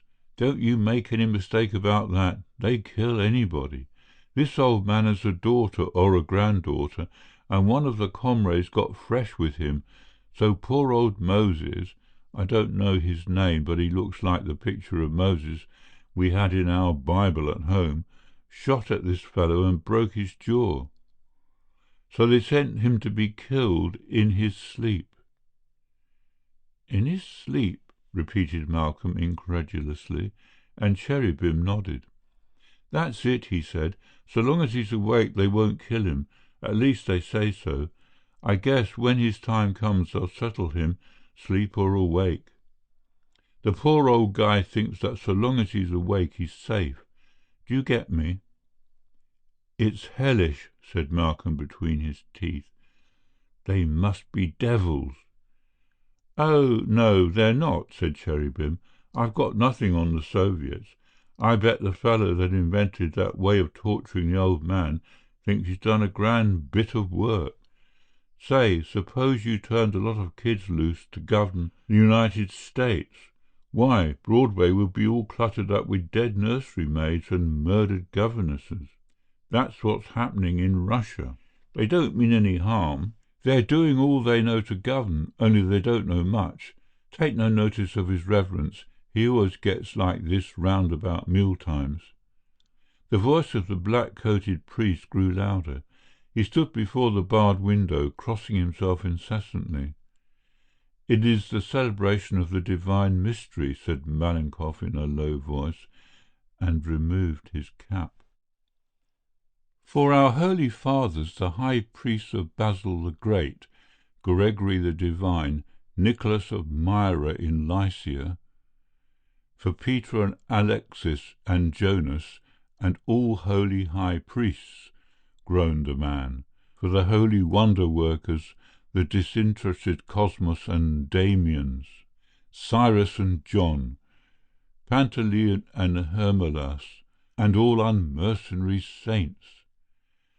By the intercession of these, look down upon us, O God. He walked back to his seat, and, taking compassion upon this man with a white, drawn face, Malcolm went to him. "Little father," he said, "is there anything we can do for you?" He produced his cigarette case, but the Pope shook his head. "There is nothing, my son," he replied in a weary voice, which he did not raise above one monotonous tone, "unless you can find the means of bringing Bulber to this cell, for an hour with the old life." He raised his hand and his voice at the same moment, and the colour came to his cheeks. "I would take this Bulber," he said, "as holy Ivan took the traitors before the Kremlin, and first I would pour boiling hot water upon him, and then ice-cold water, and then I would flay him, suspending him by the ankles. Then, before he was dead, I would cut him in 4 pieces." "Phew!" said Malcolm, and walked away. "Did you expect to find a penitent soul?" asked Malenkov dryly. "My dear fellow, there is very little difference between the Russian of today and the Russian of 12 months ago, with this exception, that the men who had it easy are now having it hard, and those who had to work and to be judged are now the judges." Malcolm said nothing. He went to the bench, and making himself as comfortable as possible, he lay down. It was astounding that he could be, as he was, accustomed to captivity in the space of a few hours. He might have lived in bondage all his life, and he would be prepared to live for ever so long as— He did not want to think of the girl, that sweeper of Bulbers. As to his own fate he was indifferent. Somehow he believed that he was not destined to die in this horrible place, and prayed that at least he might see the girl once more before he fell a victim to the malice of the ex-butler. To his agony of mind was added a more prosaic distress. He was ravenously hungry, a sensation which was shared by his 2 companions. "I've never known them to be so late," complained Cherry Bim regretfully. "There's usually a bit of black bread, if there's nothing else." He walked to the window and, leaning his arms on the sill, looked disconsolately forth. "Hi, Rusky!" he yelled at some person unseen, and the other inmates of the room could see him making extravagant pantomime, which produced nothing in the shape of food. It was 3 o'clock in the afternoon, and Malcolm was dozing when they heard the grate of the key in the lock and the slipping of bolts. Then the door opened slowly. Malcolm leapt forward. "Arine, your Highness!" he gasped. The girl walked into the cell without a word and put the big basket she had been carrying upon the table. There was a faint colour in the face she turned to Malcolm. Her hands were outstretched to him, and he caught them in his own and held them together. "Poor little girl!" She smiled. "Mr. Hay, you have made good progress in your Russian since I met you last," she said. "General Malenkov, isn't it?" The general stood strictly to attention, his hand at his cap, a fact which seemed to afford great amusement to the jailer, who stood in the doorway, and who was an interested spectator. "It was Bulber's idea that I should bring you food," said the girl, "and I have been ordered to bring it to you every day. I've an idea that he thinks—" She stopped. "That he thinks I like you." She went on frankly, "And of course that is true. I like all people who fly into danger to rescue distressed females," she smiled. "Can anything be done for you?" asked Malcolm in a low voice. "Can't you get away from this place? Have you no friends?" She shook her head. "I have one friend," she said, "who is in even greater danger than I. No, I do not mean you, Mr. Hay." She lowered her voice. "There may be a chance of getting you out of this horrible place, but it is a very faint chance. Will you promise me that if you get away you will leave Russia at once?" He shook his head. "You asked me that once before, Your Highness," he said. "I am less inclined to leave Russia now than I was in the old days, when the danger was not so evident." "Highness," it was the priest who spoke, "Your Magnificence has brought me food also?"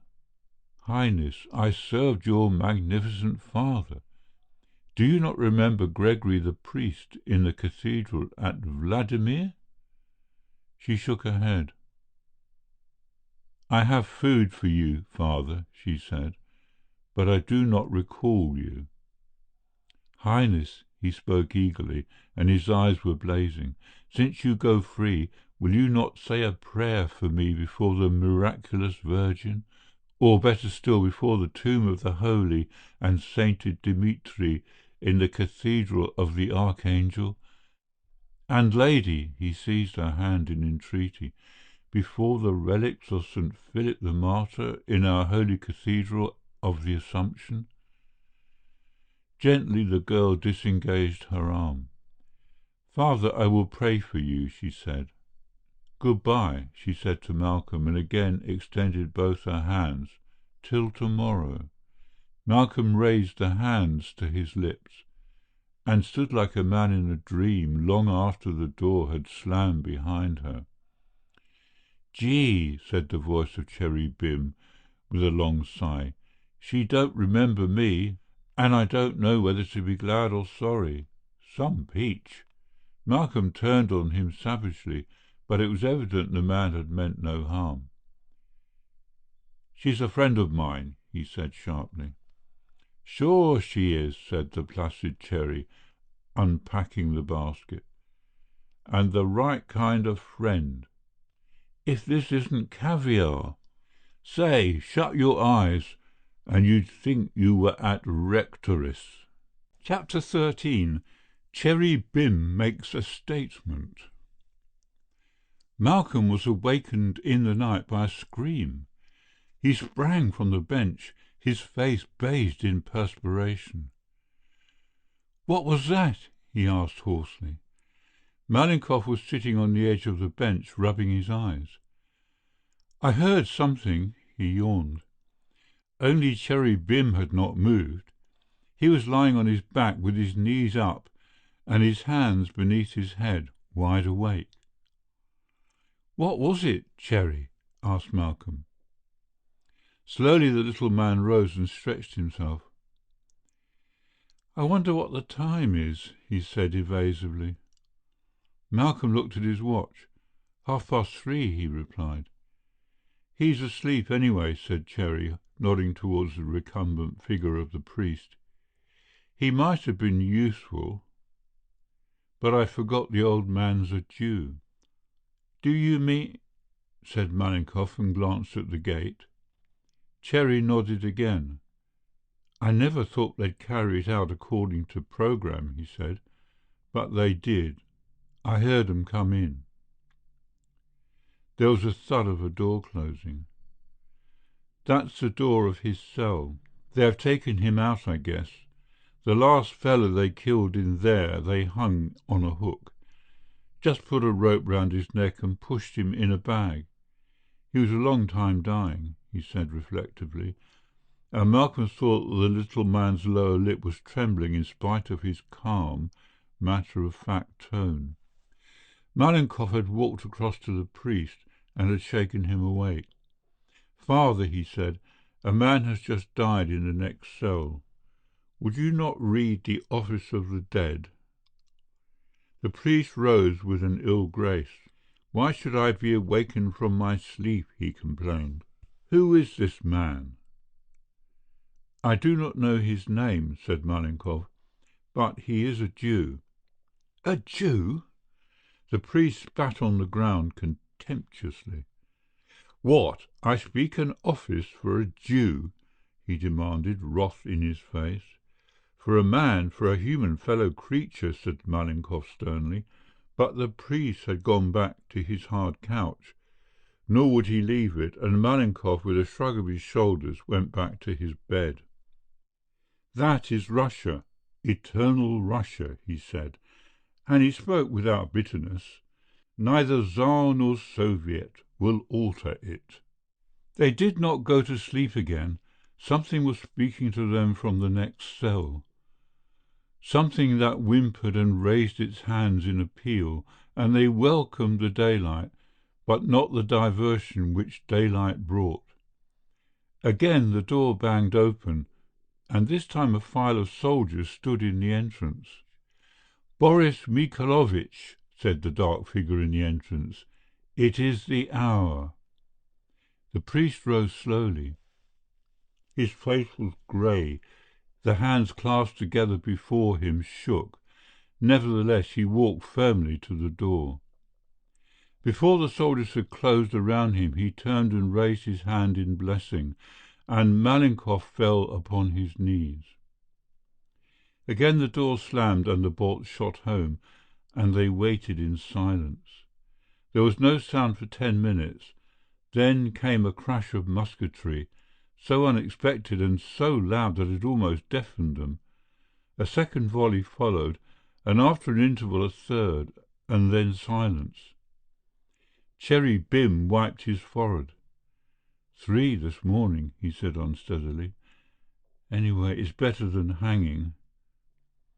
There was a long pause, and then, "Say," he said, "I'm sorry I said I was glad that guy was going." Malcolm understood.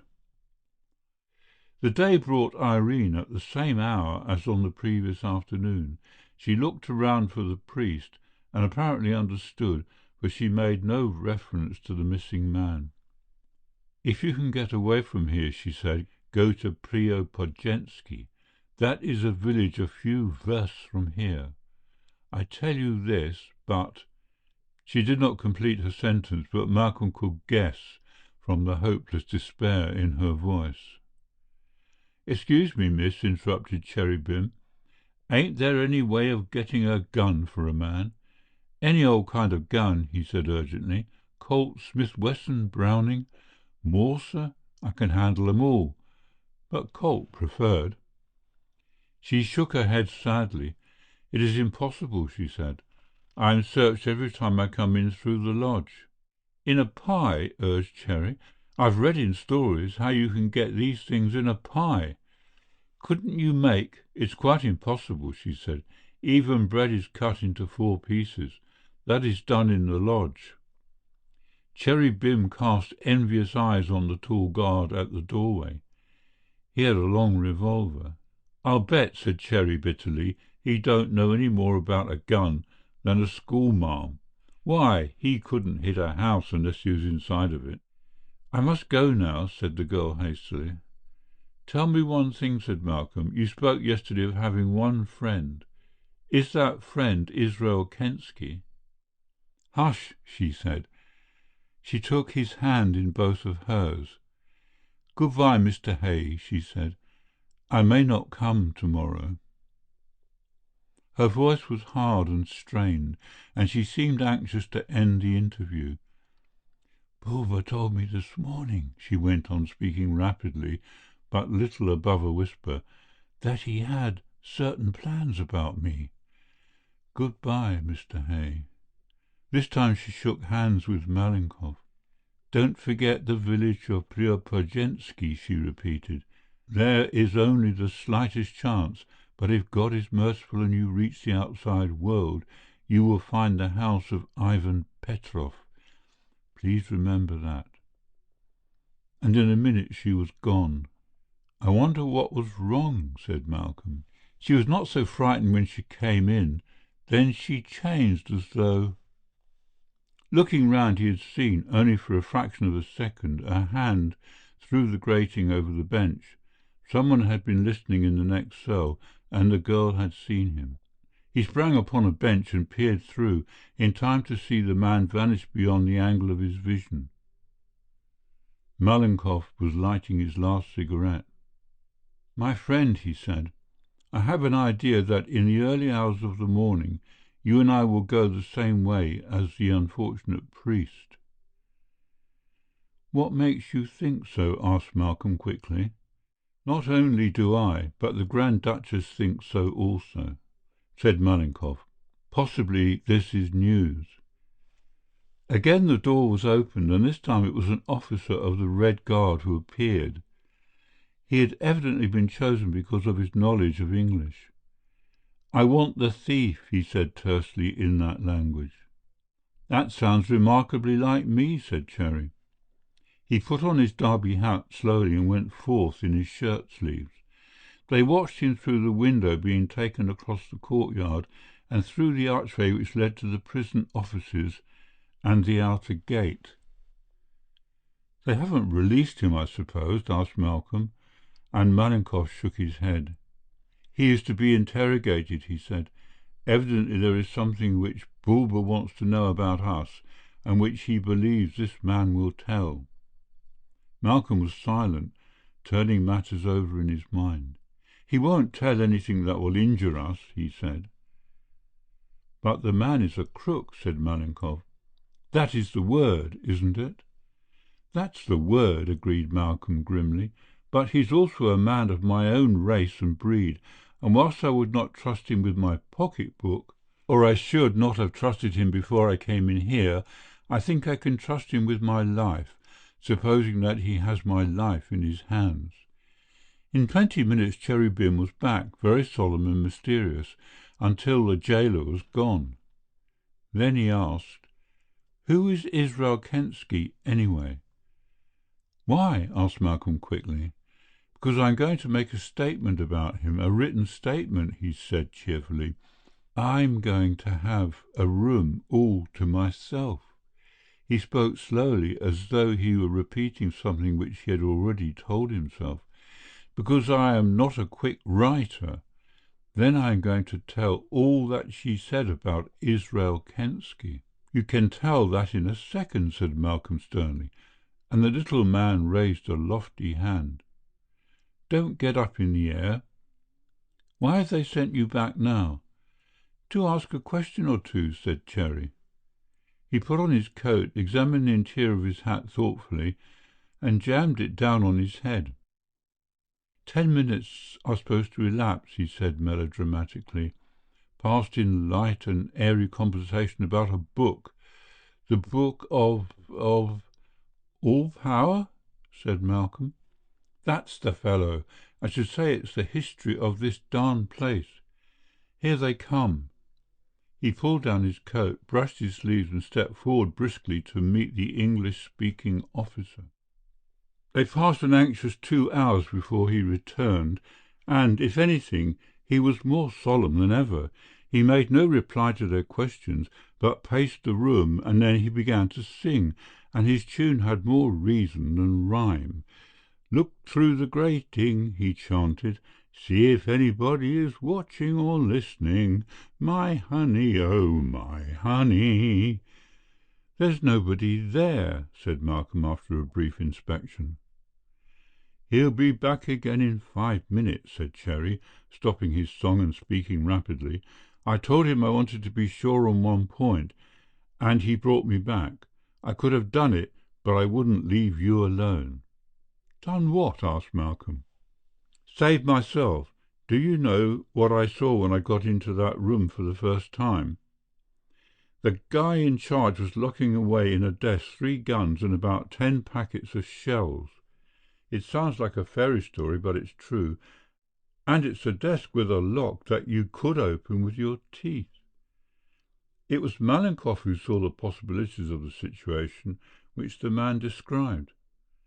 "And they left you alone in the room?" he asked quickly. "Sure," said Cherry. "Lift my hat and lift it steady." Malcolm pulled his hat up, and the butt of a revolver slipped out. "There's a Browning there. Be careful," said Cherry, ducking his head and pulling off his hat in one motion.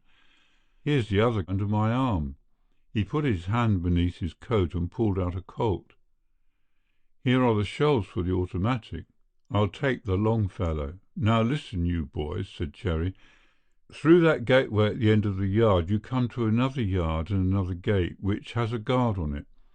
Whether we get away or whether we don't depends on whether our luck is in or out. Look, he whispered, here comes Percy. The door swung open and the officer beckoned Cherry forward with a lift of his chin. Cherry walked towards him and the officer half turned in the attitude of one who was showing another out. Cherry's hand shot out, caught the man by the loose of his tunic, and swung him into the room. Laugh and the world laughs with you, said Cherry, with an assortment of literary quotations culled from heaven knows where. Shout and you sleep alone. The muzzle of a long-barreled .45 was stuck in the man's stomach. He did not see it, but he guessed it, and his hands went up. Tie him up. He wears braces, said Cherry. I'll take that belt of deadly weapons. He pulled one revolver from the man's holster and examined it with an expert's eye. Not been clean for a month, he growled. You don't deserve to be trusted with a gun. He strapped the belt around his waist and sighed happily. They gagged the man with a handkerchief and threw him ungently upon the bench before they passed through the open door to comparative freedom. Cherry locked and bolted the door behind them and pulled down the outer shutter, with which, on occasions, the jailer made life in the cells a little more unendurable by excluding the light. The cells were below the level of the courtyard, and they moved along the trench from which they opened. Pacing his beat by the gateway was a solitary sentry. "Stay here," whispered Cherry. "He has seen me going backwards and forwards, and maybe he thinks I'm one of the official classes." He mounted the step leading up from the trench and walked boldly towards the gateway. Nearing the man, he turned to wave a greeting to an imaginary companion. In reality, he was looking to see whether there were any observers of the act which was to follow. Watching him, they did not see exactly what had happened. Suddenly the soldier doubled up like a jackknife and fell. Cherry bent over him, lifted the rifle and stood it against the wall. Then, exhibiting remarkable strength for so small a man, he picked up the man in his arms and dropped him into the trench which terminated at the gateway. They heard the thud of his body, and, breaking cover, they raced across the yard, joining Cherry, who led the way through the deep arch. Now they saw the outer barrier. It consisted of a formidable iron grille. To their right was a gloomy building, which Malcolm judged was the bureau of the prison. To the left, a high wall.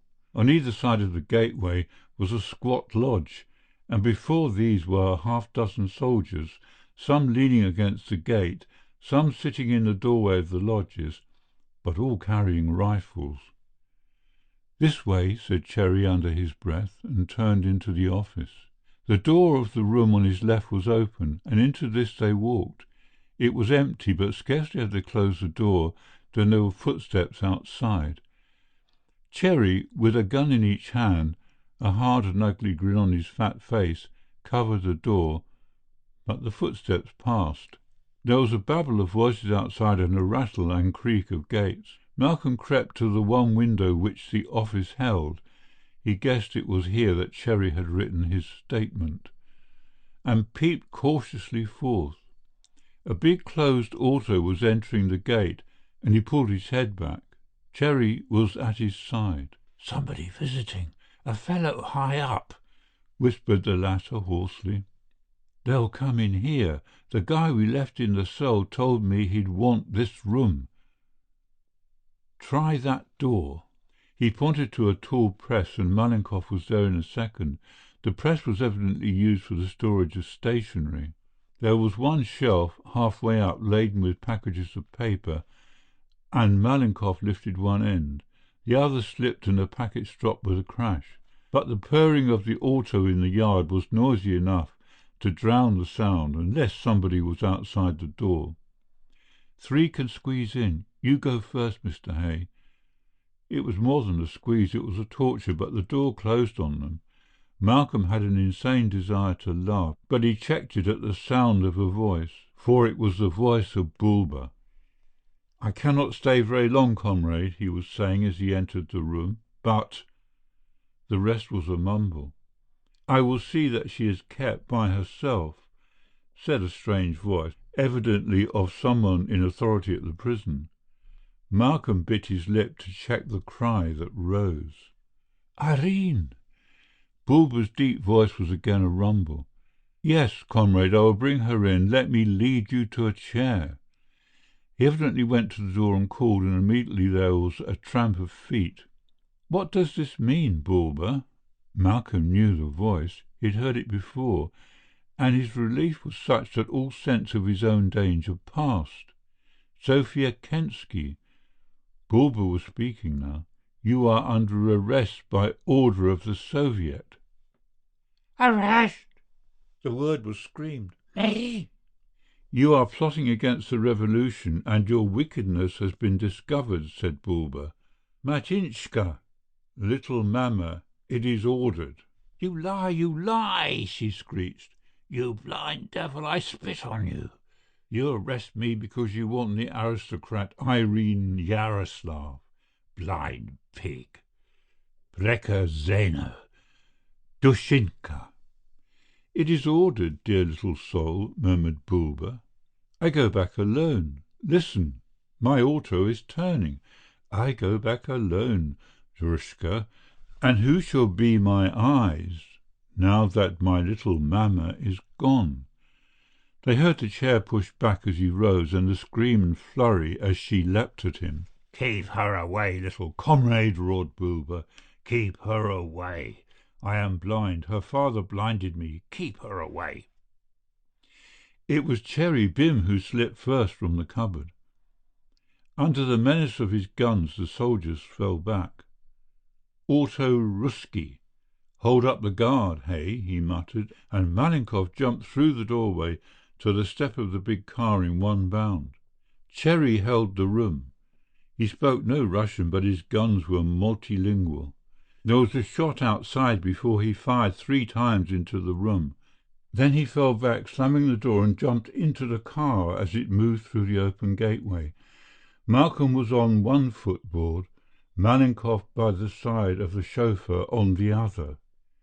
So they rocked through the ill-paved streets of Moscow and rushed the suburban barricade without mishap. Chapter 14. In the Holy Village. Preobrazhensky, but by a circuitous route, said Malenkov, speaking across the chauffeur. "What about the wires?" He looked up at the telegraph lines looping from pole to pole, and Malcolm thrust his head into the window of the limousine to communicate this danger to the sybaritic Mr. Bim, who was spraying himself with perfume from a bottle he had found in the well-equipped interior of the car. "Stop," said Cherry. "We're well away from Moscow." At a word from Malenkov, the chauffeur brought the car to a standstill, and Cherry slipped out, revolver in hand. Then, to the amazement of Malcolm and the unfeigned admiration of the general, Cherry Bim made good his boast.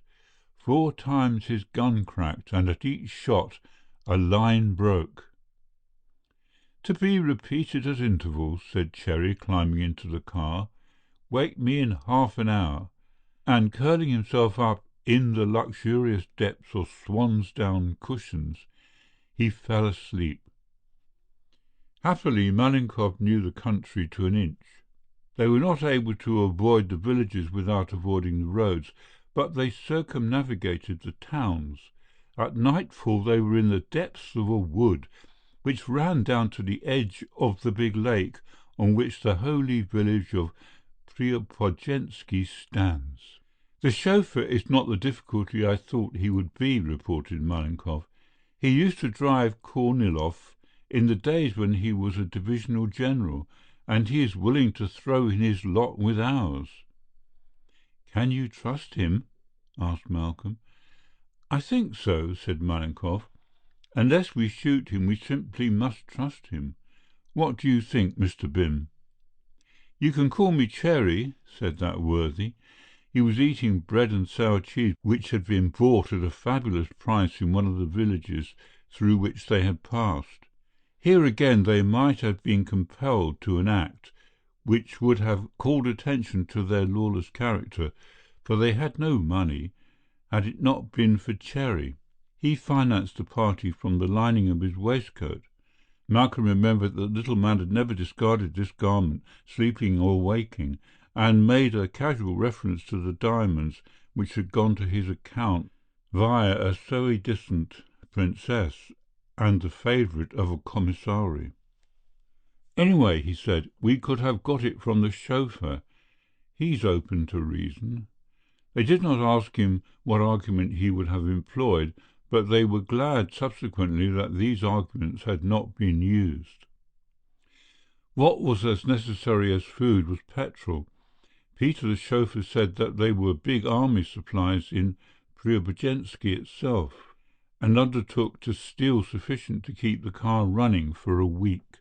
They waited until it was dark before they left the cover of the wood and walked in single file along a cart track to the half a dozen blinking lights that stood for Preobrazhensky. The car they had pulled into deeper cover, marking the place with a splinter of mirror broken from its silver frame. "Nothing like a mirror," explained Cherry Bim. "You've only to strike a match, and it shows a light for you." The way was a long one, but presently they came to a good road which crossed the track at right angles, but which curved round until it ran parallel with the path they had followed. "There is the military store," whispered the chauffeur. "I will go now, my little general." "I trust you, Drushka," said Malenkov. "By the head of my mother, I will not betray you," said the man, and disappeared in the darkness. After this they held a council of war.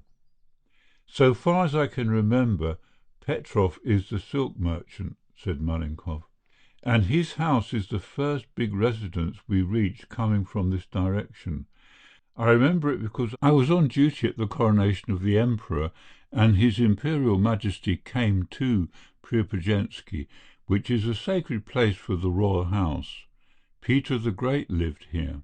Luck was with them, for they had not gone far before they heard a voice bellowing a mournful song, and came up with its owner, a worker in the silk mills (they had long since ceased to work), who was under the influence of methylated spirit, a favourite tipple since vodka had been ukased out of existence. "Ivan Petrov, son of Ivan?" he hiccoughed. "Yes, my little dove, it is there. He is a bourgeois and an aristocrat, and there is no Tsar and no God. Prikanzerio. It is ordered by the Soviet." And he began to weep. "No Tsar and no God. Long live the revolution. E vivo. No blessed saints and no Tsar. And I was of the Rasholnik." They left him weeping by the roadside. "The Rasholniks are the dissenters of Russia. This village was a hotbed of them, but they've gone the way of the rest," said Malenkov sadly. The house they approached was a big wooden structure ornamented with perfectly useless cupolas and domes, so that Malcolm thought at first that this was one of the innumerable churches in which the village abounded. There was a broad flight of wooden stairs leading to the door, but this they avoided. A handful of gravel at a likely-looking upper window seemed a solution. The response was immediate. Though no light appeared, the window swung open, and a voice asked softly, "Who is that?" "We are from Irene," answered Malcolm in the same tone. The window closed, and presently they heard a door unfastened and followed the sound along the path which ran close to the house. It was a small side door that was opened, and Malcolm led the way through. Their invisible host closed the door behind them, and they heard the clink of a chain. "If you have not been here before, keep straight on, touching the wall with your right hand. "Where it stops, turn sharply to the right," said the unknown rapidly. They followed his directions and found the branch passage. "Wait," said the voice. The man passed them. They heard him turn a handle. "Straight ahead you will find the door." They obeyed, and their conductor struck a match and lit an oil lamp. They were in the long room. They guessed that by the glow of the closed stove they had seen as they entered. The windows were heavily shuttered and curtained, and even the door was hidden under a thick portière. The man who had brought them in was middle-aged and poorly dressed. But then this was a time when everybody in Russia was poorly dressed, and his shabbiness did not preclude the possibility of his being the proprietor of the house, as indeed he was. He was eyeing them with suspicion, not wholly unjustified, for the patent respectability of Cherry Darby's hat was no compensation for the armoury belted round his rotund middle. But when the man's eyes fell upon Malenkov, his whole demeanour changed, and he advanced with outstretched hand. "General Malenkov," he said, "you remember me. I entertained you all at Kiev, of course," smiled Malenkov. "I did not know the Ivan Petrov of Moscow was the Ivan of the Ukraine." "Now, gentlemen, what is your wish?" asked the man, and Malenkov explained the object of the visit. Petrov looked serious. "Of course I will do anything Her Highness wishes," he said. "I saw her yesterday, and she told me that she had a dear friend in St. Basil." Malcolm tried to look unconcerned under Malenkov's swift scrutiny and failed. "But I think she wished you to meet another guest." He paused. "He has gone into Moscow tonight against my wishes," he said with trouble in his face. "Such an old man." "Kensky," said Malcolm quickly. "Kensky." The tone was short. "I told him that no good would come of it. Her Highness was married tonight." Malcolm took a step forward, but it was an unsteady step. "Married?" he repeated. "To whom was she married?" Petrov looked down at the floor as though he dare not meet the eye of any man and say so monstrous a thing. "To the servant Bulba," he said. Chapter 15. The Red Bride. Irene Yaroslav came back to the home which had always been associated in her mind with unhappy memories, to meet the culminating disaster which fate had wrought. Whatever thoughts of escape she may have treasured in secret were cut into by the sure knowledge that she was watched day and night, and were now finally terminated by the discovery that the big apartment house, a suite of which Bulba had taken for her disposal when he had ousted her from her father's house, was practically in possession of the Soviet Guard. She drove to the palace with an undisguised escort of mounted men, one on either side of the carriage, one before and one behind, and went up the stairs, those grim stairs which had frightened her as a child and has filled her nights with dreams, passing on her way the now empty bureau which it had been Bulba's whim for her to keep. Maria Badiskaya, an officer of the Committee for the Suppression of the Counter-Revolution, formerly an operative in the Moscow Cigarette Company, was waiting in the small drawing-room which still retained some of its ancient splendor. Maria was a short, stumpy woman with a slight moustache and a wart on her chin, and was dressed in green satin, cut low to disclose her generous figure. About her stiff coal-black hair was a heavy diamond bandeau.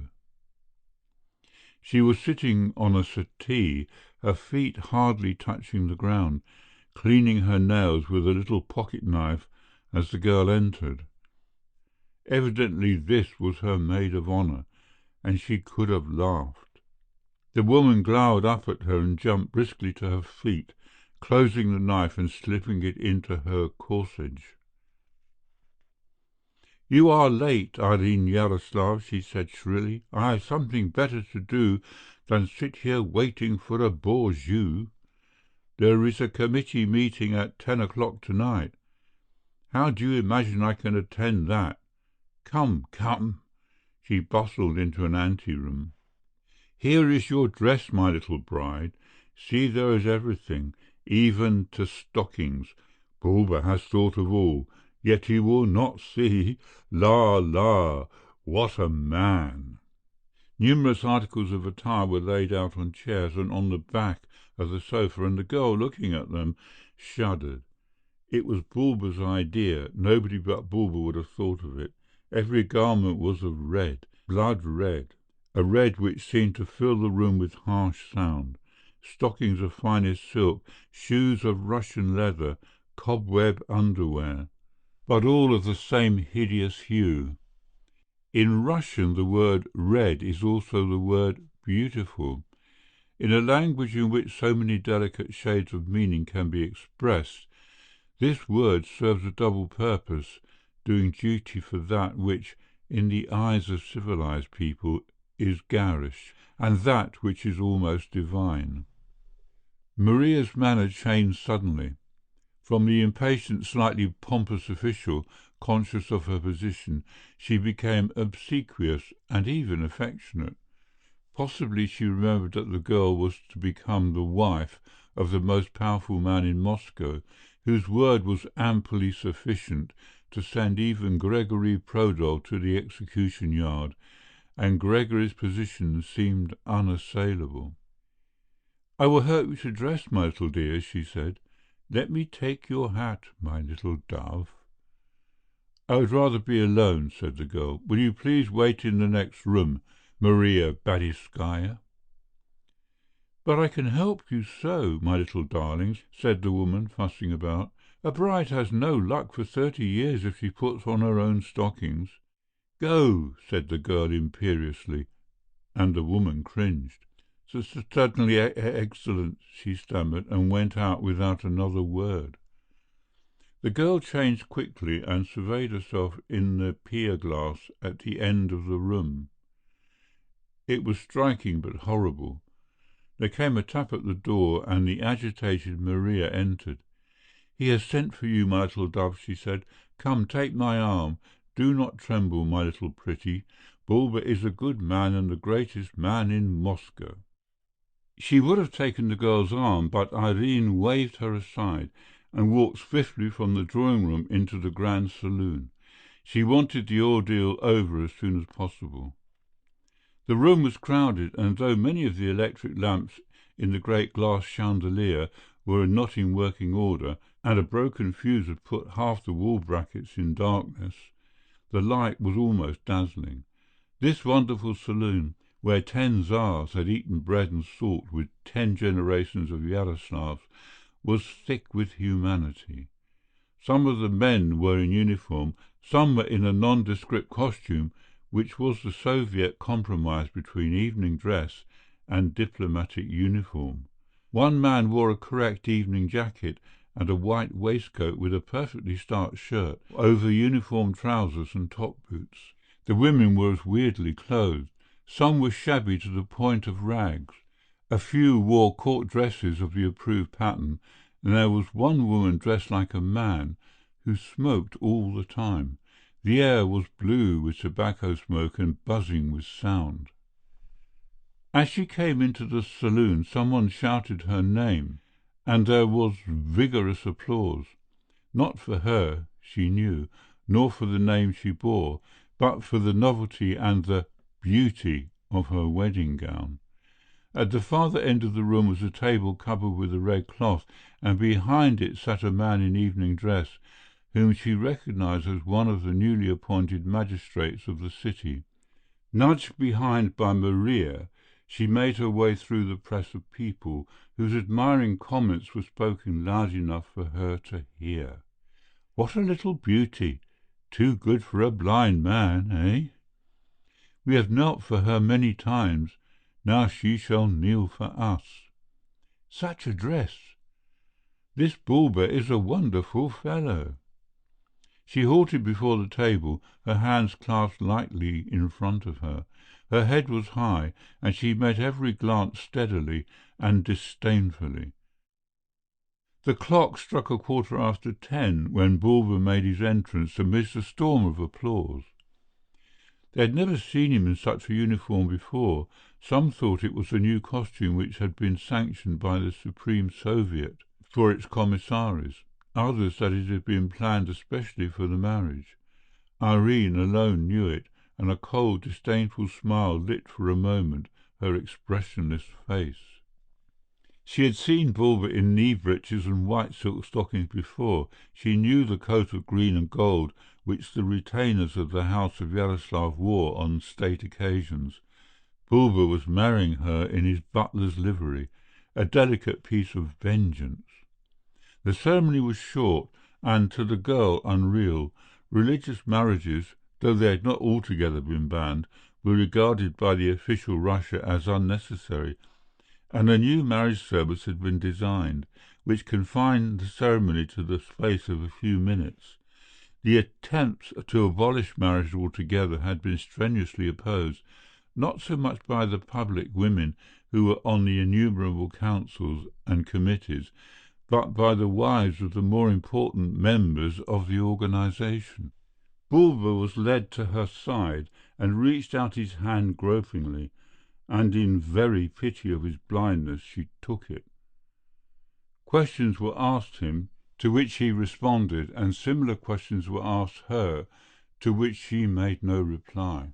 The whole ceremony was a farce, and she had agreed to it only because it gave her a little extra time, and every minute counted.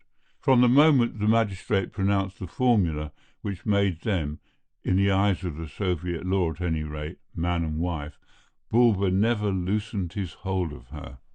He held her hand in his own big hot palm until it was wet and her fingers lost all feeling. From group to group they moved, and when they crossed the dancing space of the saloon, the revellers stepped aside to allow the man to pass. She noticed that in the main they confined themselves to country dances, some of which were new to her, and all the time Bulwer kept up a continuous conversation in an undertone, pinching her hand gently whenever he wanted to attract her attention. "Tell me, my new eyes, my little pigeon of God, what are they doing now? Do you see Mishka Gurky? She is a silly woman.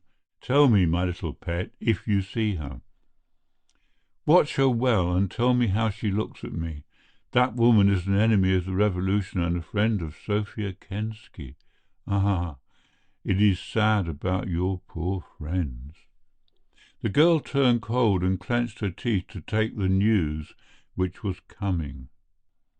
"They tried to escape and they were shot down by our brave guard. I would have pardoned them for your sake, all but the thief who broke the jaw of Comrade Alexandrov.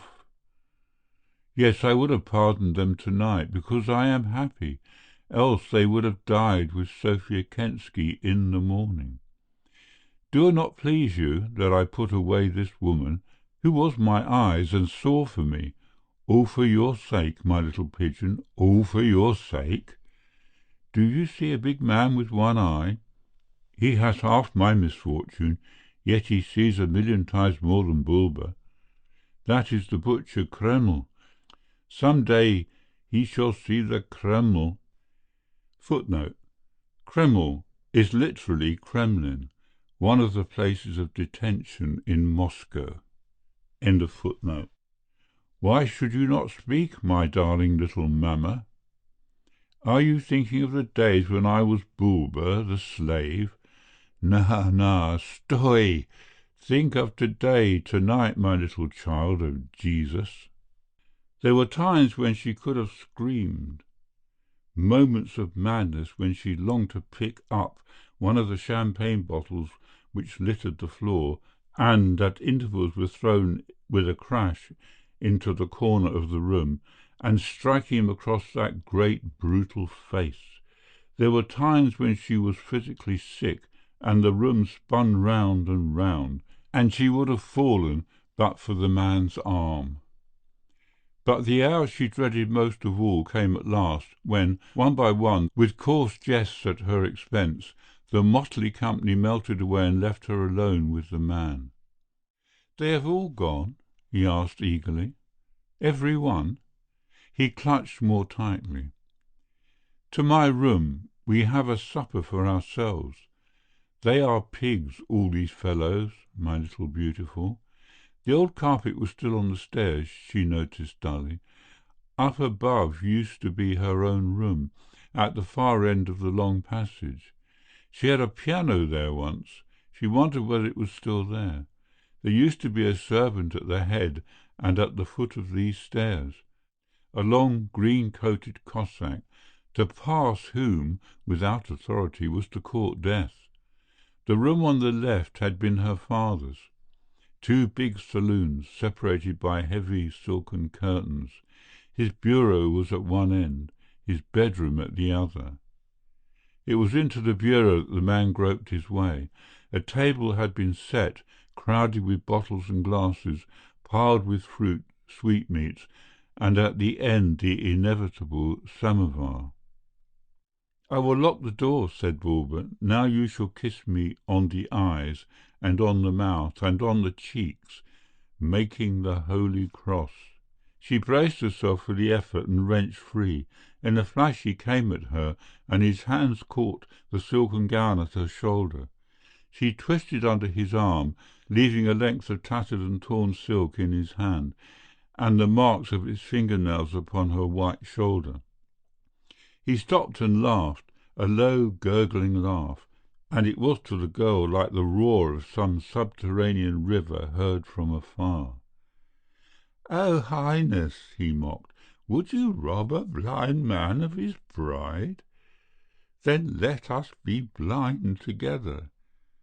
He blundered to the door. There was a click, and the room was in darkness. "I am better than you now," he said. "I hear you in the dark. I can almost see you. You are by the corner of the table.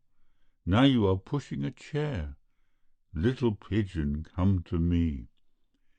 Whilst he was talking she was safe because she could locate him. It was when he was silent that she was filled with wild fear.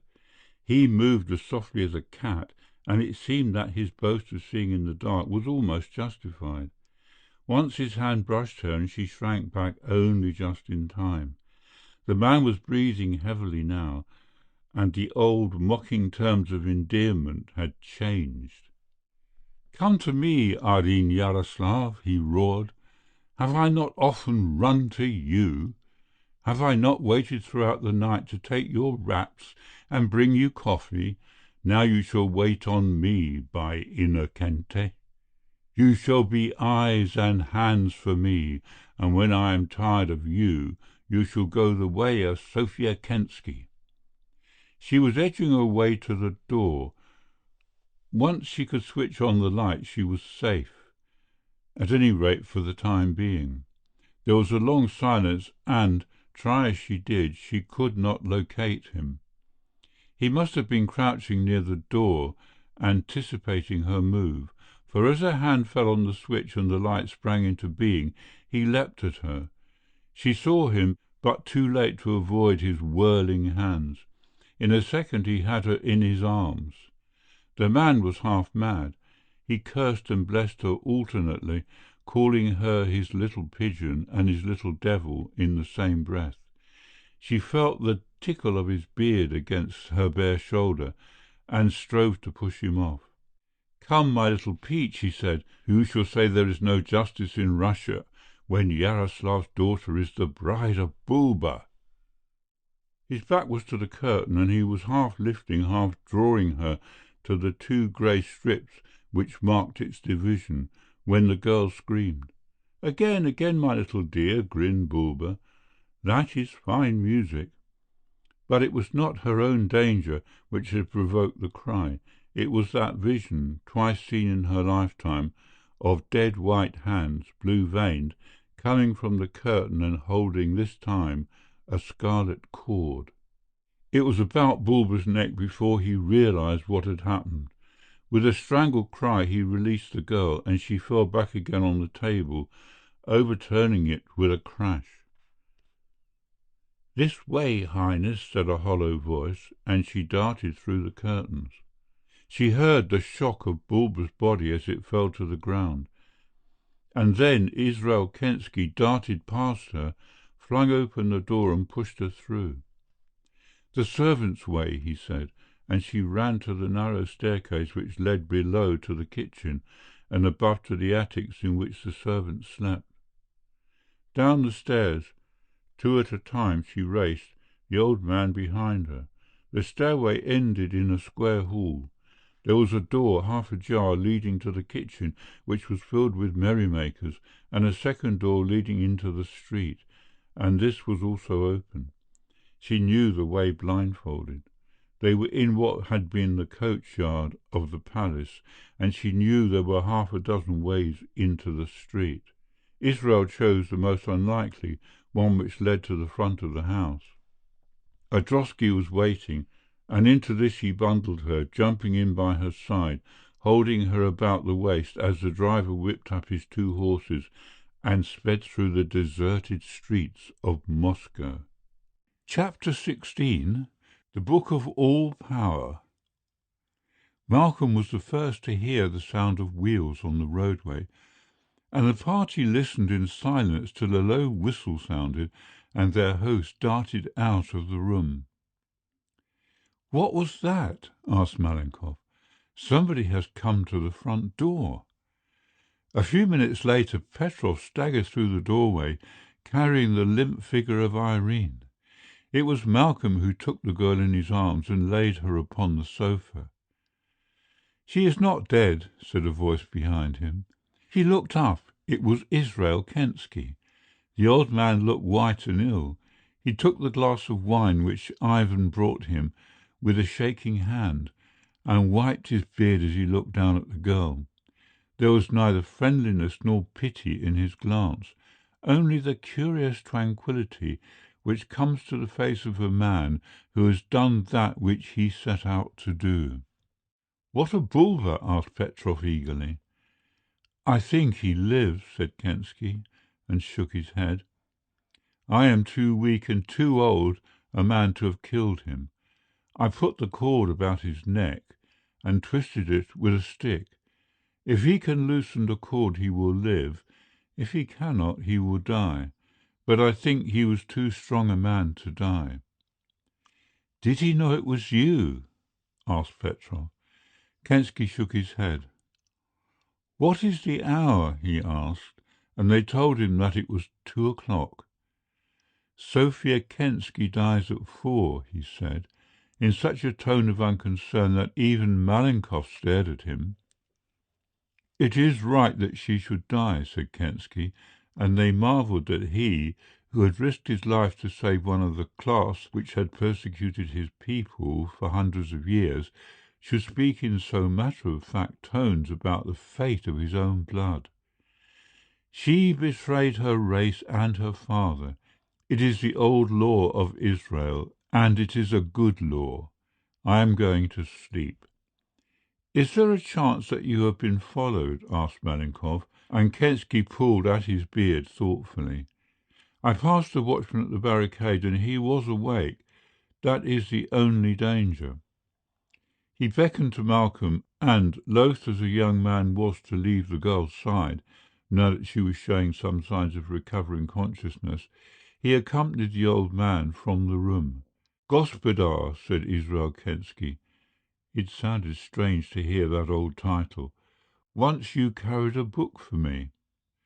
"I remember." Malcolm smiled in spite of himself.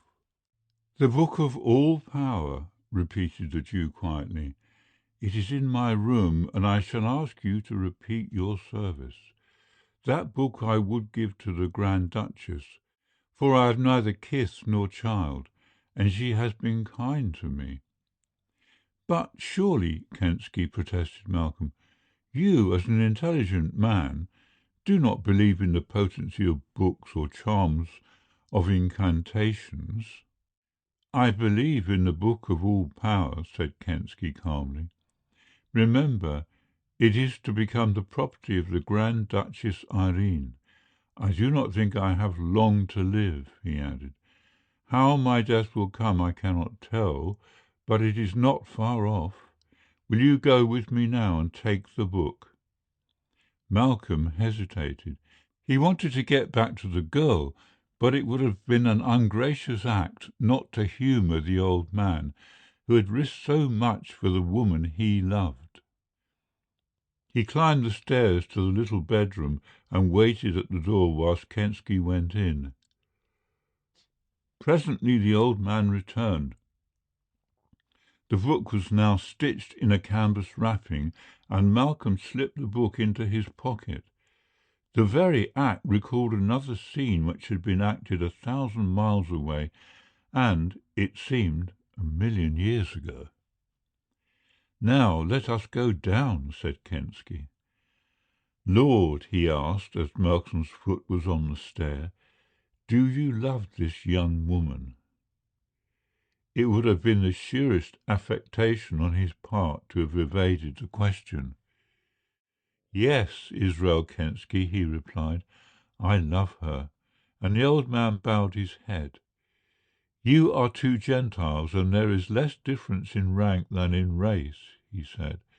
I think you will be happy. May the gods of Jacob and of Abraham and of David rest upon you and prosper you. Amen. Never had benediction been pronounced upon him that felt so real, or that brought such surprising comfort to the soul of Malcolm Hay. He felt as if, in that dingy stairway, he had received the very guerdon of manhood, and he went downstairs spiritually strengthened, and every doubt in his mind set at rest. The girl half rose from the couch as he came to her, and in her queer, impulsive way put out both her hands. 5 minutes before he might have hesitated. He might have been content to feel the warmth of her palms upon his, but now he knelt down by her side and, slipping one arm about her, drew her head to his shoulder. He heard the long-drawn sigh of happiness. He felt her arm creep about his neck, and he forgot the world and all the evil and menace it held. He forgot the grave Malenkov, the interested Cherry Bim, still wearing his derby hat on the back of his head, and girt about with the weapons of his profession. He forgot everything except that the world was worth living for. There lay in his arms a fragrant and a beautiful thing. It was Petrov who put an end to the little scene. I have sent food into the wood for you, he said, and my man has come back to tell me that your chauffeur is waiting by the car. He has all the petrol that he requires, and I do not think you should delay too long. The girl struggled to a sitting position and looked with dismay at her scarlet bridal dress. I cannot go like this, she said. I have your trunk in the house, Highness, said Petrov, and the girl jumped up with a little cry of joy.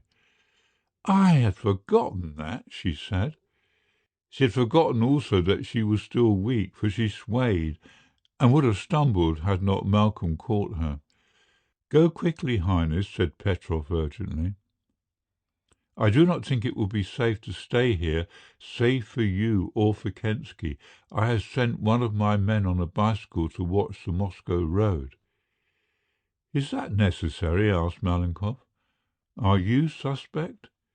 Petrov nodded. If Bulba learns that Kensky passed this way, he will guess that it is to me that he came. I was in the service of the Grand Duke, and if it were not for the fact that a former workman of mine is now Assistant Minister of Justice in Petrograd, I should have been arrested long ago. If Bulba finds Israel Kensky here, or the Grand Duchess, nothing can save me. My only hope is to get you away before there is a search. Understand, little General, he said earnestly, if you had not the car, I would take all the risks and let you stay until you were found." "That seems unnecessary," said Malenkov. "I quite agree. What do you say, Kensky?" The old man, who had followed Malcolm down the stair, nodded. "I should have shot Bulba," he said thoughtfully, "but it would have made too much noise." "You should have used the knife, little father," said Petrov, but Kensky shook his head. "He wears chain armour under his clothes," he said. "All the commissaries do." Preparations for the journey were hurriedly made. The girl's trunk had proved a veritable storehouse, and she came down in a short tweed skirt and coat, her glorious hair hidden under a black tam-o'-shanter, and Malcolm could scarcely take his eyes from her. "You have a coat," said the practical Malenkov. "That is good. You may need it." Crash! It was the sound of a rifle butt against the door which struck them dumb. Muffled by the thick wood, the voice of the knocker yet came clearly. "Open in the name of the Revolution!" Petrov blinked twice, and on his face was a look as though he could not believe his ears. The girl shrank to Malcolm's side, and Malenkov stroked his beard softly. Only Cherry Bim seemed to realize the necessities of the moment, and he pulled both guns simultaneously and laid them noiselessly on the table before him. "Open in the name of the Revolution!" A hiss from Kensky brought them round. He beckoned them through the door by which they had made their original entry to the room, and pointed to the light.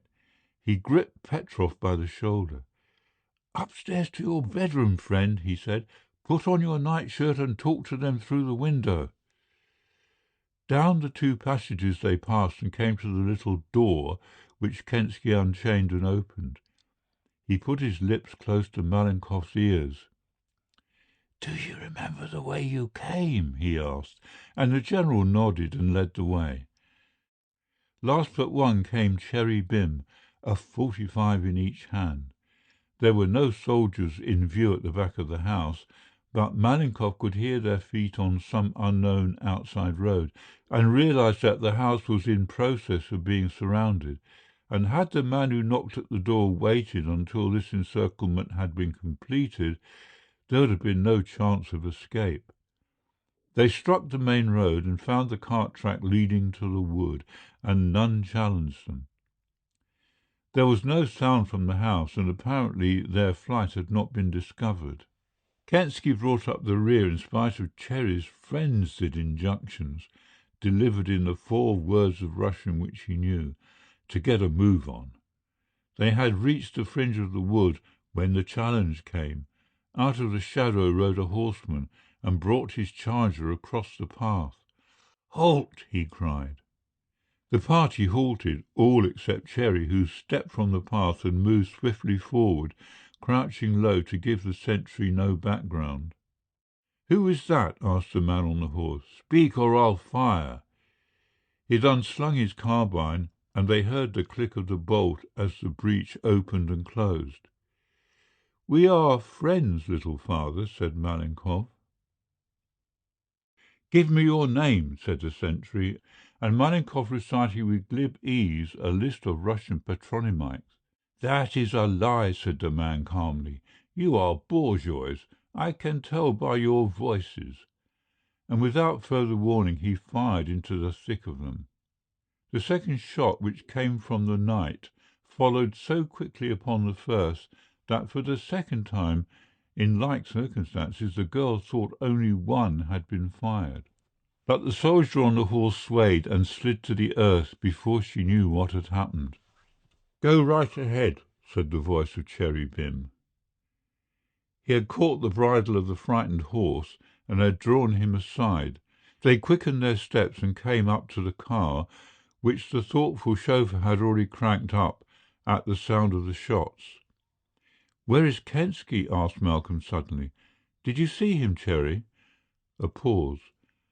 "Why, no," said Cherry. "I didn't see him after the lamented tragedy." "We can't leave the old man," said Malcolm.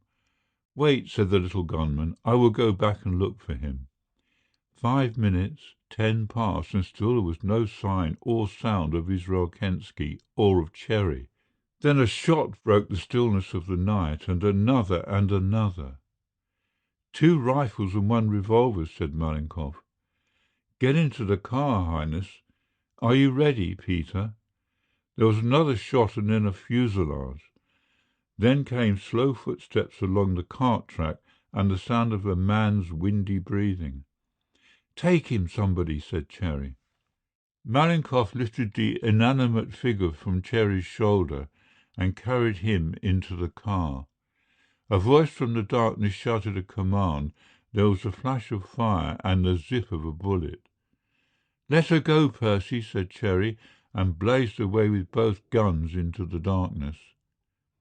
He leapt for the footboard and made it by a miracle, and only once did they hear him cry as if in pain. Are you hit? Asked Malcolm anxiously. No, drawled the voice jerkily, for the road hereabouts was full of holes, and even speech was as impossible as even riding. No, he said, I nearly lost my hat. He spoke only once again that night, except to refuse the offer to ride inside the car. He preferred the footboard, he said, and explained that as a youth it had been his ambition to be a fireman. I wonder, he said suddenly, breaking the silence of nearly an hour. What do you wonder? Asked Malenkov, who sat nearest to the window where Cherry stood. I wonder what happened to that boy on the bicycle. End of chapter 16. Recording by Peter Tomlinson.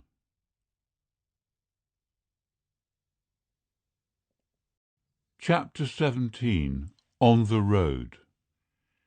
Israel Kensky died at 5 o'clock in the morning. They had made a rough attempt to dress the wound in his shoulder, but had they been the most skilful of surgeons, with the best appliances which modern surgery had invented at their hands, they could not have saved his life. He died literally in the arms of Irene, and they buried him in a little forest on the edge of a sluggish stream, and Cherry Bim unconsciously delivered the funeral oration.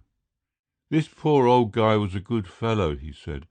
I ain't got nothing on the Jews as a class except their habit of prosperity, and that just gets the goat of people like me who hate working for a living. He was straight and white, and that's all you can expect any man to be, or any woman either, with due respect to you, miss. If any of you gents would care to utter a few words of prayer, you'll get a patient hearing from me, because I am naturally a broad-minded man. It was the girl who knelt by the grave, the tears streaming down her cheeks, but what she said none heard. Cherry Bim, holding his hat crown outward across his breast, produced the kind of face which he thought adequate to the occasion, and after the party had left the spot, he stayed behind. He rejoined them after a few minutes, and he was putting away his pocket-knife as he ran. Sorry to keep you, ladies and gents, he said, but I am a sentimental man in certain matters. I always have been and always shall be. What were you doing? Asked Malcolm as the car bumped along. Cherry Bim cleared his throat and seemed embarrassed. Well, to tell you the truth, he said, I made a little cross and stuck it over his head. But, began Malcolm, and the girl's hand closed his mouth. Thank you, Mr. Bim, she said. It was very, very kind of you. Nothing wrong, I hope? Asked Cherry in alarm. Nothing wrong at all, said the girl gently. The cross over the grave of the Jew was to give them a day's respite. Israel Kensky had left behind him in the place where he fell a fur hat bearing his name. From the quantity of blood which the pursuers found, they knew that he must have been mortally wounded, and it was for a grave by the wayside that the pursuing party searched and found. It was the cross at his head which deceived them, and led them to take the ford and try along the main road to the south of the river, on the banks of which Kensky slept his last dreamless sleep. The danger for the fugitives was evident. "The most we can hope," said Malenkov, "is to escape detection for 2 days, after which we must abandon the car." "Which way do you suggest?" asked Malcolm. "Poland or the Ukraine," replied the general quickly. "The law of the Moscow Soviet does not run in Little Russia or in Poland. We may get to Odessa, but obviously we cannot go much farther like this. I have, or had," he corrected himself, "an estate about 70 versts from here, and I think I can still depend on some of my people, if there are any left alive. The car we must get rid of, but that, I think, will be a simple matter." They were now crossing a wide plain, which reminded Malcolm irresistibly of the steppes of the Ukraine, and apparently had recalled the same scene to Irene and Malenkov. There was the same sweep of grassland, the same riot of flowers. Genista, cornflower, and clover dabbled the green. The dwarf oaks and the poverty-stricken birches stood in lonely patches. "Here is a Russia which the plough has never touched," said Malenkov. "Does it not seem to you amazing that the Americans and British, who go forth to seek new colonies, should lure our simple people to foreign countries, where the mode of living, the atmosphere, is altogether different from this, when here at their doors is a new land undiscovered and unexploited?" He broke off his homily to look out of the window of the car. He had done that at least a dozen times in the past half hour. "We're going fairly fast," said Malcolm. "Do you not think anything will overtake us?" "On the road, no," said Malenkov, "but I am rather nervous crossing the plain, where there is practically no cover at all, and the car is raising clouds of dust." "Nervous of what?" "Aeroplanes," said Malenkov. "Look, there is a pleasant little wood. I suggest that we get under cover until night falls. The next village is Truboysk, which is a large market centre and is certain to hold local officers of the Moscow Soviet." Both his apprehensions and his judgment were justified, for scarcely had the car crept into the cover of green boughs than a big aeroplane was sighted. It was following the road, and, at hardly 100 feet above them, it passed with a roar. They watched it until it was a speck in the sky. "They are taking a lot of trouble for a very little thing. Russia must be law-abiding if they turn their aeroplanes loose on a party of fugitive criminals." "Bulba has told his story," said Malenkov significantly. "By this time you are not only enemies of the revolution, but you are accredited agents of capitalistic governments. You have been sent here by your president to stir up the bourgeois, to cast down the government because of British investments. Mr. Bilm will be described as a secret service agent who has been employed to assassinate either Trotsky or Lenin. If you could only tap the official wireless," said Malenkov, "you would learn that a serious counter-revolutionary plot has been discovered, and that American financiers are deeply involved. Unless, of course," corrected Malenkov, "America happens to be in favour in Petrograd, in which case it will be English financiers." Malcolm laughed. "Then we are an international incident," he said. "You are an international incident," agreed Malenkov gravely. Cherry Bim, sitting on the step smoking a long cigar, a box of which Petrov had given him as a parting present, looked up, blowing out a blue cloud. "A secret service agent," he said. "That's a sort of fly cop, isn't it?" "That's about it, Cherry," replied Malcolm. "And do you think they'll call me a fly cop?" said the interested Cherry. Malenkov nodded, and the gunman chewed on his cigar. "Time brings its revenges, don't it?" he said. "Never, oh never, did I think that I should be took for a fellow from the Central Office. It only shows you that if a guy continues on the broad path that leadeth to destruction, and only goes enough, he'll find Mrs. Nemesis." I think that's the name of the dame.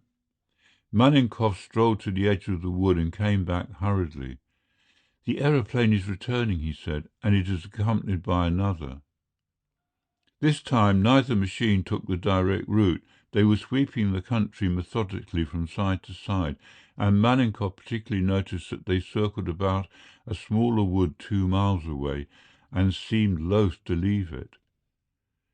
"What colour is the top of this car?" he asked, and Bim climbed up. "White," he said.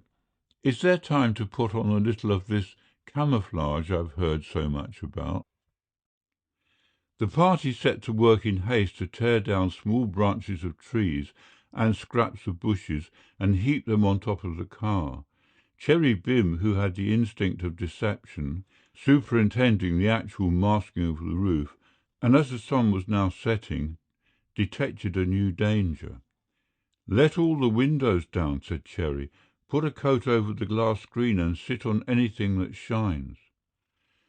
They heard the roar of the aeroplane coming nearer and crouched against the trunk of a tree.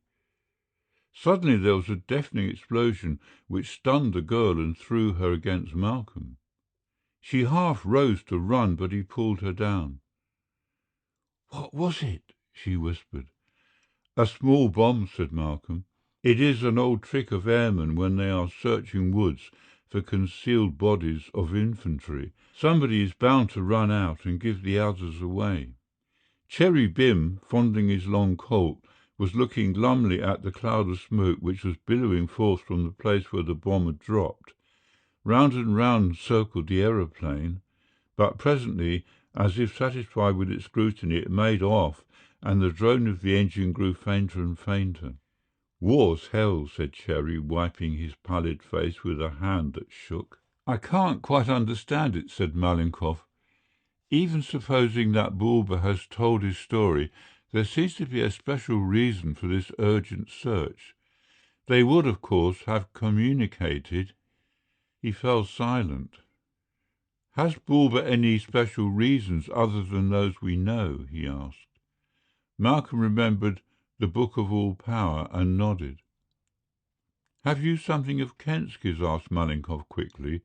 "Not that infernal book." He looked so anxious that Malcolm laughed. "Yes, I have that infernal book.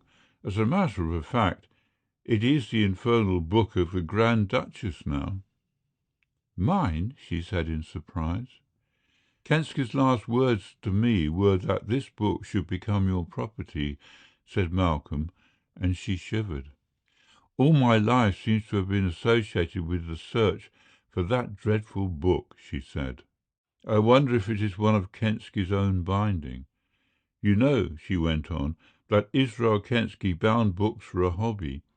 He bound 6 for me, and they were most beautifully decorated." "He was a rich man, was he not?" asked Malcolm. She shook her head. "He was penniless when he died," she said quietly. "Every store of his was confiscated and his money was seized by order of the new government. I once asked him definitely why he did not turn to his Book of All Power for help. He told me the time had not yet come." "May I see the book?" Malcolm took the volume with its canvas cover from his pocket, and the girl looked at it seriously. "Do you know, I have a half mind to throw it into the fire," she said, pointing to the smouldering wood where the bomb had fallen. "There seems something sinister, something ominous about its possession that fills me with terror." She looked at it for a moment musingly, then handed it back to Malcolm. "Poor Israel," she said softly, "and poor Russia." They waited until darkness fell before they moved on. Malenkov had an idea that there was a crossroad before the town was reached, and progress was slow in consequence, because he was afraid of passing it. He was determined now not to go through the village which lay directly ahead. The fact that the aeroplane had been able to procure a recruit pointed to the existence of a camp of considerable dimensions in the neighbourhood, and he was anxious to keep away from armed authority. It was a tense hour they spent, tense for all except Cherry Bim, who had improvised a cushion on the baggage carrier at the back of the car and had fixed himself so that he could doze without falling off. The side road did not appear, and Malenkov grew more and more apprehensive. There were no lights ahead, as there should be if he were approaching the village. Once he thought he saw dark figures crouching close to the ground as the car passed, but put this down to nerves. 500 yards beyond, he discovered that his eyes had not deceived him. A red light appeared in the centre of the road, and against the skyline, for they were ascending a little incline at the moment, a number of dark figures sprang into view. The chauffeur brought the car to a halt with a jerk, only just in time, for his lamps jarred against a pole which had been placed across the road. Malcolm had drawn his revolver, but the odds were too heavy, besides which, in bringing his car to a standstill, the driver had shut off his engine, and the last hope of bunking through had disappeared. A man carrying a red lamp came to the side of the car and flashed the light of a torch over the occupants. 1, 2, 3, 4, he counted. There should be 5. He peered at them separately. This is the aristocrat general. This is the American revolutionary. This is the woman. There is also a criminal. Did any man jump out? He asked somebody in the darkness, and there was a chorus of "No." Footsteps were coming along the road. The guard, which had been waiting to close them in from the rear, was now coming up. The man with the lamp, who appeared to be an officer, made a circuit of the car and discovered the carrier's seat, but its occupant had vanished. "There was a man here, you fools," he shouted. "Search the road. He cannot have gone far. Look." He put the light on the road. "There are his boots. You will find him amongst the bushes. Search quickly." Malcolm, at the girl's side, put his arm about her shoulder. "You are not afraid," he said gently, and she shook her head. "I do not think I shall ever be afraid again," she replied. "I have faith in God, my dear." "Cherry has escaped?" she asked. "I think so," he replied in a guarded tone. "He must have seen the soldiers and jumped. They have just found his boots in the roadway." The officer came back at that moment. "You have weapons," he said. "Give them to me." It would have been madness to disobey the order, and Malcolm handed over his revolver, and Malenkov's followed suit. Not satisfied with this, the man turned them out in the road whilst he conducted a search. "Get back," he said after this was over. "You must go before the commissary for judgment. The woman is required in Moscow, but we shall deal summarily with the foreigner and Malenkov, also the little thief, when we find him." He addressed the chauffeur. "I shall sit by your side, and if you do not carry out my instructions, I shall shoot you through the head, little pigeon," he said. Chapter 18. The Monastery of St. Basil the Leper. He gave an order to the soldiers, and the barrier was removed. Then he struck a match and lit a flare which burnt a dazzling red flame for half a minute. "A signal," said Malenkov, "probably to notify our capture." A few minutes later, with the soldier on either footboard and the officer sitting beside the chauffeur, the car sped through the night, checking only before it came to the crossroads which Malenkov had sought for. Turning to the left, the car swung into a road narrower and less comfortable for the passengers. "I wonder if they will catch our brave friend," said the girl. "They will be sorry if they do," replied Malcolm dryly. "Cherry will not be caught as we were." Ahead of them, and to the right apparently, on a hill by their height, a dozen fires were burning, and Malenkov judged that the camp they were approaching was one of considerable size. He guessed it was a concentration camp where the Reds were preparing for their periodical offensive against the Ukraine. It must be somewhere in this district that Polish commissioners were negotiating with the supreme government, an event which had set Moscow agog. An eerie experience this, riding through the dark, the figures of the soldier guards on either footboard gripping to the posts of the car.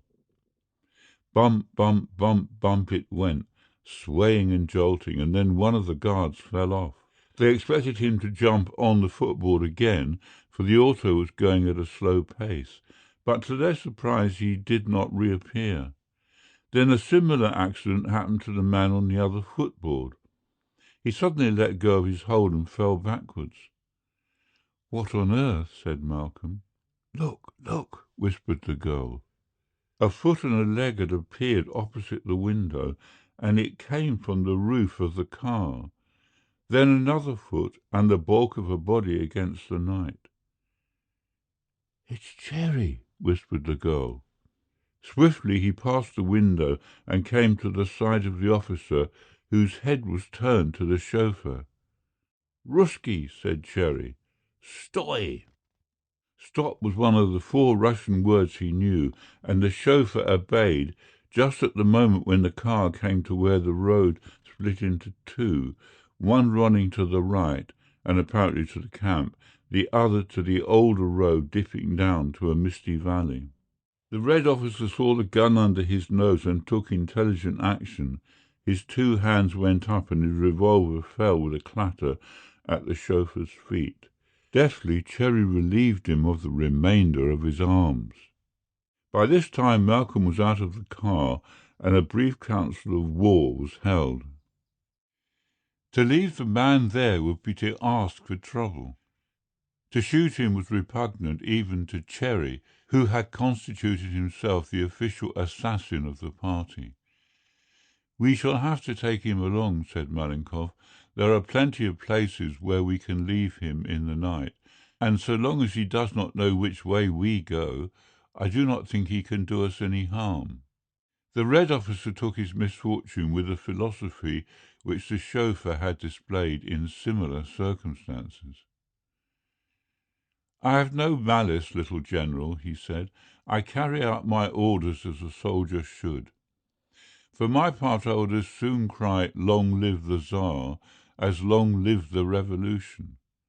If you are leaving Russia I shall be glad to go with you, and I may be of service because I know all the latest plans for arresting you. There is a barrier on every road, even on this which you are taking now, unless," he added thoughtfully, "it is removed for the commissary Bulba." "Is he coming this way?" asked Malcolm. "You saw me fire a flare," said the man. "That was a signal to the camp that you were captured. The news will be telegraphed to Moscow, and Bulba will come to sentence the men and take back his wife." He evidently spoke in the terms of his instructions. "What road will he take, little soldier?" asked Malenkov. "The Tver road," said the man. "It is the direct road from Moscow, and we shall cross it very quickly. At the crossing are 4 soldiers and an under-officer, but no barricade. If you will direct me, I will tell them a lie and say that we go to meet Bulba." "We're in his hands to some extent," said Malenkov, "and my advice is that we accept his offer. He is not likely to betray us." The car resumed its journey, and Cherry, who had taken his place inside, explained the miracle which had happened. "I saw the first lot of soldiers we passed," he said, "and when the car stopped suddenly, I knew what had happened. I took off my boots and climbed onto the roof. I only made it just in time. The rest was like eating pie." "You didn't shoot the soldiers who were standing on the footboard, did you?" asked Malcolm. "I heard no shots." Cherry shook his head. "Why shoot 'em?" he said. "I only had to lean over and hit 'em on the bean with the butt end of my gun, and it was a case of 'Where am I, nurse?'" Half an hour's drive brought them to the crossroads, and the 4 apathetic sentries who, at the word of the red officer, stood aside to allow the car to pass. They were now doubling back on their tracks, running parallel with the railroad, according to Malenkov, which, if the officer's surmise was accurate, was the one on which Bulwer was rushing by train to meet them. So far their auto had given them no trouble, but 20 miles from the camp both the front tires punctured simultaneously. This might have been unimportant, for they carried 2 spare wheels, only it was discovered that one of these was also punctured and had evidently been taken out of use the day on which they secured the car. There was nothing to do but to push the machine into a field, darken the windows and allow the chauffeur to make his repairs on the least damaged of the tubes. They shut him into the interior of the car with the red officer who volunteered his help, furnished him with a lamp, and walked down the road in the faint hope of discovering some cottage or farm where they could replenish their meagre store of food. Half an hour's walking brought them to a straggling building which they approached with caution. "It is too large for a farm," said Malenkov. "It is probably one of those monasteries which exist in such numbers in the Moscow government."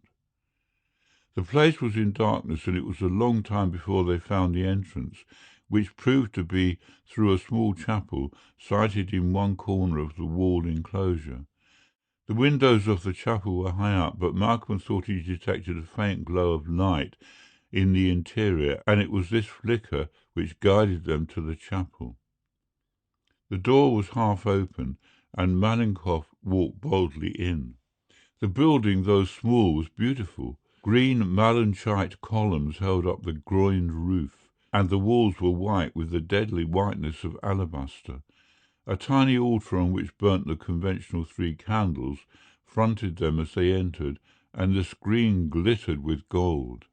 A priest knelt before the altar, singing in a thin, cracked voice, so unmusically that the girl winced. Save for the priest and the party, the building was empty. He rose at the sound of their footsteps and stood waiting their approach. He was a young and singularly ugly man, and suspicion and fear were written plainly on his face.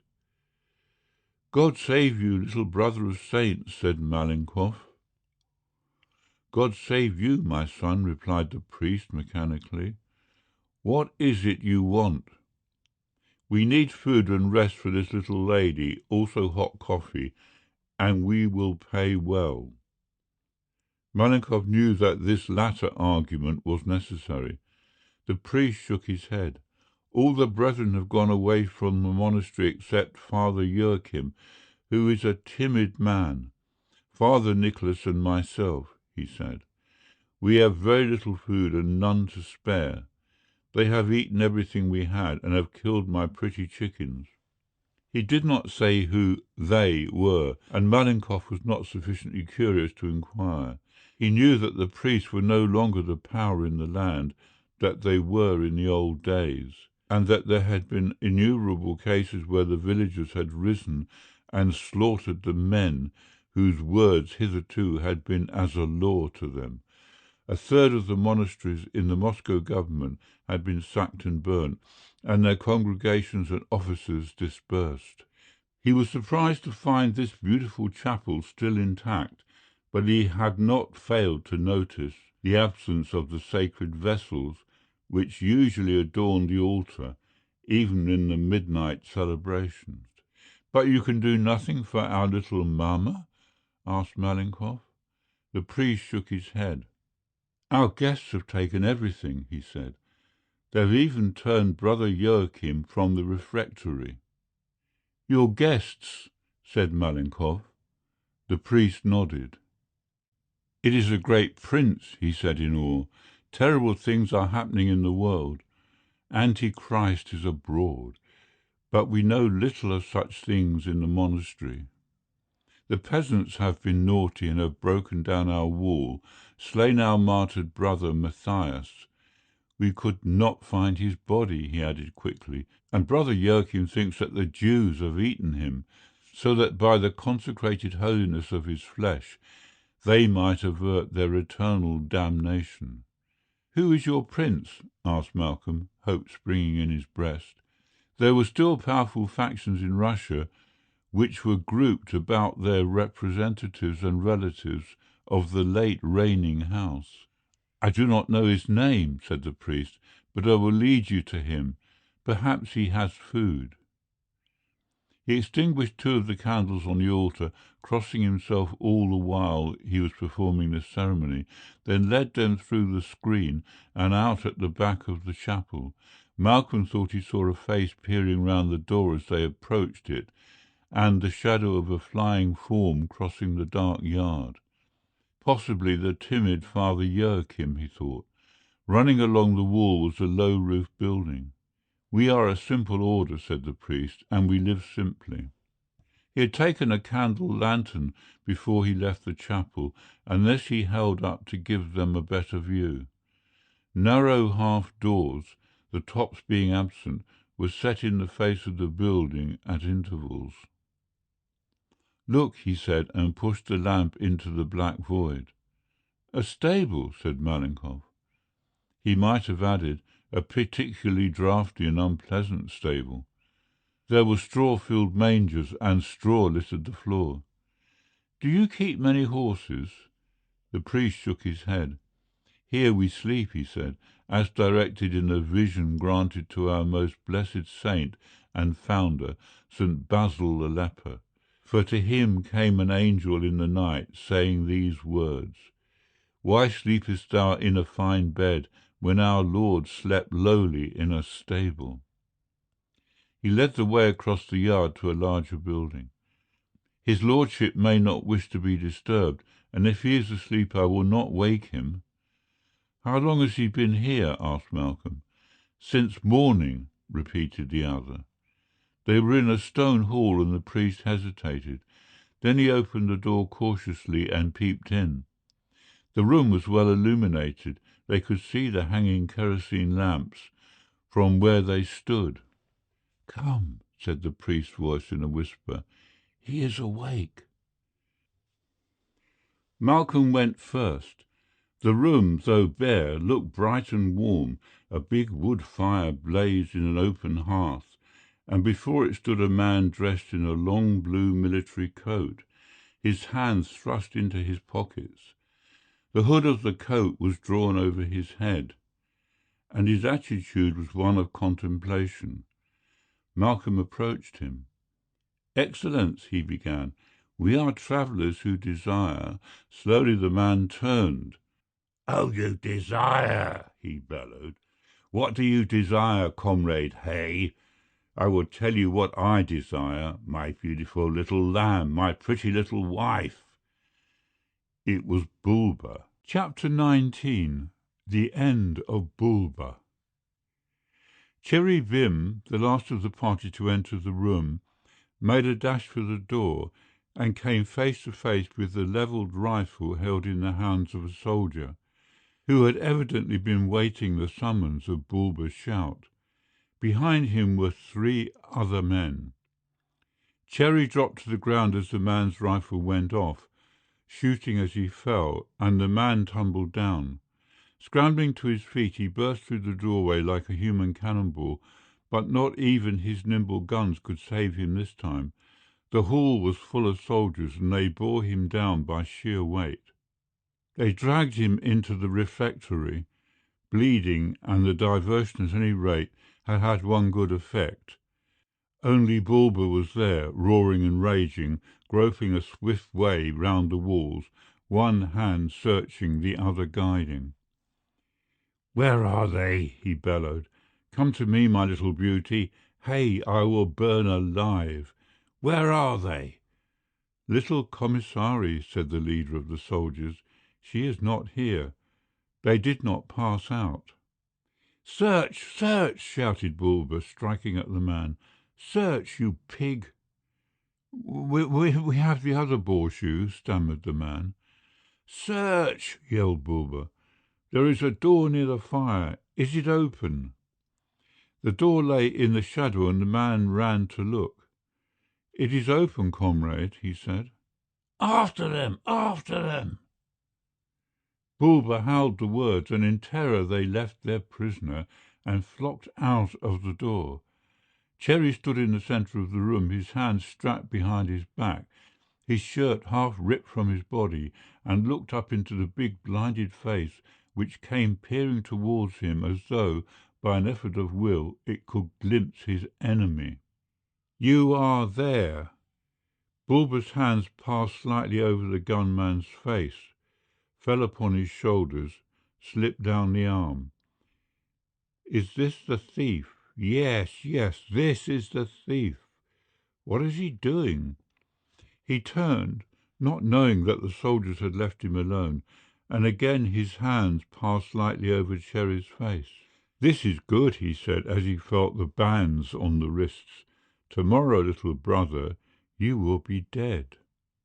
He might have spared himself his exercise and his reproaches, because to Cherry Bim's untutored ear his reviling was a mere jabber of meaningless words. Cherry was looking round to find something sharp enough on which to cut the strap which bound him, but there was nothing that looked like a knife in the room. He knew he had a minute, and probably less, to make his escape. His eyes rested for a moment on the holster at Bulber's belt, and he sidestepped. "Where are you going?" Bulber's heavy hand rested on his shoulder. "Not out of the doorway, my little pigeon. I am blind, but—" So far he had got when Cherry turned in a flash, so that his back was towards Bulber. He stooped and made a sudden dash backward, colliding with the commissary, and in that second his hand gripped the gun at Bulber's waist. There was a strap across the butt, but it broke with a jerk. Then followed a duel without parallel. Bulber pulled his second gun and fired, and, shooting as blindly, Cherry fired backward. He heard a groan over his shoulder and saw Bulber fall to his knees. Then he ran for the main door, stumbled past the state bedroom of the monks, and into the chapel. It was his one chance that the priest had returned to his devotions, and he found the man on his knees. "Percy," said Cherry, "unfasten that strap." The priest understood no language but his own. But a gesture, the strap was about the wrist, blue and swollen, and the long revolver needed no explanation. The strap fell off, and Cherry rubbed his wrists. He opened the breech of his gun. He had 4 shells left, but he was alone against at least 20 men. He guessed that Bulber had made the monastery his advance headquarters whilst he was waiting for news of the fugitives, and probably not 20 but 200 were within call. He reached the road and made for the place where the car had been left. If the others had escaped, they also would go in that direction. He saw no guard or sentry and heard no sound from the walled enclosure of the monastery. He struck against something in the roadway and stooped and picked it up. It was stitched in a canvas cover, and it felt like a book. He suddenly remembered the scraps of conversation he had overheard between the girl and Malcolm.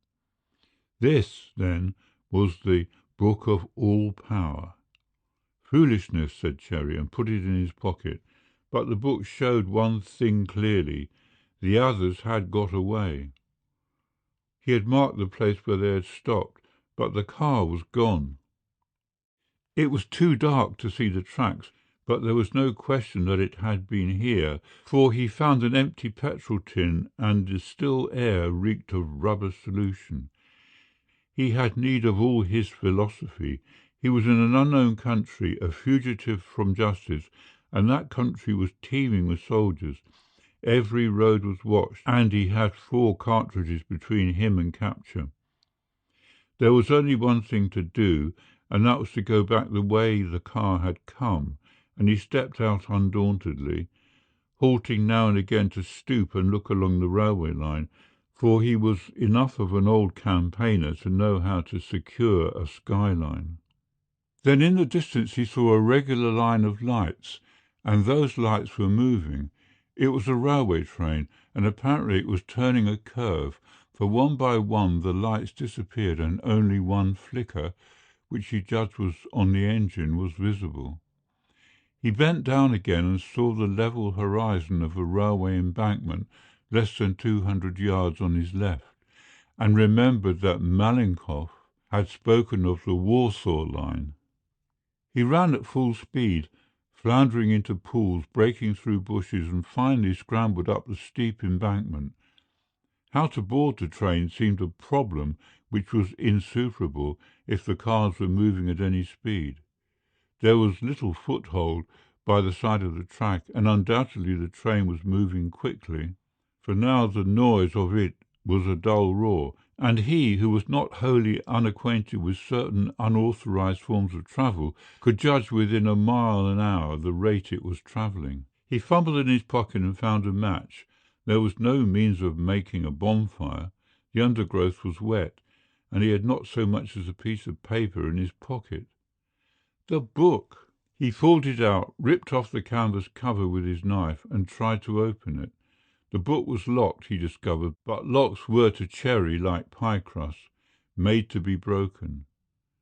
A wrench and the covers fell apart. He tore out the first 3 or 4 pages, struck the match, and the flame was touching the corner of the paper when his eyes fell upon the printed words. He stood open-mouthed, the flame still burning, gazing at the torn leaf until the burning match touched his finger and he dropped it.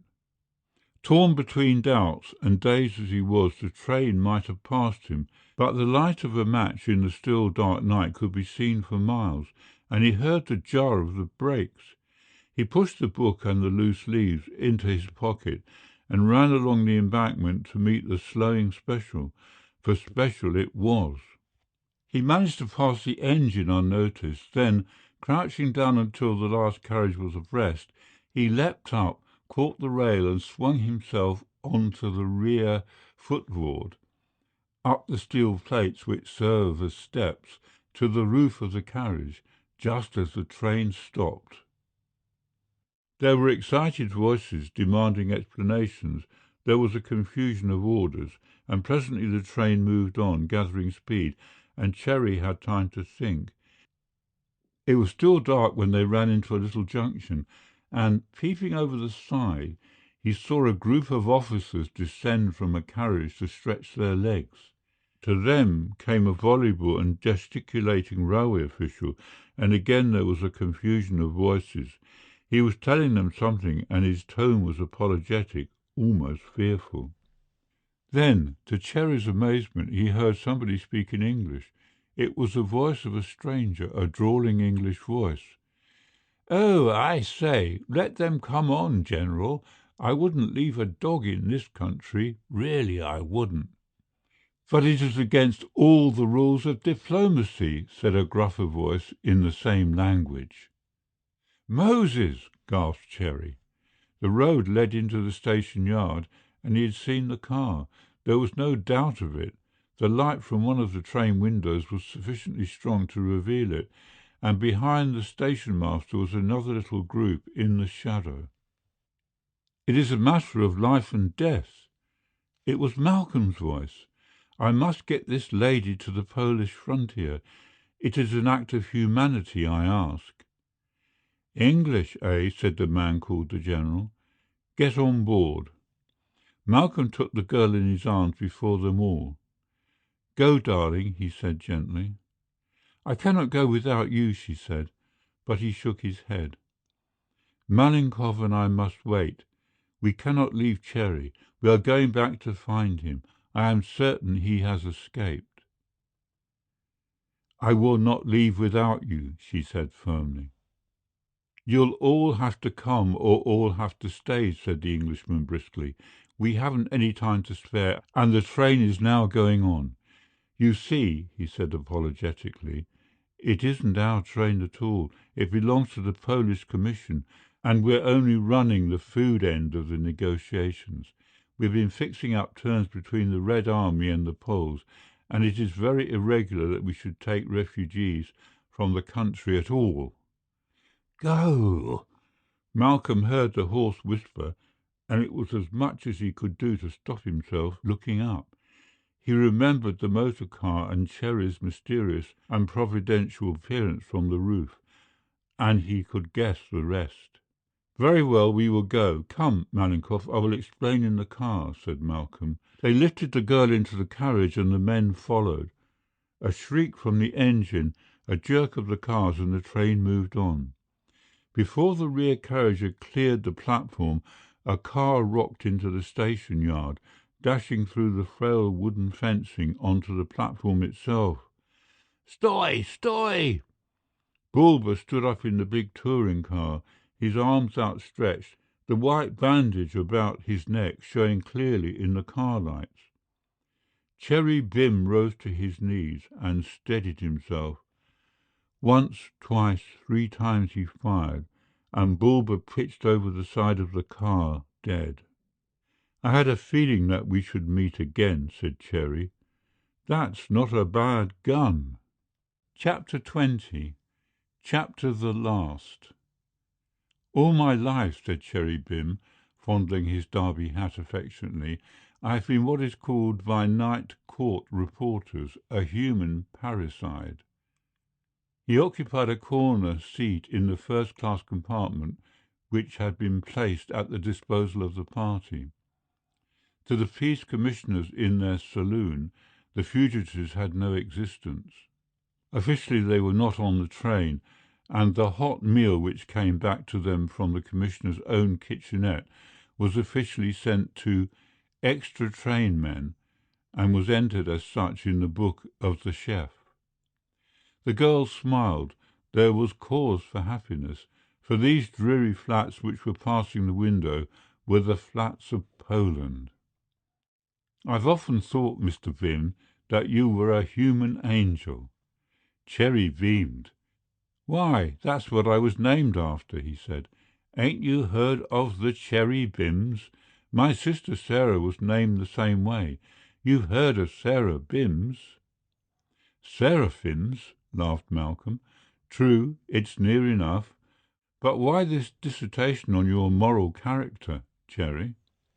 "I'm only remarking," said Cherry. "I wouldn't like you fellas to go away thinking that high-class female society hadn't brought about a change in what I would describe, for want of a better word, as my outlook." "All our outlooks have been shaken up," said the girl, laying her hand on Cherry's arm. "I am a Grand Duchess of Russia, and you are—" "Yes, I'm that," said Cherry, helping her out. "I'm one of nature's extractors. But I'm through. I hate the idea of working, and maybe I won't have to, because I've got enough of the—well, anyway, I've got enough." Malcolm slapped him on the knee. "You've brought more from Russia than we have, Cherry," he said. "But not the greatest prize." It was the silent Malenkoff who spoke. "Highness, is there no way of recovering your father's fortune?" She shook her head. "It is gone," she said quietly, "and if Russia were pacified tomorrow I should be poor. You know that, Malcolm." He nodded. "I have not even," she smiled, "poor Israel Kensky's wonderful book." "I was a careless fool," growled Malcolm. "When we struck the road I was so intent upon getting to the auto that I did not realize the book had dropped out. We hadn't a second to lose," he explained for the 3rd time to Cherry. "The soldiers were searching in the yard when Malenkoff found the breach in the wall. I hated leaving you." "Oh," said the disgusted Cherry. "Ain't we settled that? Didn't I hear you telling Percy? And say, is it true that the young lady is broke?"